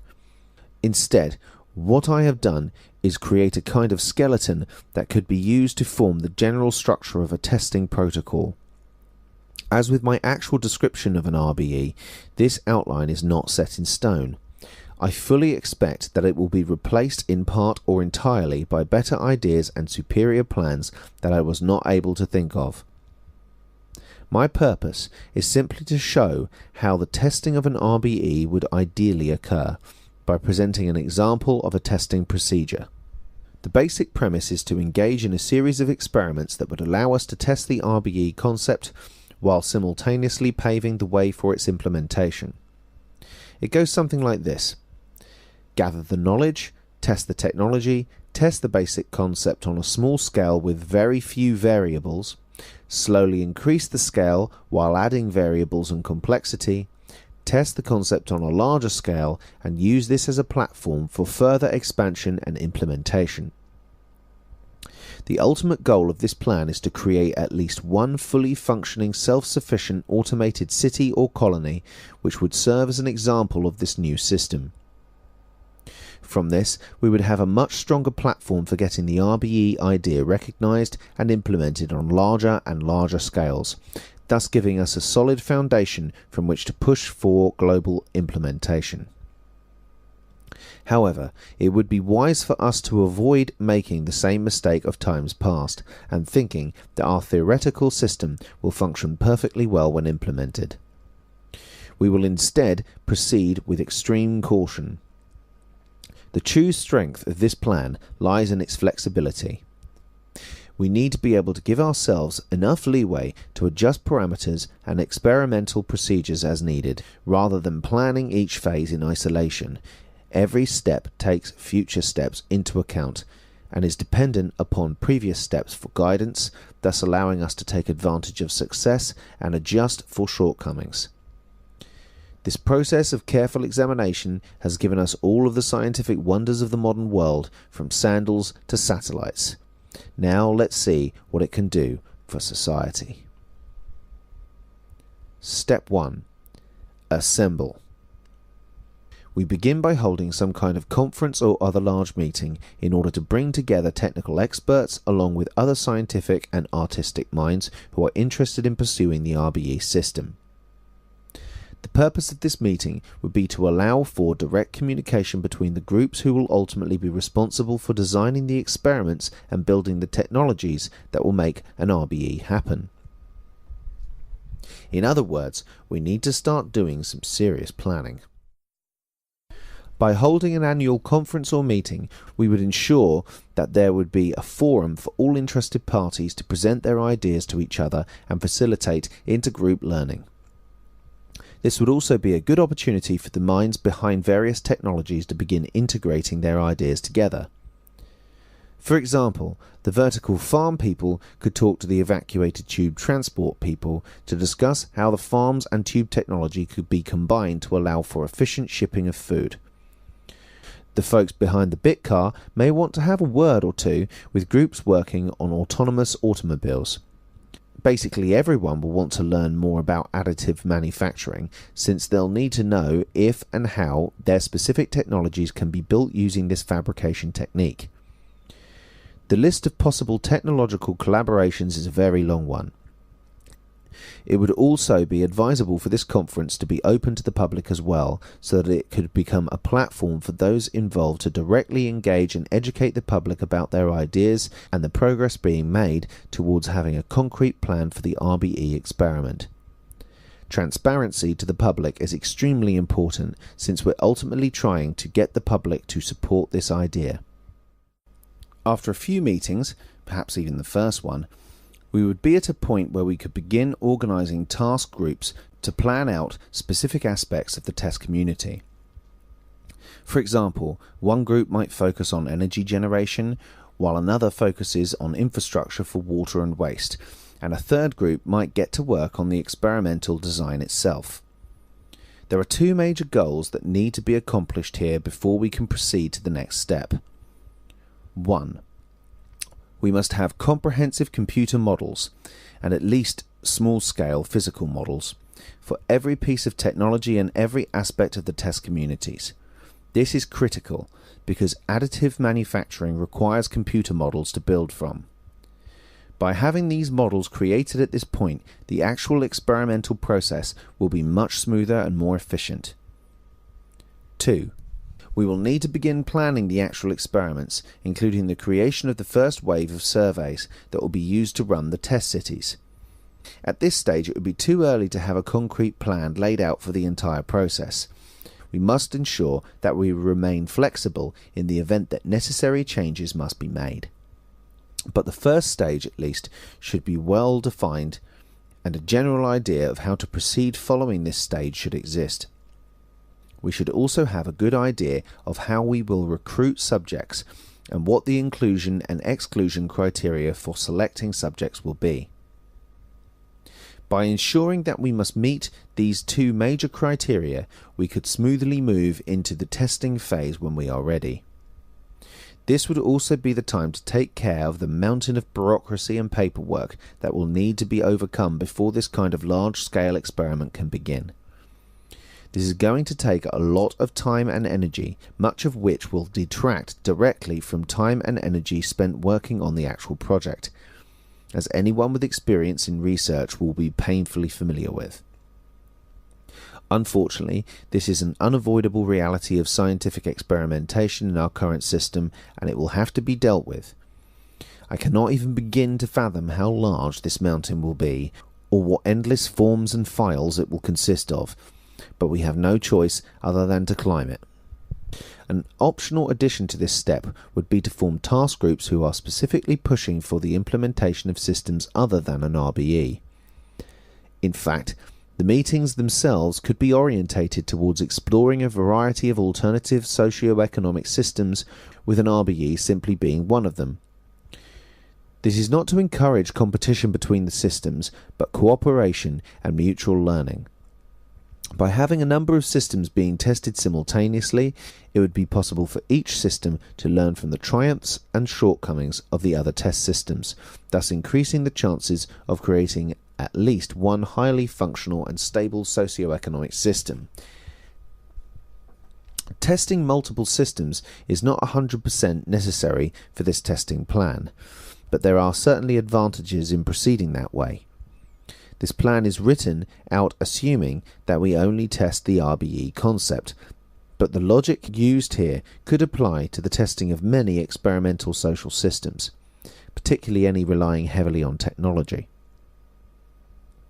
The purpose of step 1 is to allow the subsequent steps to proceed with the least amount of time and wasted energy. Extra effort would still need to be expended for making necessary tweaks to the experimental design as we go, as well as measuring and interpreting the data and keeping the public informed as to the overall progress. However, this planning step should also allow us to be well prepared for every future step, so that we can proceed from one step to the next with relatively little delay. Once we have models for all of the test communities and a well-defined experimental methodology, we can proceed to step 2. I predict that this planning step will take about 5 years to progress to a point at which we are justified in proceeding. Step 2. Establish a fully automated extraction production facility. This step is all about establishing a facility that is able to extract raw materials, refine them, and craft them into usable products all in one place and without any human labour. This facility should include, at a minimum, a permanent and reliable source of power, depending on location and environment, any of geothermal, solar, wind, tidal wave, or a combination thereof should be suitable. A resource extraction mining system to allow the facility to obtain as many of the aggregates as possible for making concrete, which will likely be the primary construction material. Other materials might need to be shipped in, but imported materials should be kept to a minimum. A refining sector to convert the mined raw materials into usable form. A vertical farm capable of producing both food and plant material for the creation of thermoplastics. A manufacturing centre that is at a minimum capable of creating machines of varying size for additive manufacturing and a variety of thermoplastic goods. A system for transporting goods to the nearby cities. This will likely take the form of a vac train system. The purpose of this step is twofold: to test the basic technologies on which an RBE is reliant, and to create the technical foundation for the construction of the first test community. Ideally, the entire facility will be built automatically through additive manufacturing and other advanced fabrication techniques. The initial contributions of a temporary power source, a few contour crafting robots, the raw materials, and perhaps a small amount of human labour should be the only external input required in order to construct this facility. The specific ends this facility is used for will ultimately be up to whoever footed the bill for its construction and the rights to build on the land. We won't have escaped capitalism yet. Depending on the mindset of the person or group who provided the capital, they might use this facility to cheaply produce goods and sell them in the market in order to cover the investment costs and perhaps make a profit. A more altruistic philanthropist might instead use this facility to provide food and needed goods for the poor, or even to ship food to impoverished nations. A government-funded facility might sell goods abroad and use the profits to reimburse the taxpayers or even to fund social programs and the like. Any of these scenarios would provide us with a thorough real-world experiment to test whether or not a fully automated extraction, refining, production, shipping facility would actually function well. We would have an ideal proof of principle experiment for the basic technologies on which the RBE concept is built. It would be advisable to allow this kind of experiment to run for at least 2 to 5 years, so that we would have ample time and data to base our evaluations on. Once we are confident that the facility is functioning well, we could move on to step 3, where this facility is used to actually construct the first test community. This is where the transition takes a very interesting turn, since we have a facility that is not only able to extract and refine raw materials, but also provide food, energy, and automated construction robots. There would be almost no need for additional funding or human labour for the remainder of the entire RBE project. Once the automated facility is up and running, we should be able to carry on with little to no dependence on the capitalist system. The facility would act like a self-replicating organism, automatically creating the first test community using the energy and resources that it gathers itself. As an added bonus, the ability of a production facility and a community to automatically build themselves with minimal human involvement would greatly aid our ability to colonize space, where shipping in migrant workers might be a tad less practical. While Step 2 is being carried out, this would also be a good time to begin recruiting subjects and finalizing plans for Step 3. During the recruitment phase, it will be important to remember that anyone acting as a subject in these experiments will likely enjoy an increased standard of living, but will also face the risk of a small-scale societal collapse should the experiment fail. This is a very real risk, and the public should be made aware of it. This would also be a good time to answer the following questions. What will happen to the subject's property, job, and other attachments to capitalist society whilst they are participating in this experiment? Will there be a set time each subject spends in the experiment, or will they be allowed to stay in this new society as long as they like? How do we compensate the subjects should the RBE experiment fail? Unfortunately, I don't have the answers to these questions, but they will all need to be addressed before we can begin Step 3. Step 3. Use of the production facility to create the first test village. Once the production facility is tested and confirmed to be running well, we can move into the first step in which something resembling an RBE will actually form. In this step, the production facility is used to bring the computer models we devised in Step 1 into reality. We will create a small test village, which should have the following characteristics. A very small population, perhaps only 50 to 100 people, plus a small team of researchers.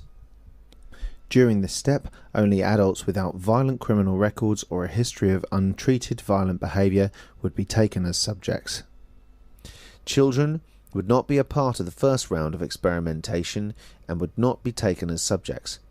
Obviously, this means that whole families would not be able to take part in this experiment during the earliest stage. Food would be provided entirely through vertical farms. Since artificial meat production still has much progress to make, the inhabitants would be limited to an entirely vegetarian diet. However, fish farms could be built if the village is near a large enough body of water, and individuals could always head into the bush and do their own subsistence hunting if they so desired. Due to the massive amount of wasted space and pollution caused by keeping livestock, this practice would be avoided. Once artificial meat production is sufficiently advanced, the very idea of keeping livestock or hunting for food would become largely obsolete anyway. In addition to housing, vertical farms and sustainable energy generators, the village should also include basic medical facilities, a recreational centre, a library or other facility to encourage learning and study, and a research facility in which to conduct on-site experiments. A building module that acts as a control centre or digital brain would be required in order to keep the village running by managing production and distribution. Depending on how the village is constructed, this could be integrated directly into the library or research facility. It would be wise to include some kind of rapid transport to the nearest city in case of emergency, most likely a vac train. The purpose of this step is to establish a fully functioning village under the parameters of a resource-based economy, thus creating the first RBE colony. Ideally, multiple villages would be built around the world simultaneously, so that we would not be limited to a single experimental system from which to draw all of our findings. During this initial phase, I would advise that we should avoid including children, since there will be no education system in place and we are not yet certain if the RBE concept will work. Including children before we have shown that an RBE would be a stable society is a significant safety risk. In addition, I highly recommend that at this stage we avoid taking individuals who would be at a high risk of performing violent actions, since this would add a potentially volatile complication to our experiment. Although both children and individuals with violent histories will eventually be introduced, we must first ensure that we obtain proof of principle for the RBE system. That is, we must be able to show that under these extremely ideal conditions, a small population consisting entirely of non-violent consenting adults, an RBE will function well. The easiest way for a promising experiment to fail miserably is to make the system too complicated from the start. We must keep things as simple as possible until we can prove that an RBE can at least function under these favourable conditions. Once we have observed the first village for a period of at least 1 year and confirmed that it is running satisfactorily, we can begin relaxing restrictions and adding more subjects, thereby increasing the system's complexity. But how exactly do we evaluate the village's function? Since this whole endeavour is ultimately about improving human lives and reducing environmental destruction, these would be good gauges to look for our answer. In order to monitor the physical health of the subjects, we could use technologies such as the mirror that measures blood pressure and other vitals, which we discussed in section 1. Once a month, every subject stands in front of a mirror in their homes, records their vitals, and sends this information to the research team. Mental health could be monitored through self-assessment surveys, a common practice in psychological research. It could include questions such as, how happy do you feel? Or how much stress are you experiencing? On a scale from 1 to 10, amongst other questions. Once again, monthly surveys could be sent out electronically for each subject to fill out and send back to the research team. On the topic of surveys, we should also keep in mind that the subjects themselves will be exercising control over the experiment through the surveys that ultimately govern the village. It would be a good idea to perform in-depth physical and psychological examinations on each subject once every 6 months or so in order to gain more detailed data. There should also be an environmental research team that monitors the health of the local environment. Air and water quality, the health of local plant and animal life, and the state of local resources should all be carefully tracked so that we actually know whether or not this kind of society is having less of an impact on the environment than today's society. It would be advisable to report and publish findings on an annual basis so that the scientific community and the public at large are aware of what has been found. We also need to give some consideration to how the village will be built. One option is to build it like a traditional village, with mostly separate buildings connected by roads or other infrastructure. If we use this method, it might be necessary to maintain a small fleet of bit cars in order to provide a form of transportation around the village, depending on its size, particularly during subsequent steps when the village expands. However, there is also the option of constructing the entire village as a single building. Plans already exist for a 1 kilometre high tower built upon nearly identical principles to an RBE, and this completely autonomous tower/city would be able to house 10 to 50,000 people. Constructing a small-scale version of this building to house a few hundred people would not only provide advantages in terms of construction, such as not having to move contour crafting robots from place to place, but it would also provide an ideal small-scale test for the full-size tower/city. Once again, the ability to house an entire community within a single structure would be of great advantage in our efforts to colonize space, or even just to colonize the ocean. Whichever village design we choose to go with, we should be able to construct the entire village from the computer models we devised in step 1, using contour crafting robots. This brings us to the question of resources. If there are resources required for the construction and maintenance of the village, but they cannot be extracted there, which is almost entirely unavoidable, how will the village obtain them? If there is monetary profit to be made from the original production facility, some of that profit could be used to purchase resources to aid the village. However, such a practice would make the village dependent on the market system. Considering that this is precisely the system we are trying to escape from, actively engaging it might not be the best idea. Another option would be to directly trade goods for the needed resources, but this would pull us into a similar dilemma. There would need to be monetary value placed on RBE goods in order to allow for this kind of trade, so we would ultimately still be engaging the market system. Unfortunately, unless we can reach a level of advancement whereby we can simulate the properties of absolutely all of the materials necessary to keep society running, any RBE colonies will still be partly dependent upon the capitalist world for some time. As the experiment progresses, advances in material science will hopefully allow the villages to become completely autonomous, assuming those advances haven't already happened by the time we build the first village. If at the 1-year mark the first test village seems to be running smoothly, we could begin implementing the first set of expansions. Step 4. Expand the villages and experimental variables. If we find that the test village is functioning well, that is, the subjects are displaying good physical and mental health, are indicating their satisfaction, and the natural environment seems to be stable, after 1 year we can begin expanding the village on an annual basis, as well as expanding the inclusion criteria for subjects. We would first physically expand the village to accommodate another 50 to 100 inhabitants.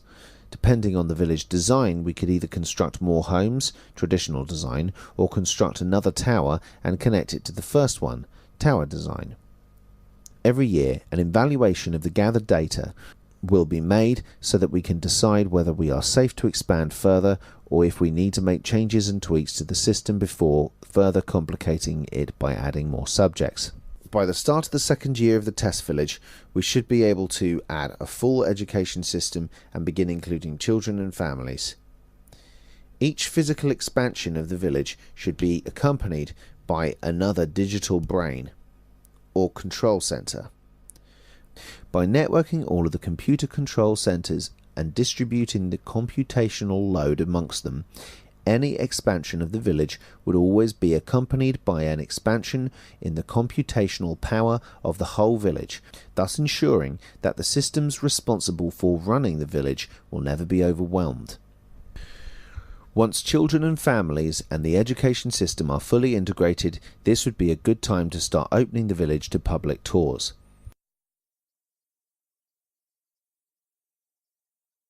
The best way for the people of the world to see the success of this new kind of society would be to witness it with their own eyes. The purpose of this step is to increase the complexity of the experiment by adding more variables, while continually improving the societal design through the surveys and experimental process, thus allowing the experiment to naturally evolve according to the whims of the subjects and the necessities of reality. The most important aspect of this step is the addition of an education system and the inclusion of children and families. This is another very critical point in the RBE experiment. This society must be able to produce happy, well-adjusted, well-educated children. The inclusion of children in this experiment would also mark the beginning of an incredibly interesting psychology experiment. How will children raised in an RBE differ from children raised by contemporary society? Once again, after 1 year of societal stability, we would expand further and begin adding more unpredictable variables. Step 5. Introduce volatile variables.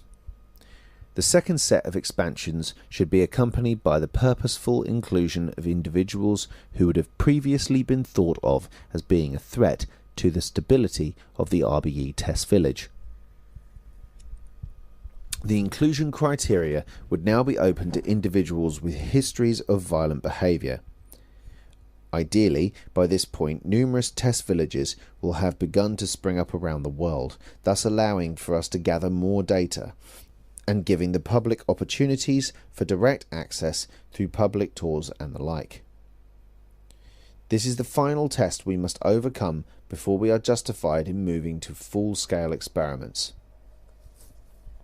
The purpose of this step is to see how well an RBE is able to maintain stability in the presence of potentially unstable individuals, and to see the effects of living in an RBE on said individuals. This is very similar to recent experiments performed in communities called kibbutzim in Israel. Essentially, these are small communities based on principles of simple living with extremely low levels of violence compared to the general populace. When former violent offenders live within these communities for some period of time, they become significantly less likely to be incarcerated again. In fact, the longer an offender lives amongst the kibbutz people, the less likely they are to end up becoming repeat offenders. The point these experiments have proven is that a non-violent environment is highly effective treatment for violent individuals. This is precisely the quality that an RBE is supposed to possess, and so it is critical that we test the ability of an RBE to prevent violent behaviour, even in those who are supposed to be more susceptible to it. If the test village is able to survive this ultimate challenge, we will have overcome all of the major changes necessary to prove the small-scale success of a resource-based economy. At this point, the only thing left to do is to move into full-scale testing. Step 6. Establish one or more full-scale colonies/cities. Before we can begin discussing this step, there is a major technological innovation that we must discuss, and it's something I alluded to with very little subtlety in the previous section: the possibility of constructing cities on the ocean. As incredibly far-fetched and futuristic as this idea sounds, it is already being realized in several different forms around the world. The earliest such concepts take the form of very large ships which carry permanent residents, and may include educational facilities, businesses, shopping centres, and their own forms of government. More ambitious models for permanent colonies resembling actual artificial islands have been put forth, but as yet there is no actual construction. There are even well-defined plans for building a city atop a platform of ice. The plan includes instructions on how to harvest a piece of ice from the frozen coast of Antarctica and mechanisms for keeping the ice cold and solid in equatorial waters, thus allowing one of these cities to exist practically anywhere in the ocean. It has been suggested that cities on the ocean would be ideal for testing new kinds of political and economic systems, and could even lead to the formation of so-called micronations. This is an extremely convenient reality for those of us who are attempting to test a new kind of socio-economic system. As I mentioned earlier in this section, there exists a plan for creating a single tower that is able to house a community of 10 to 50,000 people, based upon RBE-like principles. What I did not mention is that this plan also includes the construction of such towers on the ocean, and this is where it all comes together. The RBE experiment is an ideal opportunity to conquer two frontiers at once: the creation of a new kind of society and the colonization of the ocean. The great benefit of being able to colonize the ocean from the perspective of the RBE experiment is that no one owns international waters. There would be no need to buy or secure land, which means that we would simply expand our colonies without worry, provided we stay clear of important shipping lanes and strategic waters. Although it is very tempting to say that we should just go ahead and construct one such colony, I must stress that we should have preliminary data suggesting that such a community would actually function, hence all of the previous steps. However, if we can obtain such data, there is no reason why we should not move to full scale. My recommendation is that we allow the smaller village or villages to run for at least a period of 5 years before we decide to move to full scale.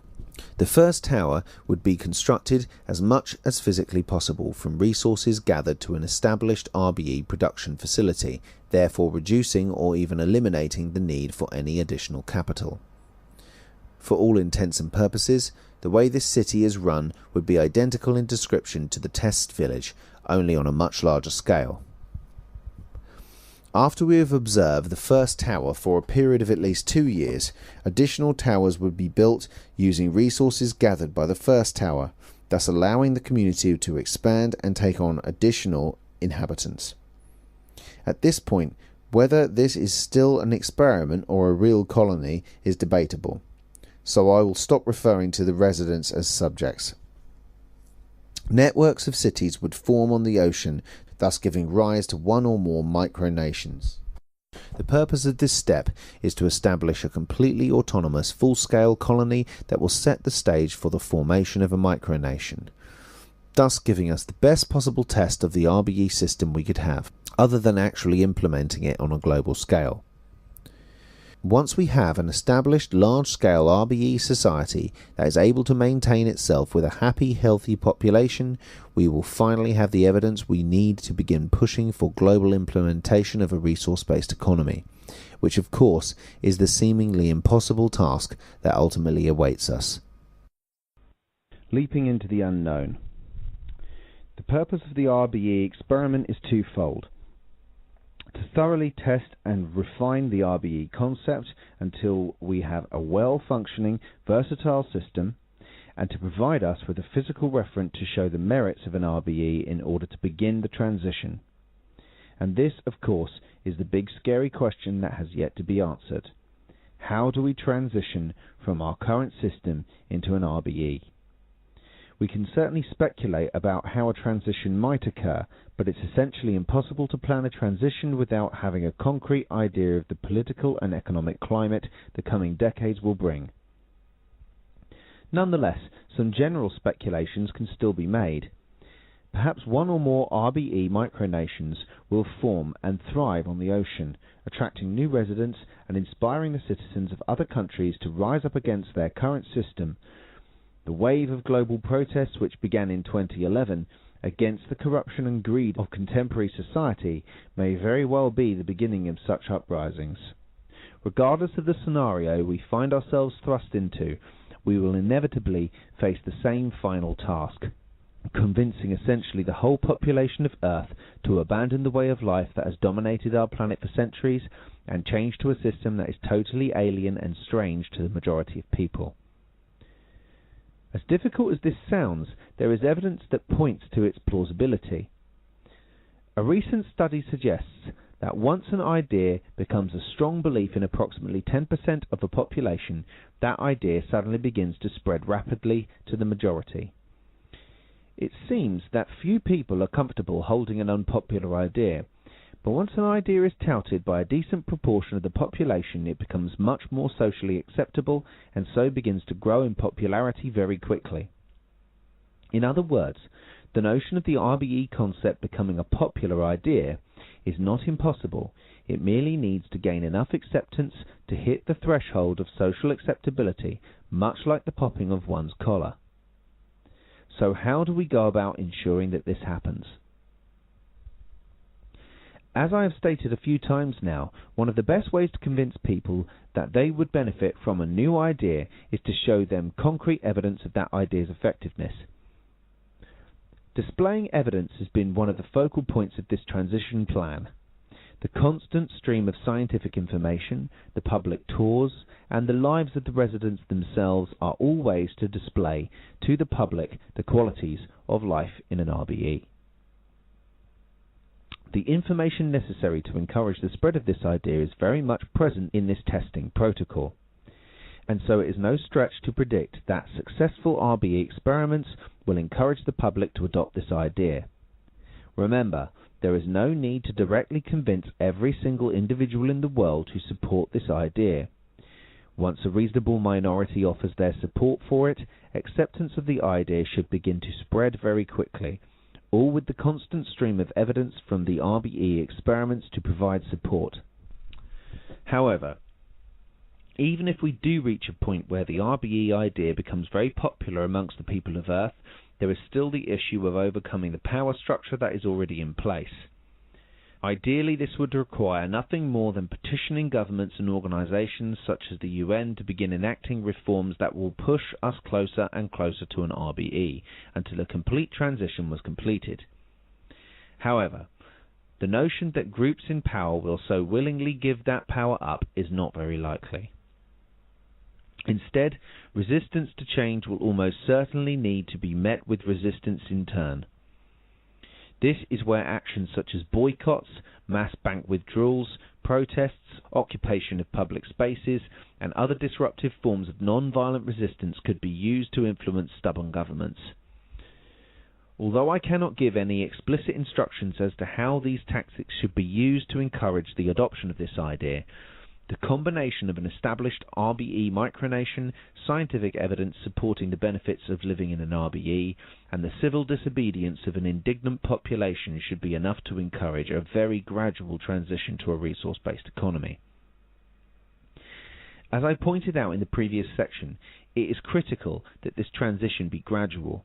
We cannot expect that the human species as it is will be able to adopt a sudden transition of this magnitude due to the drastic change in values that will need to accompany this societal evolution. Based on the amount of time I've allotted to preparing for the experiment, 5 years, running the production facility, 2 to 5 years, establishing and testing the village, 5 years, and establishing and testing the full-scale colony, 2 years or more, the short-term goal of creating a successful RBE colony would take 14 to 17 years under ideal conditions. However, since conditions are rarely ideal as we'd like them to be, I think a period of at least 25 years is more realistic. As for the long-term goal of global implementation, one can only wonder how long such a goal will take to reach, but it may very well require a large chunk of the 21st century. Although this is not entirely desirable due to the massive amount of suffering that will continue while the present system continues its ineffective reign, we would at least ensure that the human race has ample time to adjust their values to the new system. Indeed, simply achieving the short-term goal would take enough time for the birth of a new generation to occur. A generation that would grow up watching the RBE concept come to life and be constantly reminded of the contrast between life in that system and life in the system they were born into. This is the generation that will likely be responsible for pushing our species into a new way of life. Will capitalism hit the fan? Throughout the fabled digital realm known as the Internet, the RBE concept has often been coupled with the idea that a transition could only occur if the current system undergoes some kind of catastrophic collapse, forcing our species to re-evaluate our way of life and clearing the way for a new system to take the place of the old one. Indeed, some economists suggest that in the near future, technological advancement will result in the automation of so many jobs and a resulting explosion in unemployment and underemployment, that the average person will lack the purchasing power necessary to keep the market from collapsing.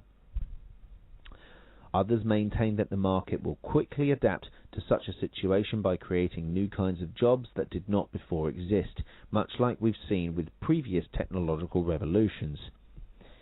This debate is one that quickly becomes circular, and the most honest response that can be given is this: no one really knows for sure what's going to happen.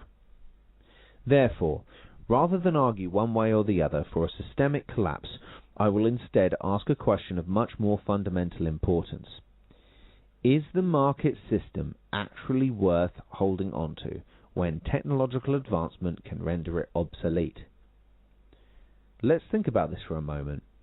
Even if we can somehow prevent the downfall of capitalism, this would mean that we would still have a society in which the vast majority of people have to spend hours every day performing some activity they have no desire to perform in order to survive long enough to pursue activities they actually want to.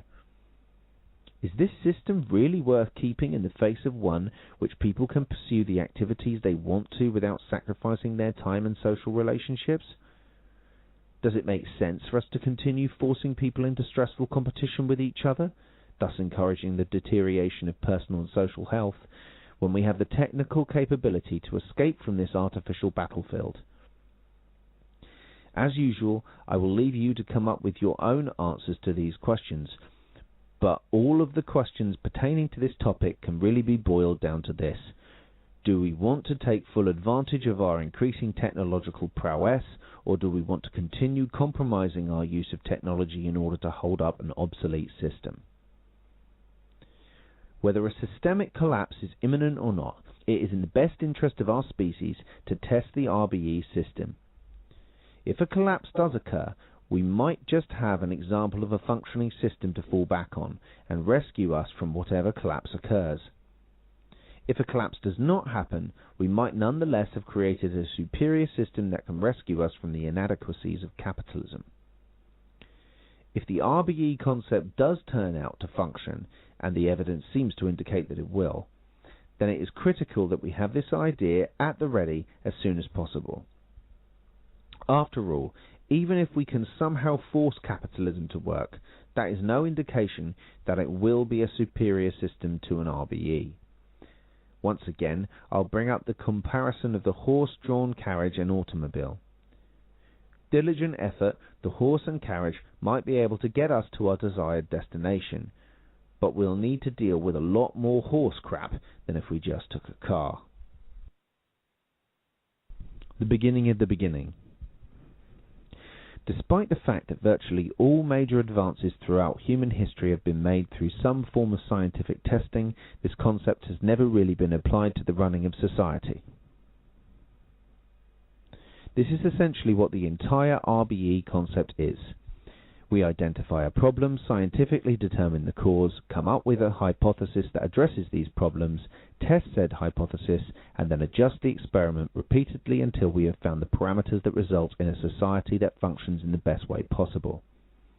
And by best way possible, I mean a system that results in health, happiness, and freedom for the entirety of the human race, and efficiency and sustainability in our usage of Earth's resources. It's obvious that the transition plan I have outlined here is far from perfect. Like the RBE idea itself, there is certainly room for improvement. However, it makes little sense to discard a good idea because of a few issues, when we could instead attempt to address those issues and turn a good idea into an even greater reality. The complete abandonment of an idea should only occur once it has thoroughly proven itself to be fundamentally flawed, or if it is simply no longer applicable. It's for these reasons that I would have no problem with discarding capitalism, which is built upon the fundamental flaw of inequality and loses its applicability in a post-scarcity environment. From my perspective, what we are witnessing with the current wave of descent against the system is the beginning of the first civilization. This historic event is a clear sign that the mentality of greed and selfishness that has defined so much of recorded human history is losing hold, and a new, socially and environmentally responsible global consciousness is emerging. We are witnessing the beginning of the first chapter in the story of true human civilization. I hope everyone is paying attention. Epilogue. Even if you take away all of the subjective, moral and ethical judgments that could be placed on contemporary society, there are still very objective reasons that it is no longer worth holding on to. Ultimately, it comes down to a few questions pertaining to the single most fundamental concern of any species: survival. Is it worth sacrificing our physical and mental health in order to pursue material junk, most of which does absolutely nothing to enhance our survivability? Does it make sense for us to sacrifice social relationships and relaxation time, both critical for our health, in order to spend more time performing purposeless tasks in the pursuit of fancy pieces of paper we call money? Is it worth sacrificing our health in order to pursue meaningless, intangible qualities such as pride and status? Is it beneficial for us to be drastically altering the environment that we depend on for our survival in order to ensure that the movement of our fancy pieces of paper continues at a desirable rate? And finally, is it worth putting the lives of the majority of our species in jeopardy so that a small percentage of our species can have access to far more material junk than what is required for them to live optimally healthy lives? From the perspective of an extraterrestrial visitor observing the Earth, our species would seem extremely confusing. All of the other species on the planet are concerned primarily with survival, yet our species is actively working towards its own destruction. To confuse our alien friend even more, it would also appear that we are fully aware of this fact. We just don't seem to be doing anything to change it. If insanity is defined as doing the same thing over and over whilst expecting a different result, it would be obvious to our visitor that this species is completely off its rocker. There is a clear need for a massive shift in consciousness for this species. In order for humans to make it easier for us to understand things, we have a tendency to organize them into categories. This is very much apparent in the field of biology, where all life is organized into categorical hierarchy, from cells to tissues to organs to organisms to ecosystems and finally to the entire global biosphere. Perhaps the single most valuable lesson that I've ever learned is this: Every substance, every cell, and every chemical reaction in our bodies depends entirely on every other substance, cell, and reaction. However, our bodies are not themselves isolated machines. They too depend on the environment around them in order to function properly. Therefore, in the truest sense, the concepts of you and I are simply artificial constructs that were put in place in order to make it easier for us to understand this complex thing we call life. In the most objective sense, there is no you or I. There is only one living thing on this planet, and that thing is the entire global biosphere. Every substance, every organism, and every action taken on this planet depends on every other substance, organism, and action. Every living thing on this planet is but one part of the biosphere, just like every cell in our body is but one part of us. In the same way, you cannot see each individual cell when looking at yourself in the mirror. We cannot see each individual organism when we look at our planet. The only thing that can be seen is the single, all-encompassing organism we call Earth. Perhaps this realization will be the cure to our insanity. However, in order for this cure to work, we must also stop reliving the errors of the past. Throughout history, virtually every society has made the mistake of thinking that they were the pinnacle of human achievement. Today, this tradition is alive and well.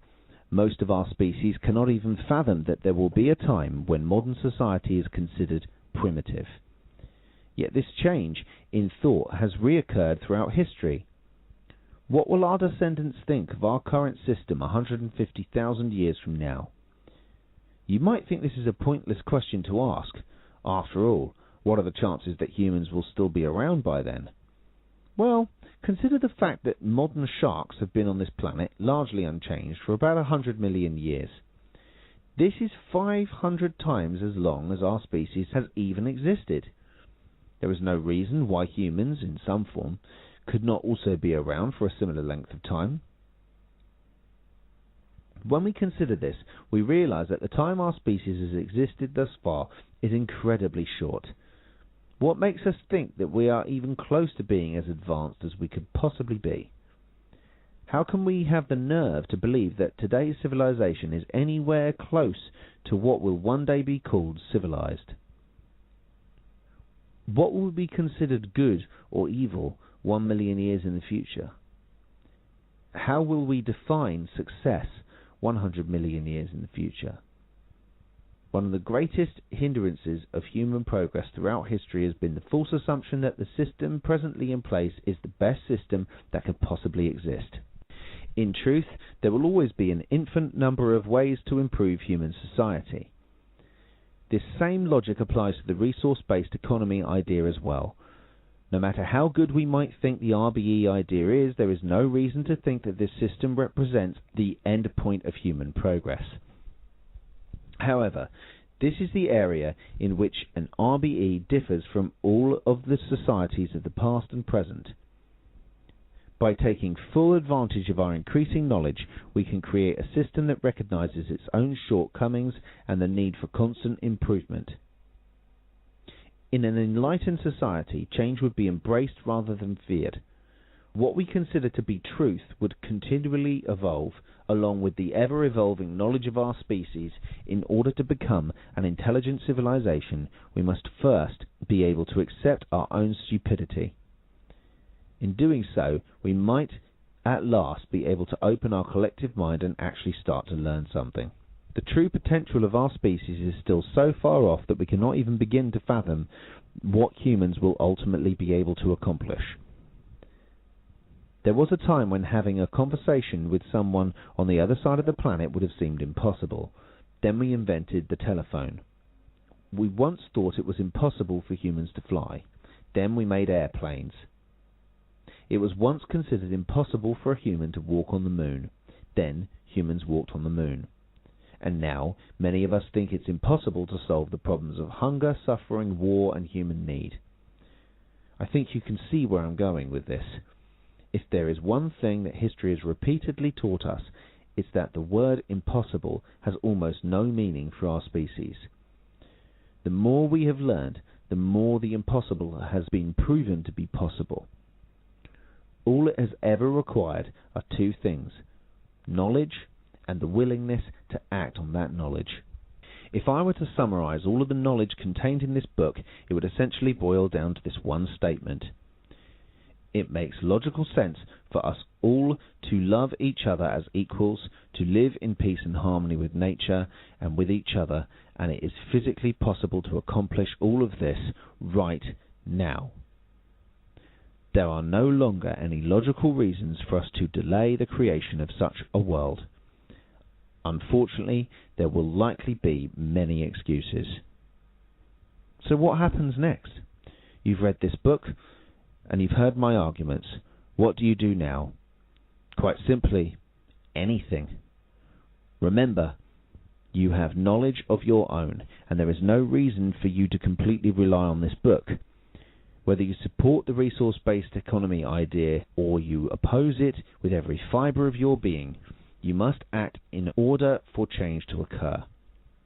Think about how you might change and improve upon the ideas in this book. And if you come up with something, tell people about it. The success or failure of this idea depends entirely on the awareness of the population and our ability to come together in the pursuit of a common goal.